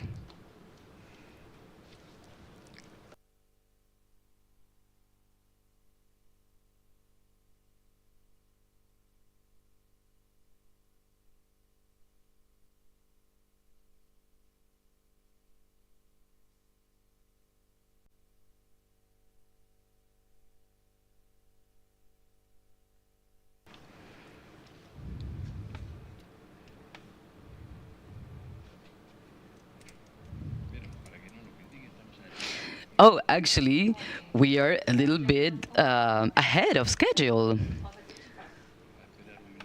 So let's wait one more minute and then we'll begin.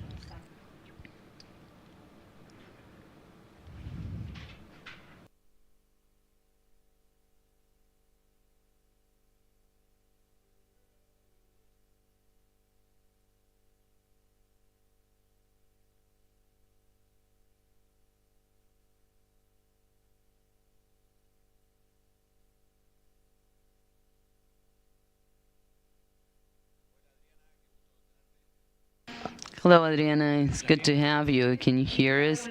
Yes, Raul. I can see you and hear you very well. Good afternoon. I'm happy to be here. Okay, so here we have, as you may know, a deluxe panel with very different points of views and with very seasoned people and who share an ability to have a very wide vision on issues like connectivity and access. Every time we get together, we go back to the same theme, to the same topic. How do we connect those who are not connected? And we have been talking about it ever since I can remember, right, Julian? Like many years ago, when we were started to work on the internet in Latin America, we were already concerned about getting those who couldn't connect online. And we keep going back to this. And I think that it is even more important now because in a world that is completely digitized, those who aren't and who don't have access to the opportunities in the digital world, I mean, they are really perceiving damage from this because they are at a huge disadvantage. They don't have access to education, entertainment, employment, social bonds, social relationships.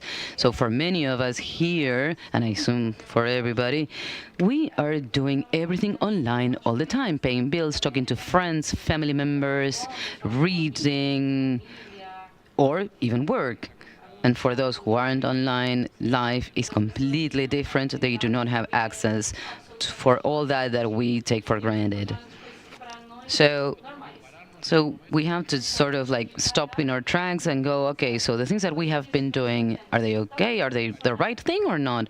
So we need to find innovative approaches. So let's play a little bit, pretend we can implement any public policy which will be accepted and no one will question it. So it's in our hands.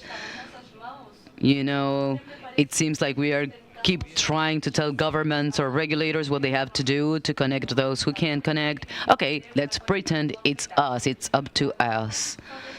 So we have like that magic wand. How will we use this power? So today we have a series of technologies, models, a variety of technologies, or business models, operational models to give access. We have community networks, small providers, or Basilio's organization. I call them, nearby providers because they can reach places that bigger operators can't reach. We have telecommunications companies that date back, that have a lot of prestige and and experience, and they have developed powerful infrastructures. We have 4G, 5G, optic fiber, low orbit satellites, and we have tools to connect people everywhere. So it would seem a problem concerning public policy. So the question in the air, and hoping that we will leave today with an answer and say, okay, this is the way, this is an innovative more and global response, gathering all the tools that we have at our hands to connect to those who aren't. So let's begin with the person that's further away, Adriana. Because apart that she is a leader in the field of communication and connectivity in communities and in the promotion of community networks, she has wide experience as a director of regulations of telecommunications in Mexico. So this experience will help share a very insightful and valuable analysis. Adriana, please take the floor. Thank you, Raul. I am so honored to be joining this panel with people who are so committed to closing these gaps. You know, they have been working on this for more than 35 years. So, look, you can excuse my tone, please, but, you know, after also working for 35 years in this sector, I am indignated to know that, you know, a quarter of a century has gone by, the 21st century nonetheless, and we keep talking about it and proposing innovative public policy tools to close digital gaps, so, you know, all the time. So, you know, for governments to want to provide services, but then 6 years go by and they do not have a budget anymore. And then we go back in terms of human rights in these communities that they need these government programs. So these programs don't continue when governments change.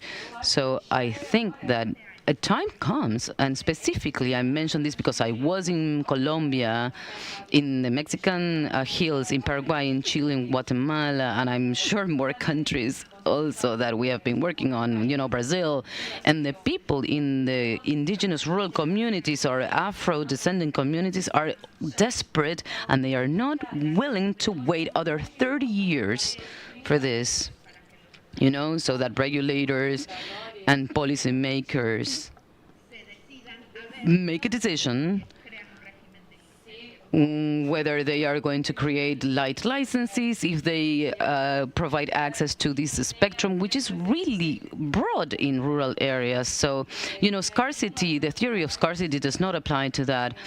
I mean, you know, it's not like you're a global company that has a multitude of millions of dollars and to see and to wait whether they can decide to provide, you know, services, universal services, as they should, you know, allotting funds to local operators.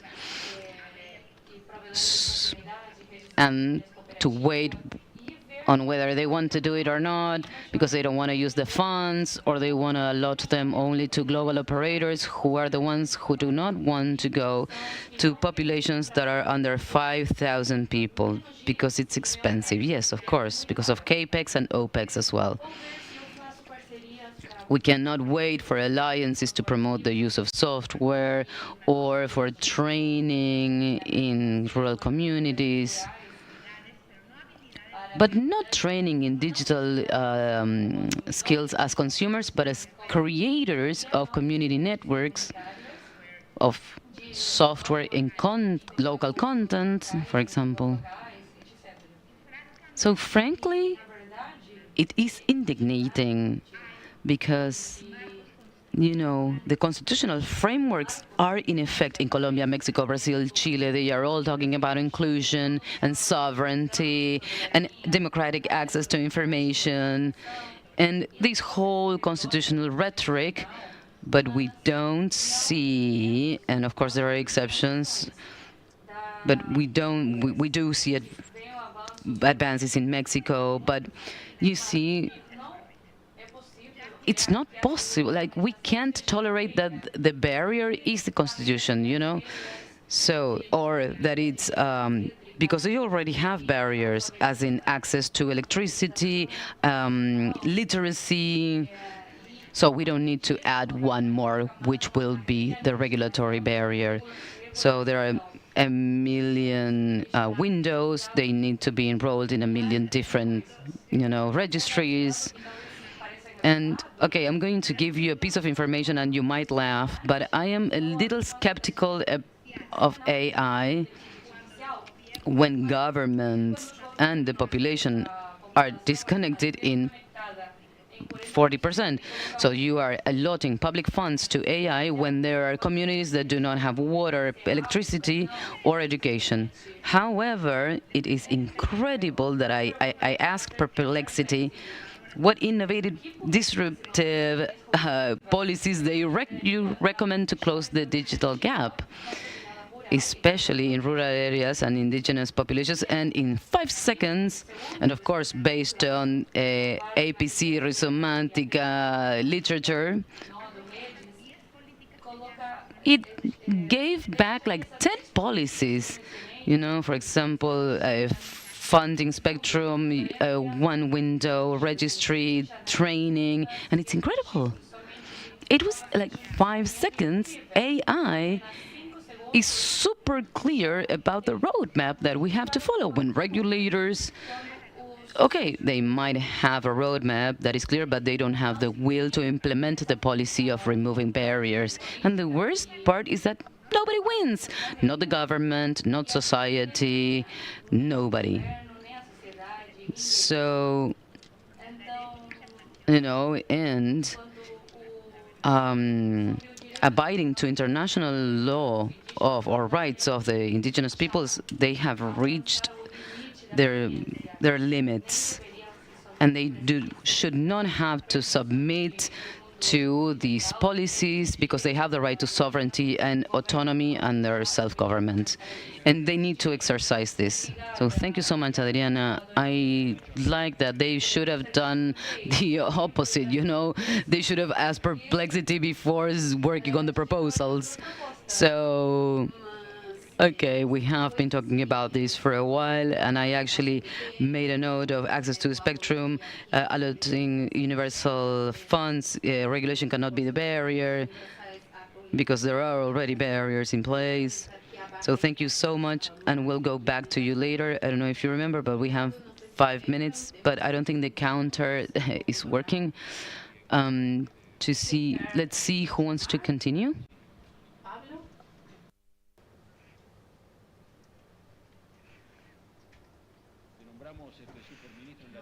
Now you are Executive Minister of Connectivity.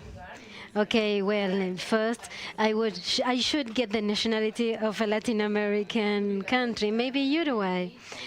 I am Pablo García de Castro. I work in regulation in ACIET. It is the Inter-American Association of Telecommunication Enterprises. We work with subscription models for TVs. We work with providers as well as mobile connectivity and services. And well, maybe going back to your question, firstly, we have to express the value of the improvements made in the region thanks to public investment and private investment. We managed to increase the numbers of connected users. We have certain technological advances, but of course, we can't leave aside the challenges that we have. And in that sense, in a phrase that could resume or could summarize my idea, the first idea is that we should stop placing barriers for those who deploy infrastructures for internet access. I think that we should understand which is the evolution of the telecommunication markets, which have been the transformation as regards users' habits, and which are the new agents in the digital sector. And of course, we have to take into account investment and its sustainability. Therefore, I think that what we really need to eliminate those barriers for those who try to extend the connectivity networks. Going back to the case analyzed from Mexico, and I agree with Adriana because we have recurring situations, and in particular in Mexico, the rights of use in order to use the radioelectric spectrum. It is a barrier to offer services in an affordable way. The same happens with the barriers for deployment. For instance, the access to the posts, the actual posts where you have the cables, yes? If we go back to the concept of use from, and the gap in that concept of use from GSMA, we observe that the challenge is on affordability because we have 93 or 94% of population covered by our service, including 4G technology, and also we have these satellites, low orbit satellites and connectivity satellites, helping us to connect people in an affordable way. But okay, how is that we make this more affordable? Okay, we have to include new actors in the market so that we improve competitiveness. We have to enhance, let's say, the controls that the industry has. And since we are in Argentina, I must mention that we should share with the public the challenges that we have as a sector, yes, as an industry sector. Yeah, towards 2030, we have to invest $49 billion in order to extend our capacity and to extend our infrastructure, because we have, of course, more users and more traffic. And in that same context, the carriers express or experience decrease in income, and for instance, they can't monetize certain services such as 5G, and of course they are having a hard time in obtaining the return on investment. And that's why investment is a crucial aspect to analyze. And since we are in Argentina, okay, I must mention that recently we had the approval from a parliamentary commission, and for instance, now 1% of a certain tax applied to users, that 1% will be devoted to the promotion on sports. So, but elite sports. So that is another question to analyze. Should we do this? But, well, moving on to positive aspects, in Brazil we have 5G spectrum bid, and they are focusing on 5G and 4G deployment, and they are just maximizing the implementation and not just focusing on revenue. And in Ecuador, we also have some improvements as regards connectivity in rural areas. So we should eliminate the barriers placed on the agents that try to enhance connectivity. Gracias, Pablo. Anoté aquí, entonces, bueno, además del reconocimiento. Okay, so now I have my notes. Yes, a recognition as regards the advancements of the carriers. No barriers for those who develop infrastructure. Other barriers, fiscalization, taxing, excessive taxing, the certain controls, the development of digital skills for those who are present in places that do have connectivity, increased competitiveness. It is very interesting that point that you raised about 1% of the tax for devoted to sports. Okay, now we move on to Basilio. Is it that you have a different perspective?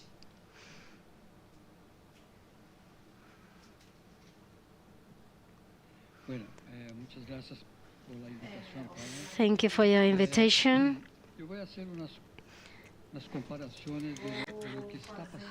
I'm going to express a comparison as regards the situation in Brazil and to compare that with the situation in Latin America. Of course, we have some challenges.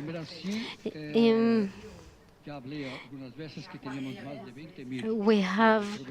Brazil, we have more than 20,000 local providers. They are small providers. Some are not so small. Some of them have more than 1 million subscribers. And that number from Anatec, which is the regulator in Brazil. Okay, they are reassessing that number, and maybe we will have as a final number 17,000 providers. And those providers, they do have more than 50% of the whole market of wide band connectivity, broadband connectivity. And okay, we should analyze the investments from the companies. And those companies invested in networks, and their investment is equivalent to those of big companies. And as it happens in many countries, big companies are focused in big communities because, of course, they would like to have a big revenue.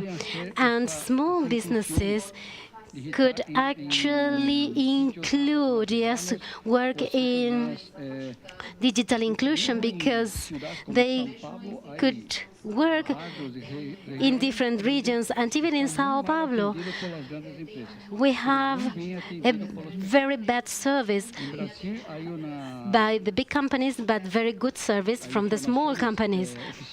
In Brazil, we have some official information from Anatec.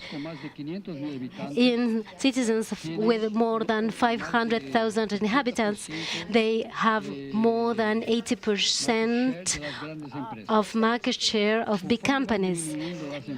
And when we reach to the cities of 30,000 inhabitants, the 30% of the market share is from small companies. So the small companies are the strong companies, and they are the ones that are working in digital inclusion. And this happened because the policies as regards licensing from the companies, okay, they were symmetrical. And so we had small companies, small investors. Maybe they were a training company, yes, that became a provider, an internet provider, the connectivity provider. So today we earlier mentioned sustainability. Yes, we have this cooperative approach. Maybe government is applying certain measures, and we invest or we spend resources, public resources. We have infrastructure, but a few months after, it was not happening, yes? So going back to this sustainability notion that we mentioned earlier. But if we have a small company, yes, the base is local. The employees are local. That automatically generates sustainability for the company. And so they invest more and they grow more. And this is a way of reaching digital inclusion.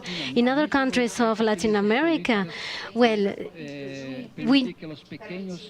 not in all the countries we have these policies of several agents being able to move and to become providers. And I think that this is important, and this is something that should be replicated.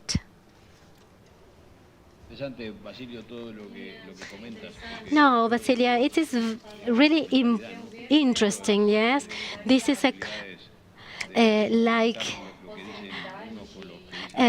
to add our notions to the notions that will supplement some previous notions. Thank you for your invitation to this panel. I would like to take some ideas from Adriana. We have some communities that at this point of the debates that we are having, those communities can't be or can't afford to be disconnected, let's say. And of course, we know that it's not a sort of luxury, yes? Connectivity is not luxury, because it enables us to live in society and to participate in society. So Perplexity, ChatGPT, any AI would suggest our next measures. But from the public sector, we should ask, or we should try to create such as a bridge, yes? We have to focus on the communities. We know that the expansion of optic fiber, the expansion of connectivity as regards mobile networks, this has been huge. Of course, this was thanks to public and private investment, but it is also true that we still have communities that are not connected, and these are not homogeneous communities with very different realities. So maybe we should have different solutions. We say that, for instance, in some communities, low-orbit satellites could be a fast solution, a quick solution. It is affordable, it is good quality connections. So maybe the satellites would be an easy way to solve the connectivity issue from some communities. And in the last weeks, with Melissa, with the tropical storm, well, it comes to mind, of course, the situation of these low-orbit satellites. And as regards the communities that need the deployment of a community network, or maybe there are small providers that know the actual needs of those communities, and I would like to highlight that level of commitment. And of course we have many examples of this in Argentina and in other countries, because these community networks represent a high level of responsibility with the people, because we know that we have a problem, but we are going to solve it. And mentoring, help from other agents, well,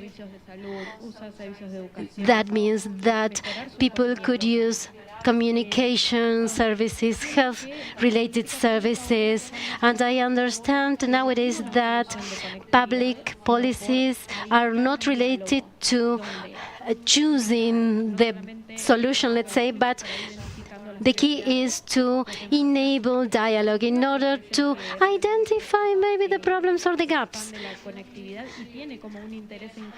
So maybe we could think in different solutions, and we can also join our efforts with the communities, with academia, and as Raúl said, regulation shouldn't offer just one solution. I think that the dialogue nowadays should be focused on identifying which type of technology is most efficient for each region to be addressed. And I think that the focus should be on a supplementary approach. We should focus on those persons that should be connected, and which would be the sustainable solution. Of course, regulation will be lagging behind, and maybe nowadays we have to listen to those who are the recipients of the public policies. Thank you so much. There's so much material to work with here. Okay, Julian, last but not least, go ahead. Thank you, Raúl. Okay, thank you so much for the opportunity of participating in this space. I believe that, as you were saying at the beginning, we have been talking about access, actually from before internet reached our countries, you know. I mean, Kuno has turned 30 years as an NGO, and we have been working in strategic uses of internet for development. And since then, we have working on supplying. Actually, we became a supplier of internet access, and then, I mean, I'm talking about 1996, and then we went through all these processes, but then we realized that the big companies, the big telecommunications companies, were connecting communities really quickly, and then we sort of dropped that niche, you know. So we stopped being a provider a couple of years later, and then towards 2017, with the work that we are doing with the Association for the Progress of Communities, we realized that a big portion of the population was still not connected, especially in rural and remote areas. And that's when we thought up the idea of proposing that the communities themselves manage their own connectivity. And that's the approach that we have been hearing about, which is community networks. We began with the support of Rizomática, Adriana, and other associations like Pangea and IPC. Pangea is in Catalonia, and it has one of the widest networks in the world. .net, you know, and this whole ecosystem allowed us to bet on underpinning communities so as to assess how possible access was with the technology we had. So we started replicating a model where we used community mobile networks following a process that stems from Mexico. And then we realized that, what used to be possibly a utopia for a community, operating a mobile network was actually technically possible because technology has evolved so much. It's way simpler. So we were able to demonstrate, with the agency and the TIC ministry in Colombia that it is a viable model, and then we extrapolated that to other experiences like bringing LTE technology or mobile communications to for remote rural areas.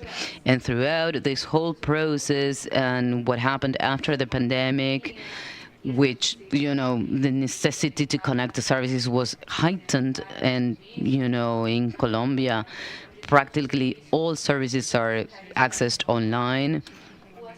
So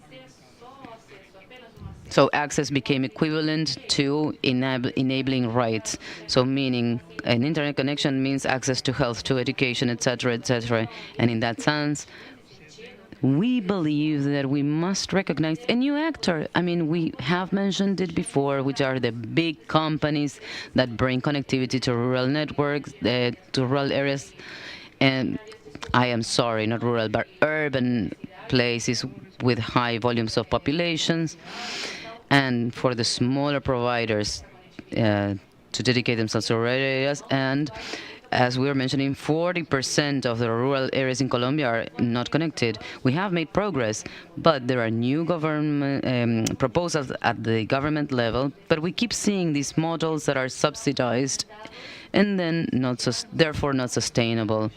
We have managed to implement 14 community networks thanks to different support from the organizations that I've mentioned, and others like Internet Society, who, work on these issues.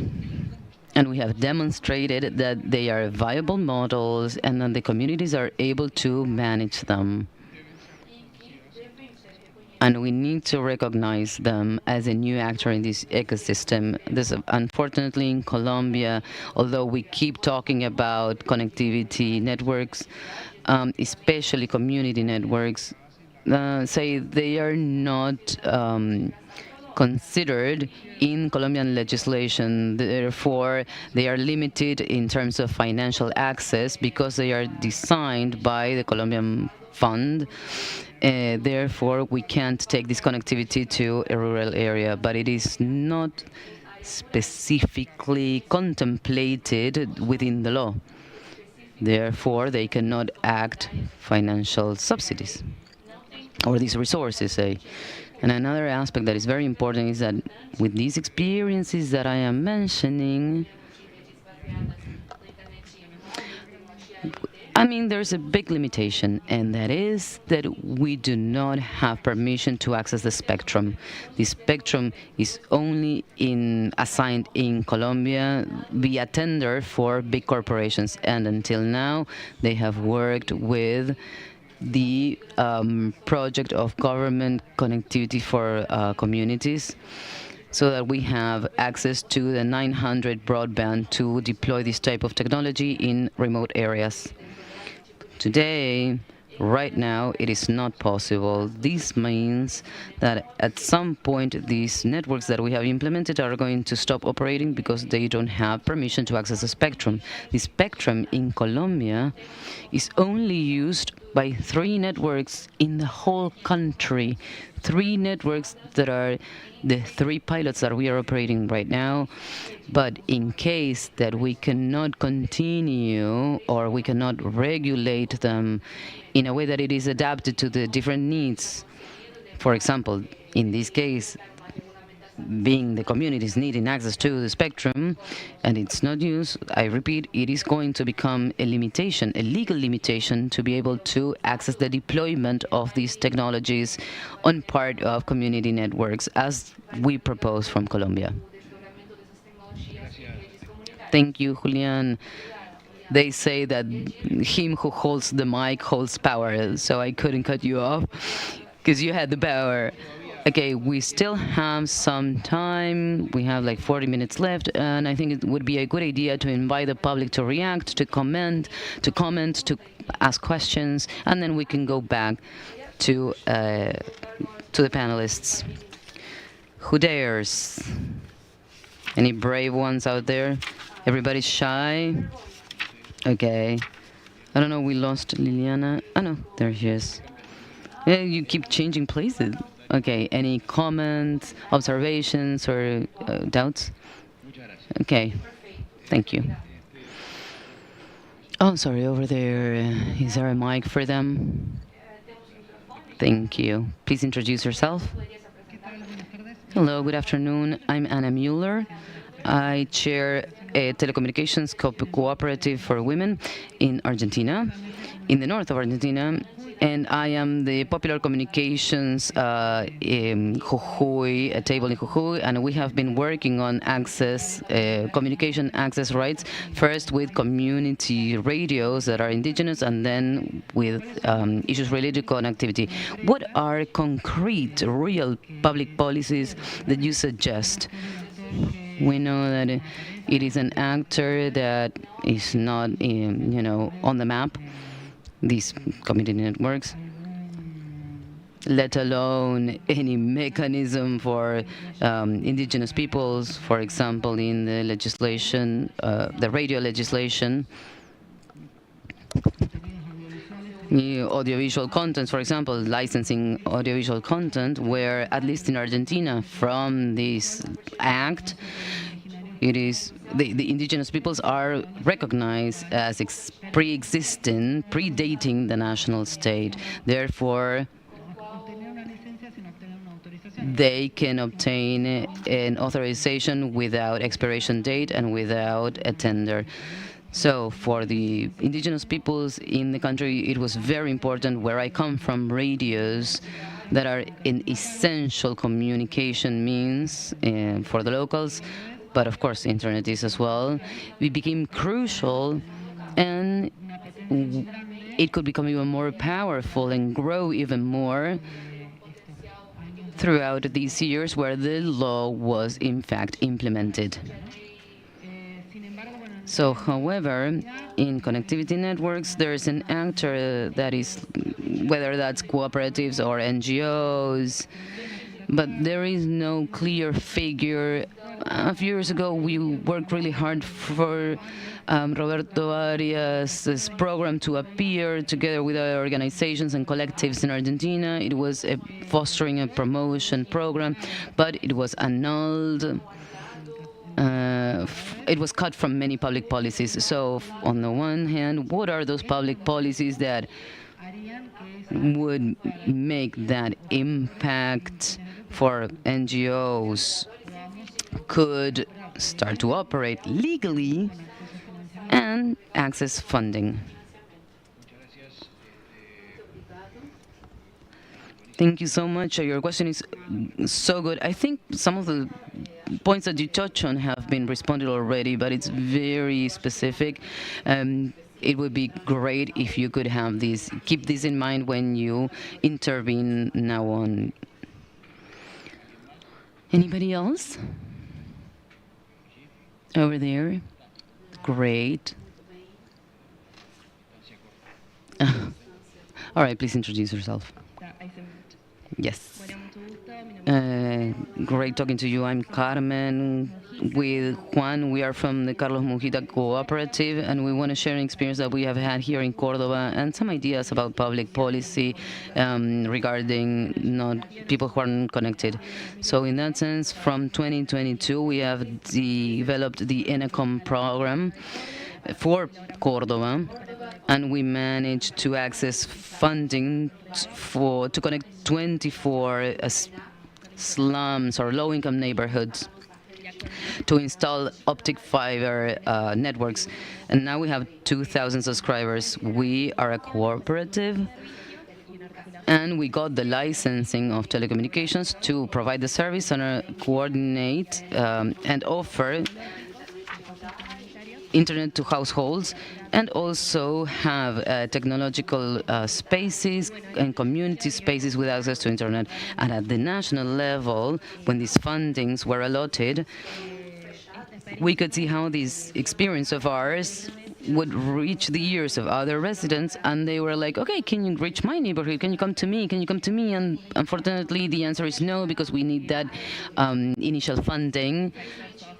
Because we come from the social sector, we also, right, work in that way as a cooperative. So on the one hand, we try to coordinate efforts with the private sector and private companies to connect one of the low-income neighborhoods, and we also try at the provincial level see how we can create a program of connectivity, because we have reached that synergy with the third sector, this private sector and the third-party sector, to reach more low-income neighborhoods, at least in Córdoba. So, we wanted to share what we have been doing until now. Thank you so much for giving us this space. Congratulations for the work that you have done, both yours and the colleague that spoke before you. One more, and then we'll go back to the panel. Hello. Good afternoon. I'm from a Brazilian association. I am going to speak Portuguese. We want to clarify that we do have, devices specifically designed for interpreting, so you can hear the interpretation. So I am going to speak Portuguese. In Brazil, there is a community project called Acacertão, and it's like communicated desert, and there are implementations of community networks where students of federal institutes implement community networks and help so that people that couldn't connect before know how to use them, because it's not just about taking the internet to these people, but also training them so that they can use it in an adequate manner.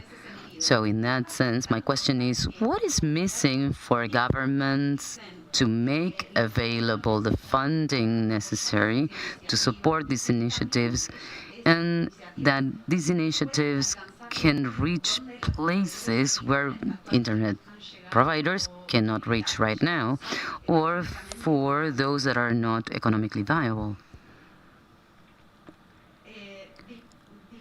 Oh, I'm sorry, could you repeat the question a little bit more slowly, please?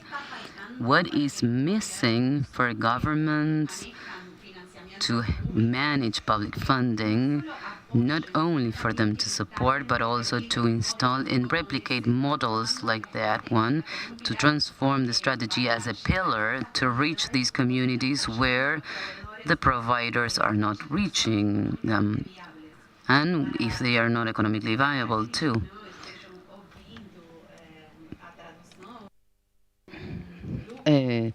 So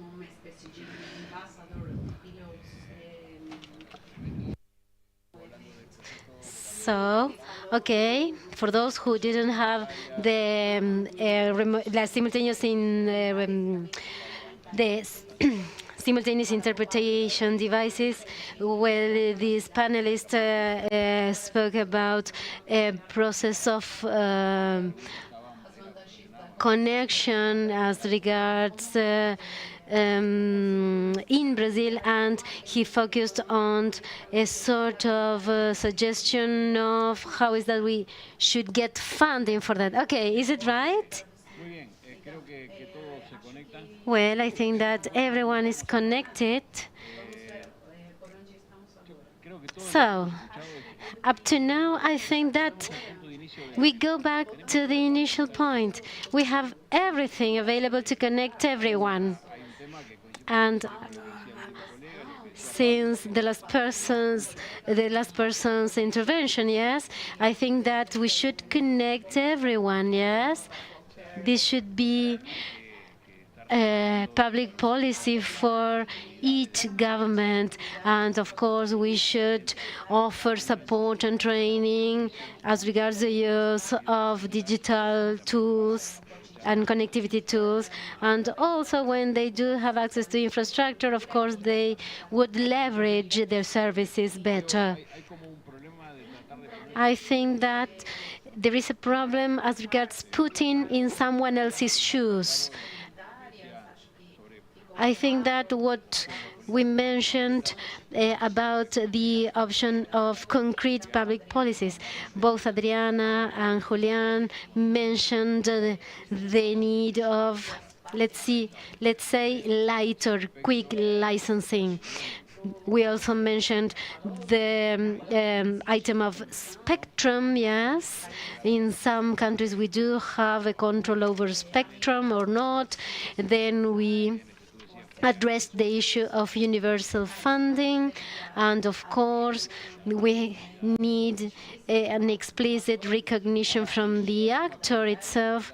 Then I have a question related to the intervention from the colleague here in the audience. So first, is it scalable, the network of community connectivity, let's say? Is it scalable? I think that it is, if we had the funding, universal access, etc. So that is my first question. And Solana mentioned, and Pablo as well, they mentioned low orbit satellites. Okay, this seems as if it were a game changer. I visited a place in Asia where you couldn't see or you could actually see the satellites because it was in the Himalayan region. So the networks in the Himalayan region were better than the satellites available. So how is your approach as regards the connectivity of these regions that are far away from the big centers? Julian, you have 2 minutes for this, and then we move on.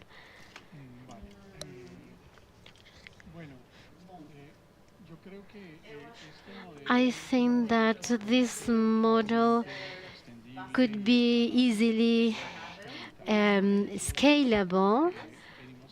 We've been working with several stakeholders, universities, organizations.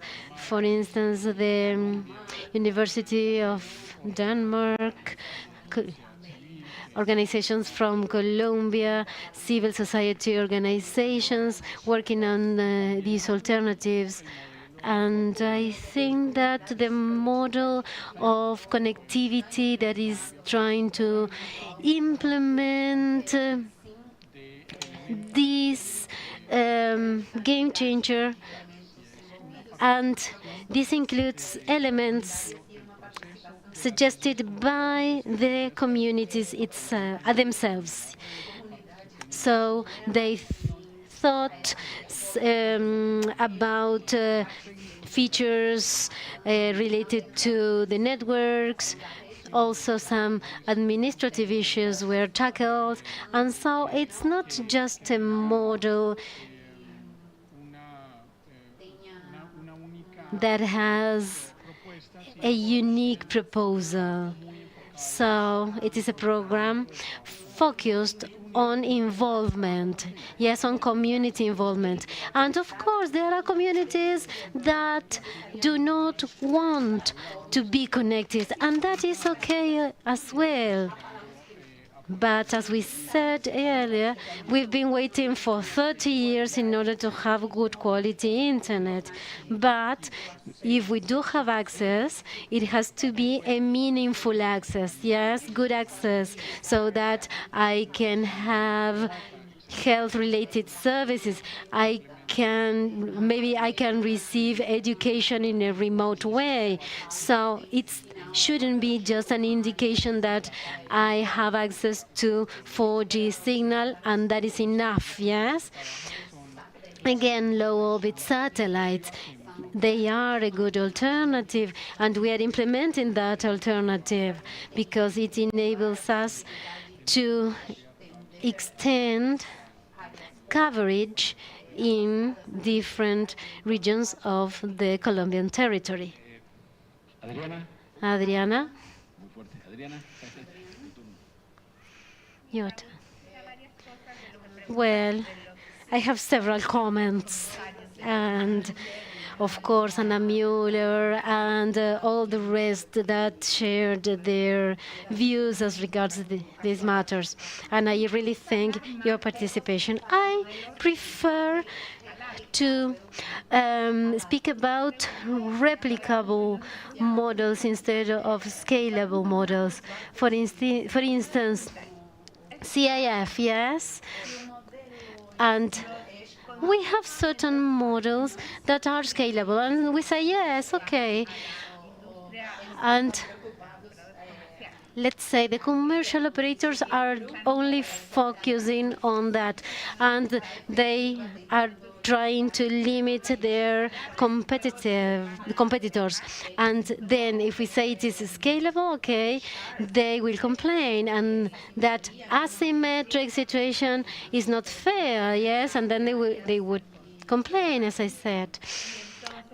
And if we say that it is not scalable, that is bad as well, because everything in globalization is equal to economic growth. So any service proposal should enable growth, some certain type of growth. But communities really want access to information, to communication, to education in order to survive as a society. Otherwise, they would be excluded.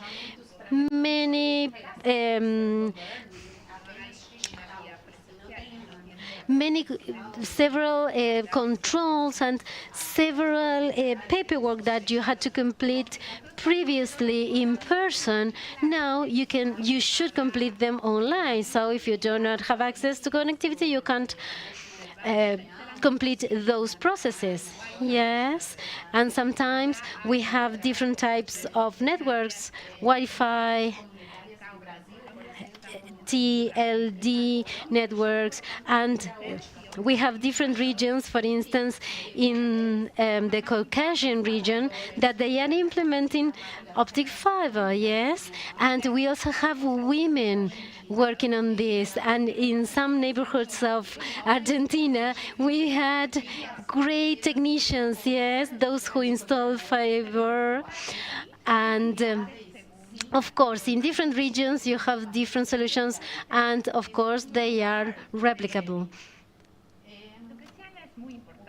And what you said earlier is very important, because we live in a convergent world.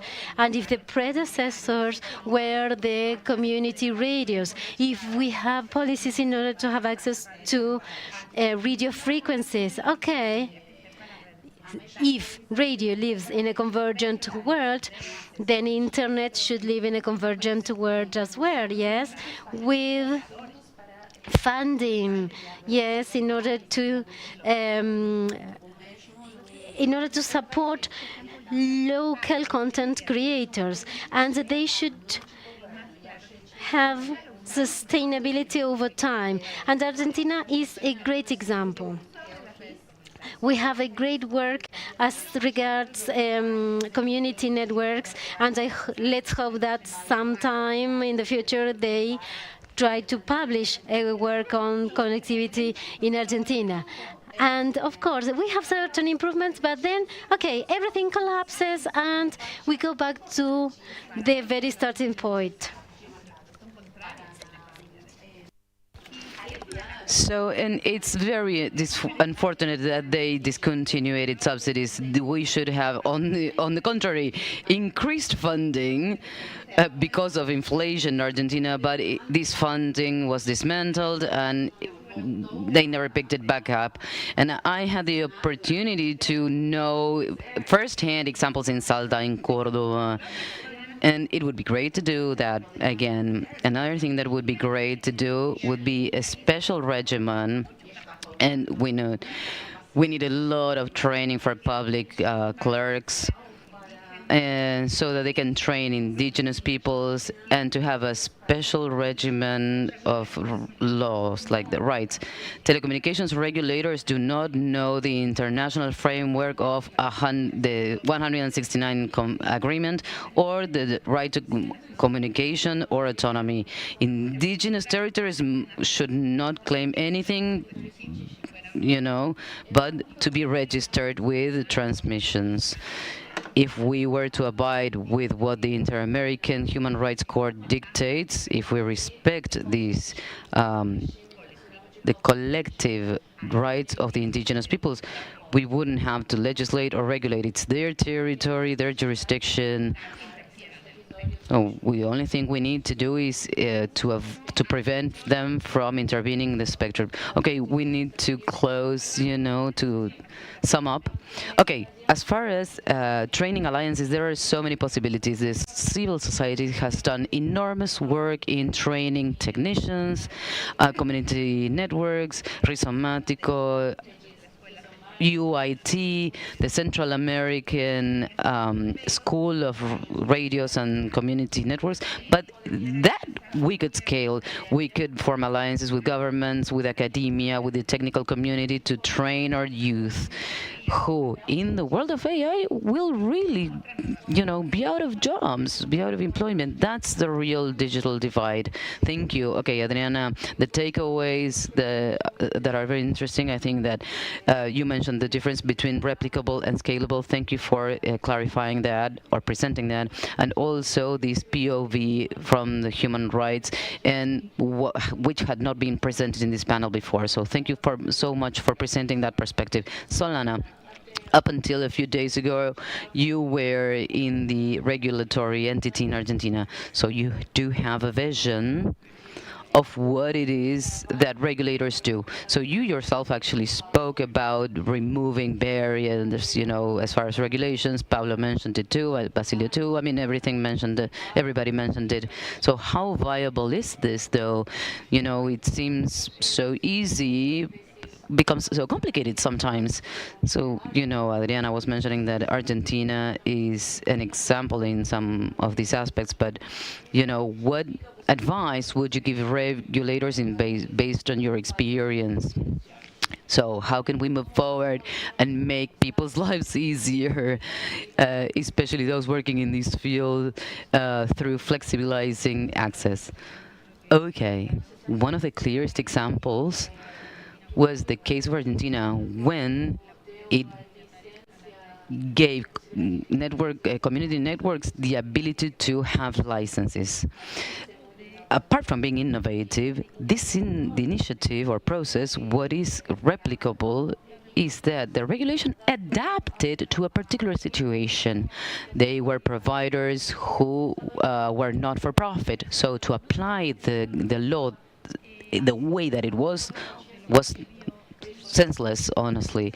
So they were heard, they were received, then the regulators adapted. So, for example, they have access to the spectrum, but when you have the access, you have to make some payments and pay taxes and contribute. But of course, this was associated with for-profit companies or for-profit licenses. Because this was not for profit, they were not obliged to pay for the license or pay taxes on it. So taking some of the considerations made, I think that sometimes what we need to ask from the regulator is for them to make more customized solutions, not broad solutions. There is no one solution for all. It's not a one-size-fits-all kind of thing. So some areas that can access connection through community networks, but some do not have the capability. So, for example, if we go to Patagonia and we want to provide access to Patagonia through low orbit satellites, in localities that are so sparse, well, we need to rethink what we're doing, because in these cases where we are trying to reach communities that have not been reached to this day, well, are we going to charge the same? So are we going to charge the same taxes and the same tariffs? Well, I think that we need to think of solutions that are custom-made, tailored to the needs. So this is what we are demanding from regulators: smart regulations, not a one-size-fits-all that tries to cover everything under one sort of guideline. And on the other hand, I think it is essential to listen to those who are regulated and those who know.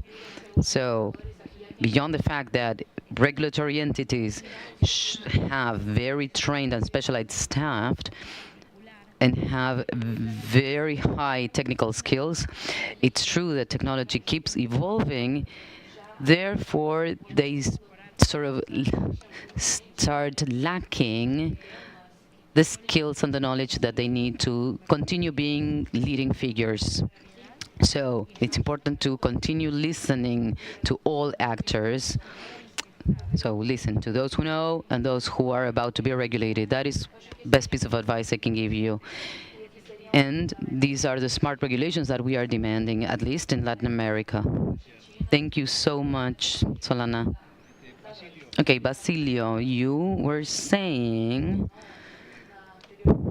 and this sort of ringing my head, kept ringing in my head, that part of the success that regional providers in Brazil is thanks to the regulation that, had a very low barrier.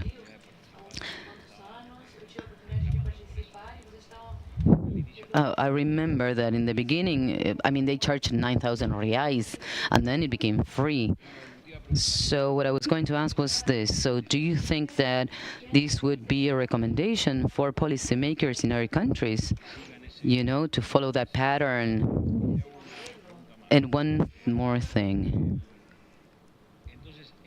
So in Brazil, what do you think your sector needs in order to perform better, or do you think they've reached the ceiling at a point of maturity of the market that you are catering to? So first, in Brazil, what we call regulatory asymmetry is treating big and small companies differently. So a license in Brazil, when I started, cost 9,000 USD, and it took, a 1 year of red tape. But right now it costs $80, and it will take you 15 days to get it. It's a very quick process. So you upload the documents online, and it's super simple. So that was one of the things that motivated so many telecommunications companies to emerge in Brazil. There's also this sort of easiness in Brazil, which is a problem that I see in Argentina as well, that the legislation of posts are very different, very much from one province to the other. And in Brazil, it is federal.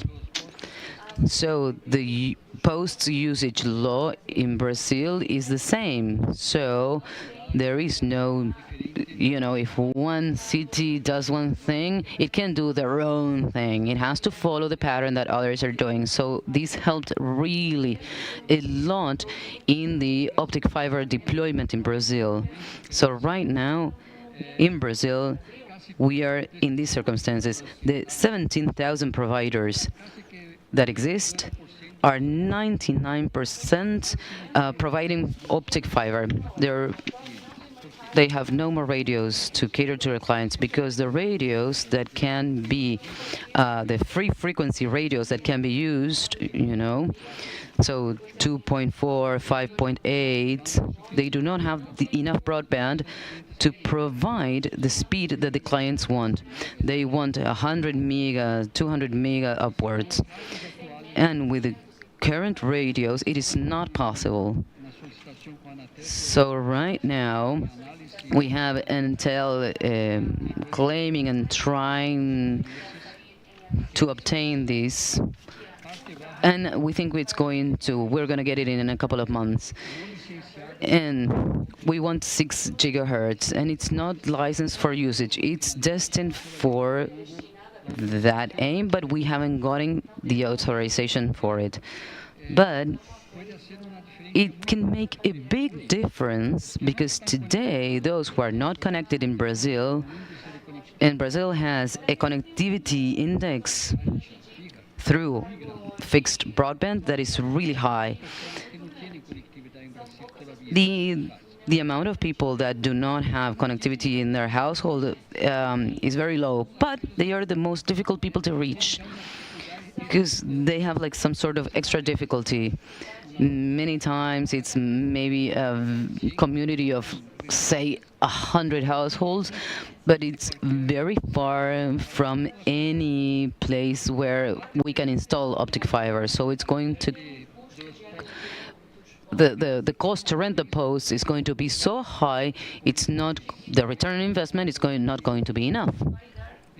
So at that point is that we want the frequency, the non-licensed frequency, because 6 gigahertz out the door, you can send 20 gigas to that community, and then, of course, you install fiber optics or optic fiber and reach all houses.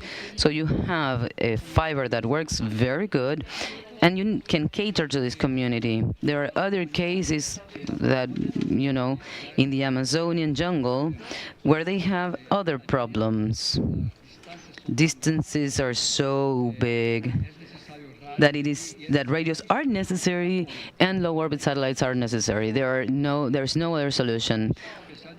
Despite the Brazilian government is installing optic fiber through the rivers and connecting localities in Amazonia, but fluvial or river optic fiber is only reaching the banks of the rivers. Now, going into the forest is a different problem. It gets really more complicated. So it's other needs that are required. So that's why here in Argentina, the 6 gigahertz frequency is destined to go license free. So there's a possibility for you in Argentina to work towards implementing, as in Brazil, implementing Tudor or low orbit Tudor that can go through other countries and allow connectivity of 100, 200, 500 mega through the radio, which we couldn't do with the prior technology. So to answer a little bit the question, someone asked, okay, tell me a practical solution that is effective. Okay, this is a practical and effective solution. Thank you, Basilio. This is a permanent learning process, and I think that it might answer your question as far as public policies. Okay, licensing in Brazil, the way they give licenses in Brazil, because you were saying that this figure of the provider sort of doesn't exist here.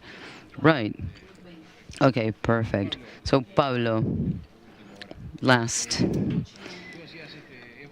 You were emphasizing in your first intervention on the intervention or investment in networks.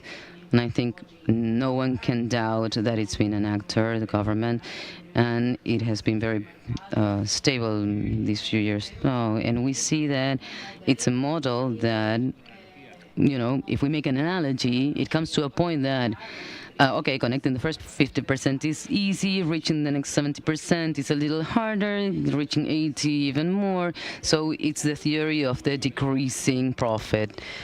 So how do you see that? Do you have a vision of, 4G being the tool to connect everybody? Or do you think that there is a need to combine these other solutions that boost or that other colleagues have mentioned? And in that case, what do you think about the integrating all of this? Sometimes I think we ask too much of people or of entities, because Basilio says, okay, there are smaller communities where smaller companies can cater to them better. And there are even places where big operators cannot even access. So I'll leave it there for you to elaborate, and then we'll sum up. Oh, thank you so much, Raul. I think that the key here is supplementation.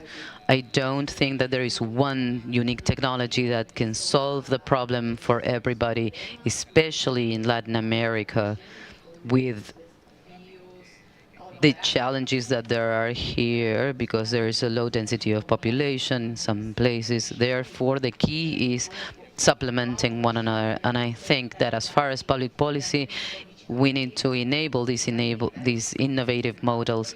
And I think it's interesting to look at, okay, successful stories, success stories.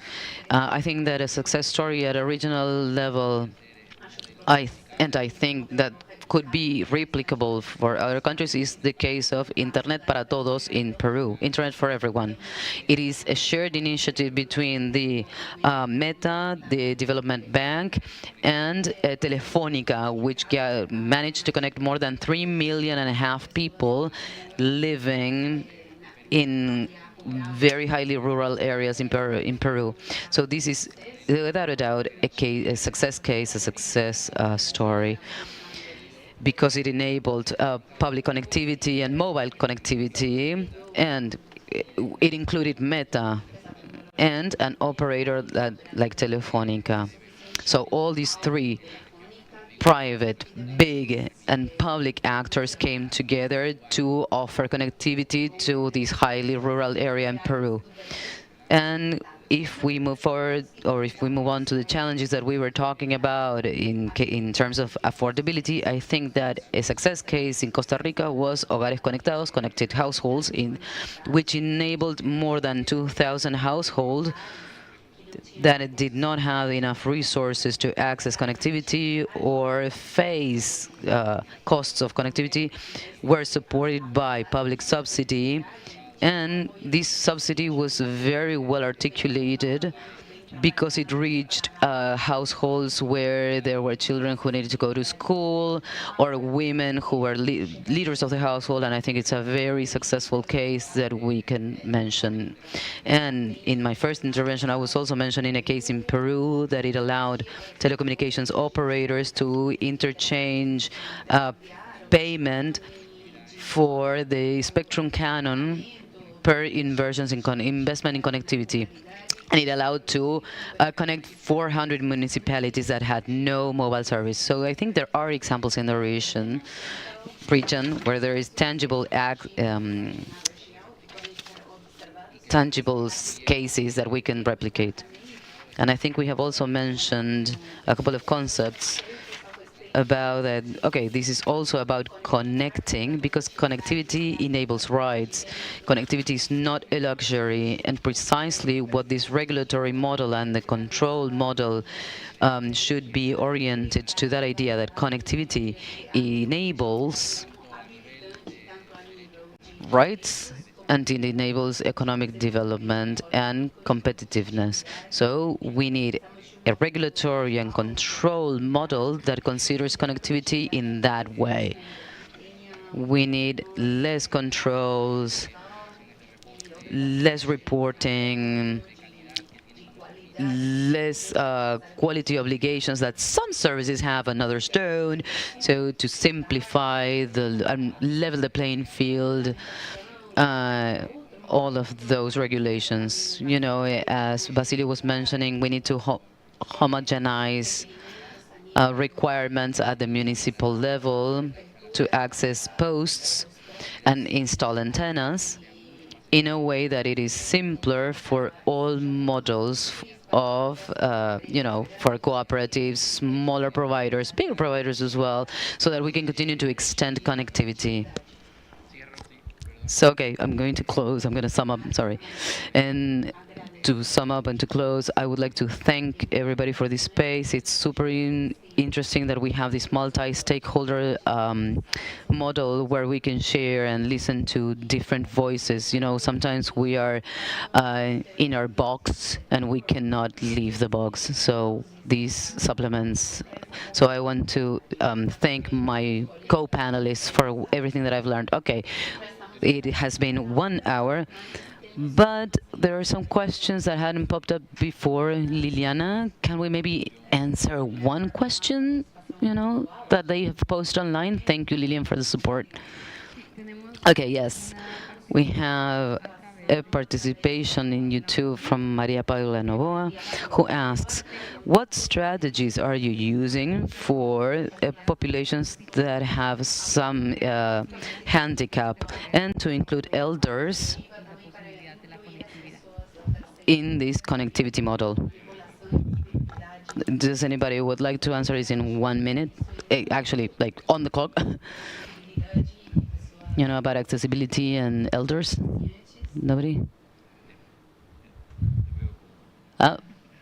You look like you could take this one. Okay, so in the model that we implemented, as I mentioned, includes different factors. We underpin communities for 6 months because these communities normally do not have the digital capabilities that are basic because of obvious reasons, because they have been disconnected, they have some sort of contact from their mobile devices when they go to the heads of the rural areas or to the urban zones within rural areas.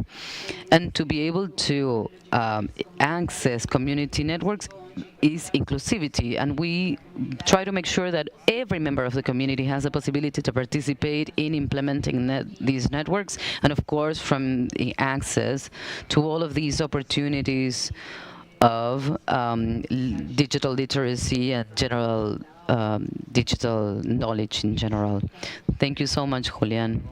And then we're gonna close, and I have good news for everybody, and it is that we have been successful and we have solutions. So all that is left to do is convince the actual responsibles of policymakers, so that we can move in the right direction.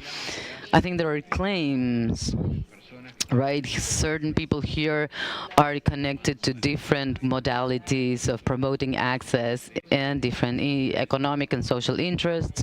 However, the recommendations or what the demands of the different actors here are not exclusive.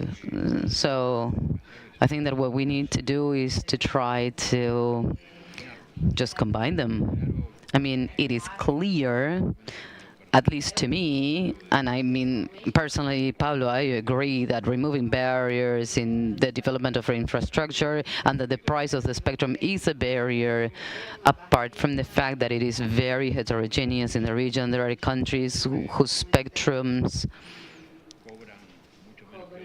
are way more expensive, or on the other hand, way less expensive than others, and it's sort of irrational.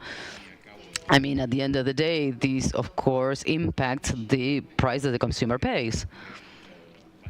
So Basilio was mentioning, for example, a good practice in what he mentioned about the good use of the posts and the homogeneity of the regulation policies in the region. So I think we have clear recommendations, clear suggestions, removing regulatory barriers, for the prices of the spectrum to be reasonable, for infrastructures like towers, posts, be reasonable and be reutilized. I think we can all agree on that. It is clear that community networks are an actor, or I like what you said, self-managed by the community, and that we need to facilitate licensing mechanism, access to spectrum, within rational thinking.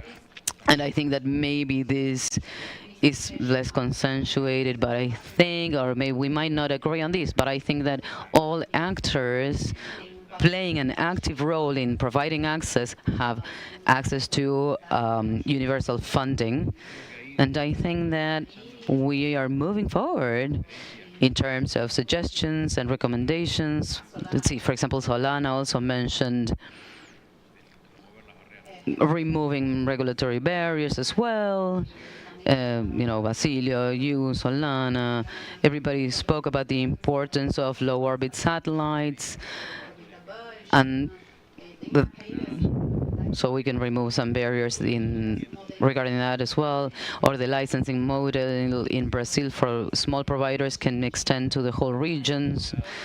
So we can provide better access and solutions, combining different technologies, like, for example, radio with the deployment of optic fiber. I think enabling those types of models is super important.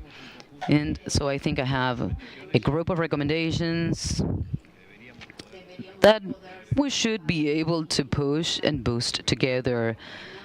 And they do not act against anybody's interests, and they can be positive for all actors who are involved. I think we have made progress. Hopefully we'll meet again at the Lacigf 19, and we have moved forward. We have, made some steps, and who would say maybe we can voluntarily work in implementing these recommendations, and trying to promote a vision, a common vision, a shared vision at the regional level so that we can provide solutions. As Adriana was saying, we are coming to the limits of our patience.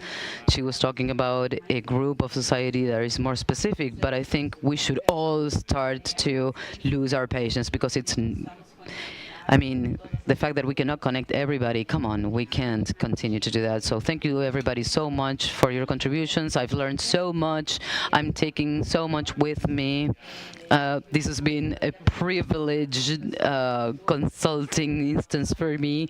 So I thank the audience as well who have participated, everybody participating online. And since it's the end of the day, whether you want me to say anything, or should we just get up and leave? Okay, please give a round of applause for the participants of this roundtable.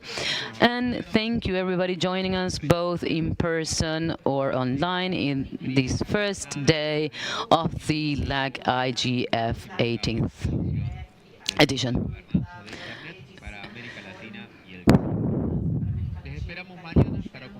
We'll see you tomorrow to continue debating and sharing, and we are going to ask you to keep your credentials for tomorrow and to come to our check-in desk.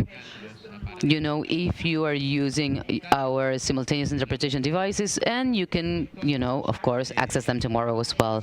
And please, we're going to recommend that tomorrow you come really early so that you can check in as neatly as possible. Thank you so much, and we'll see you tomorrow.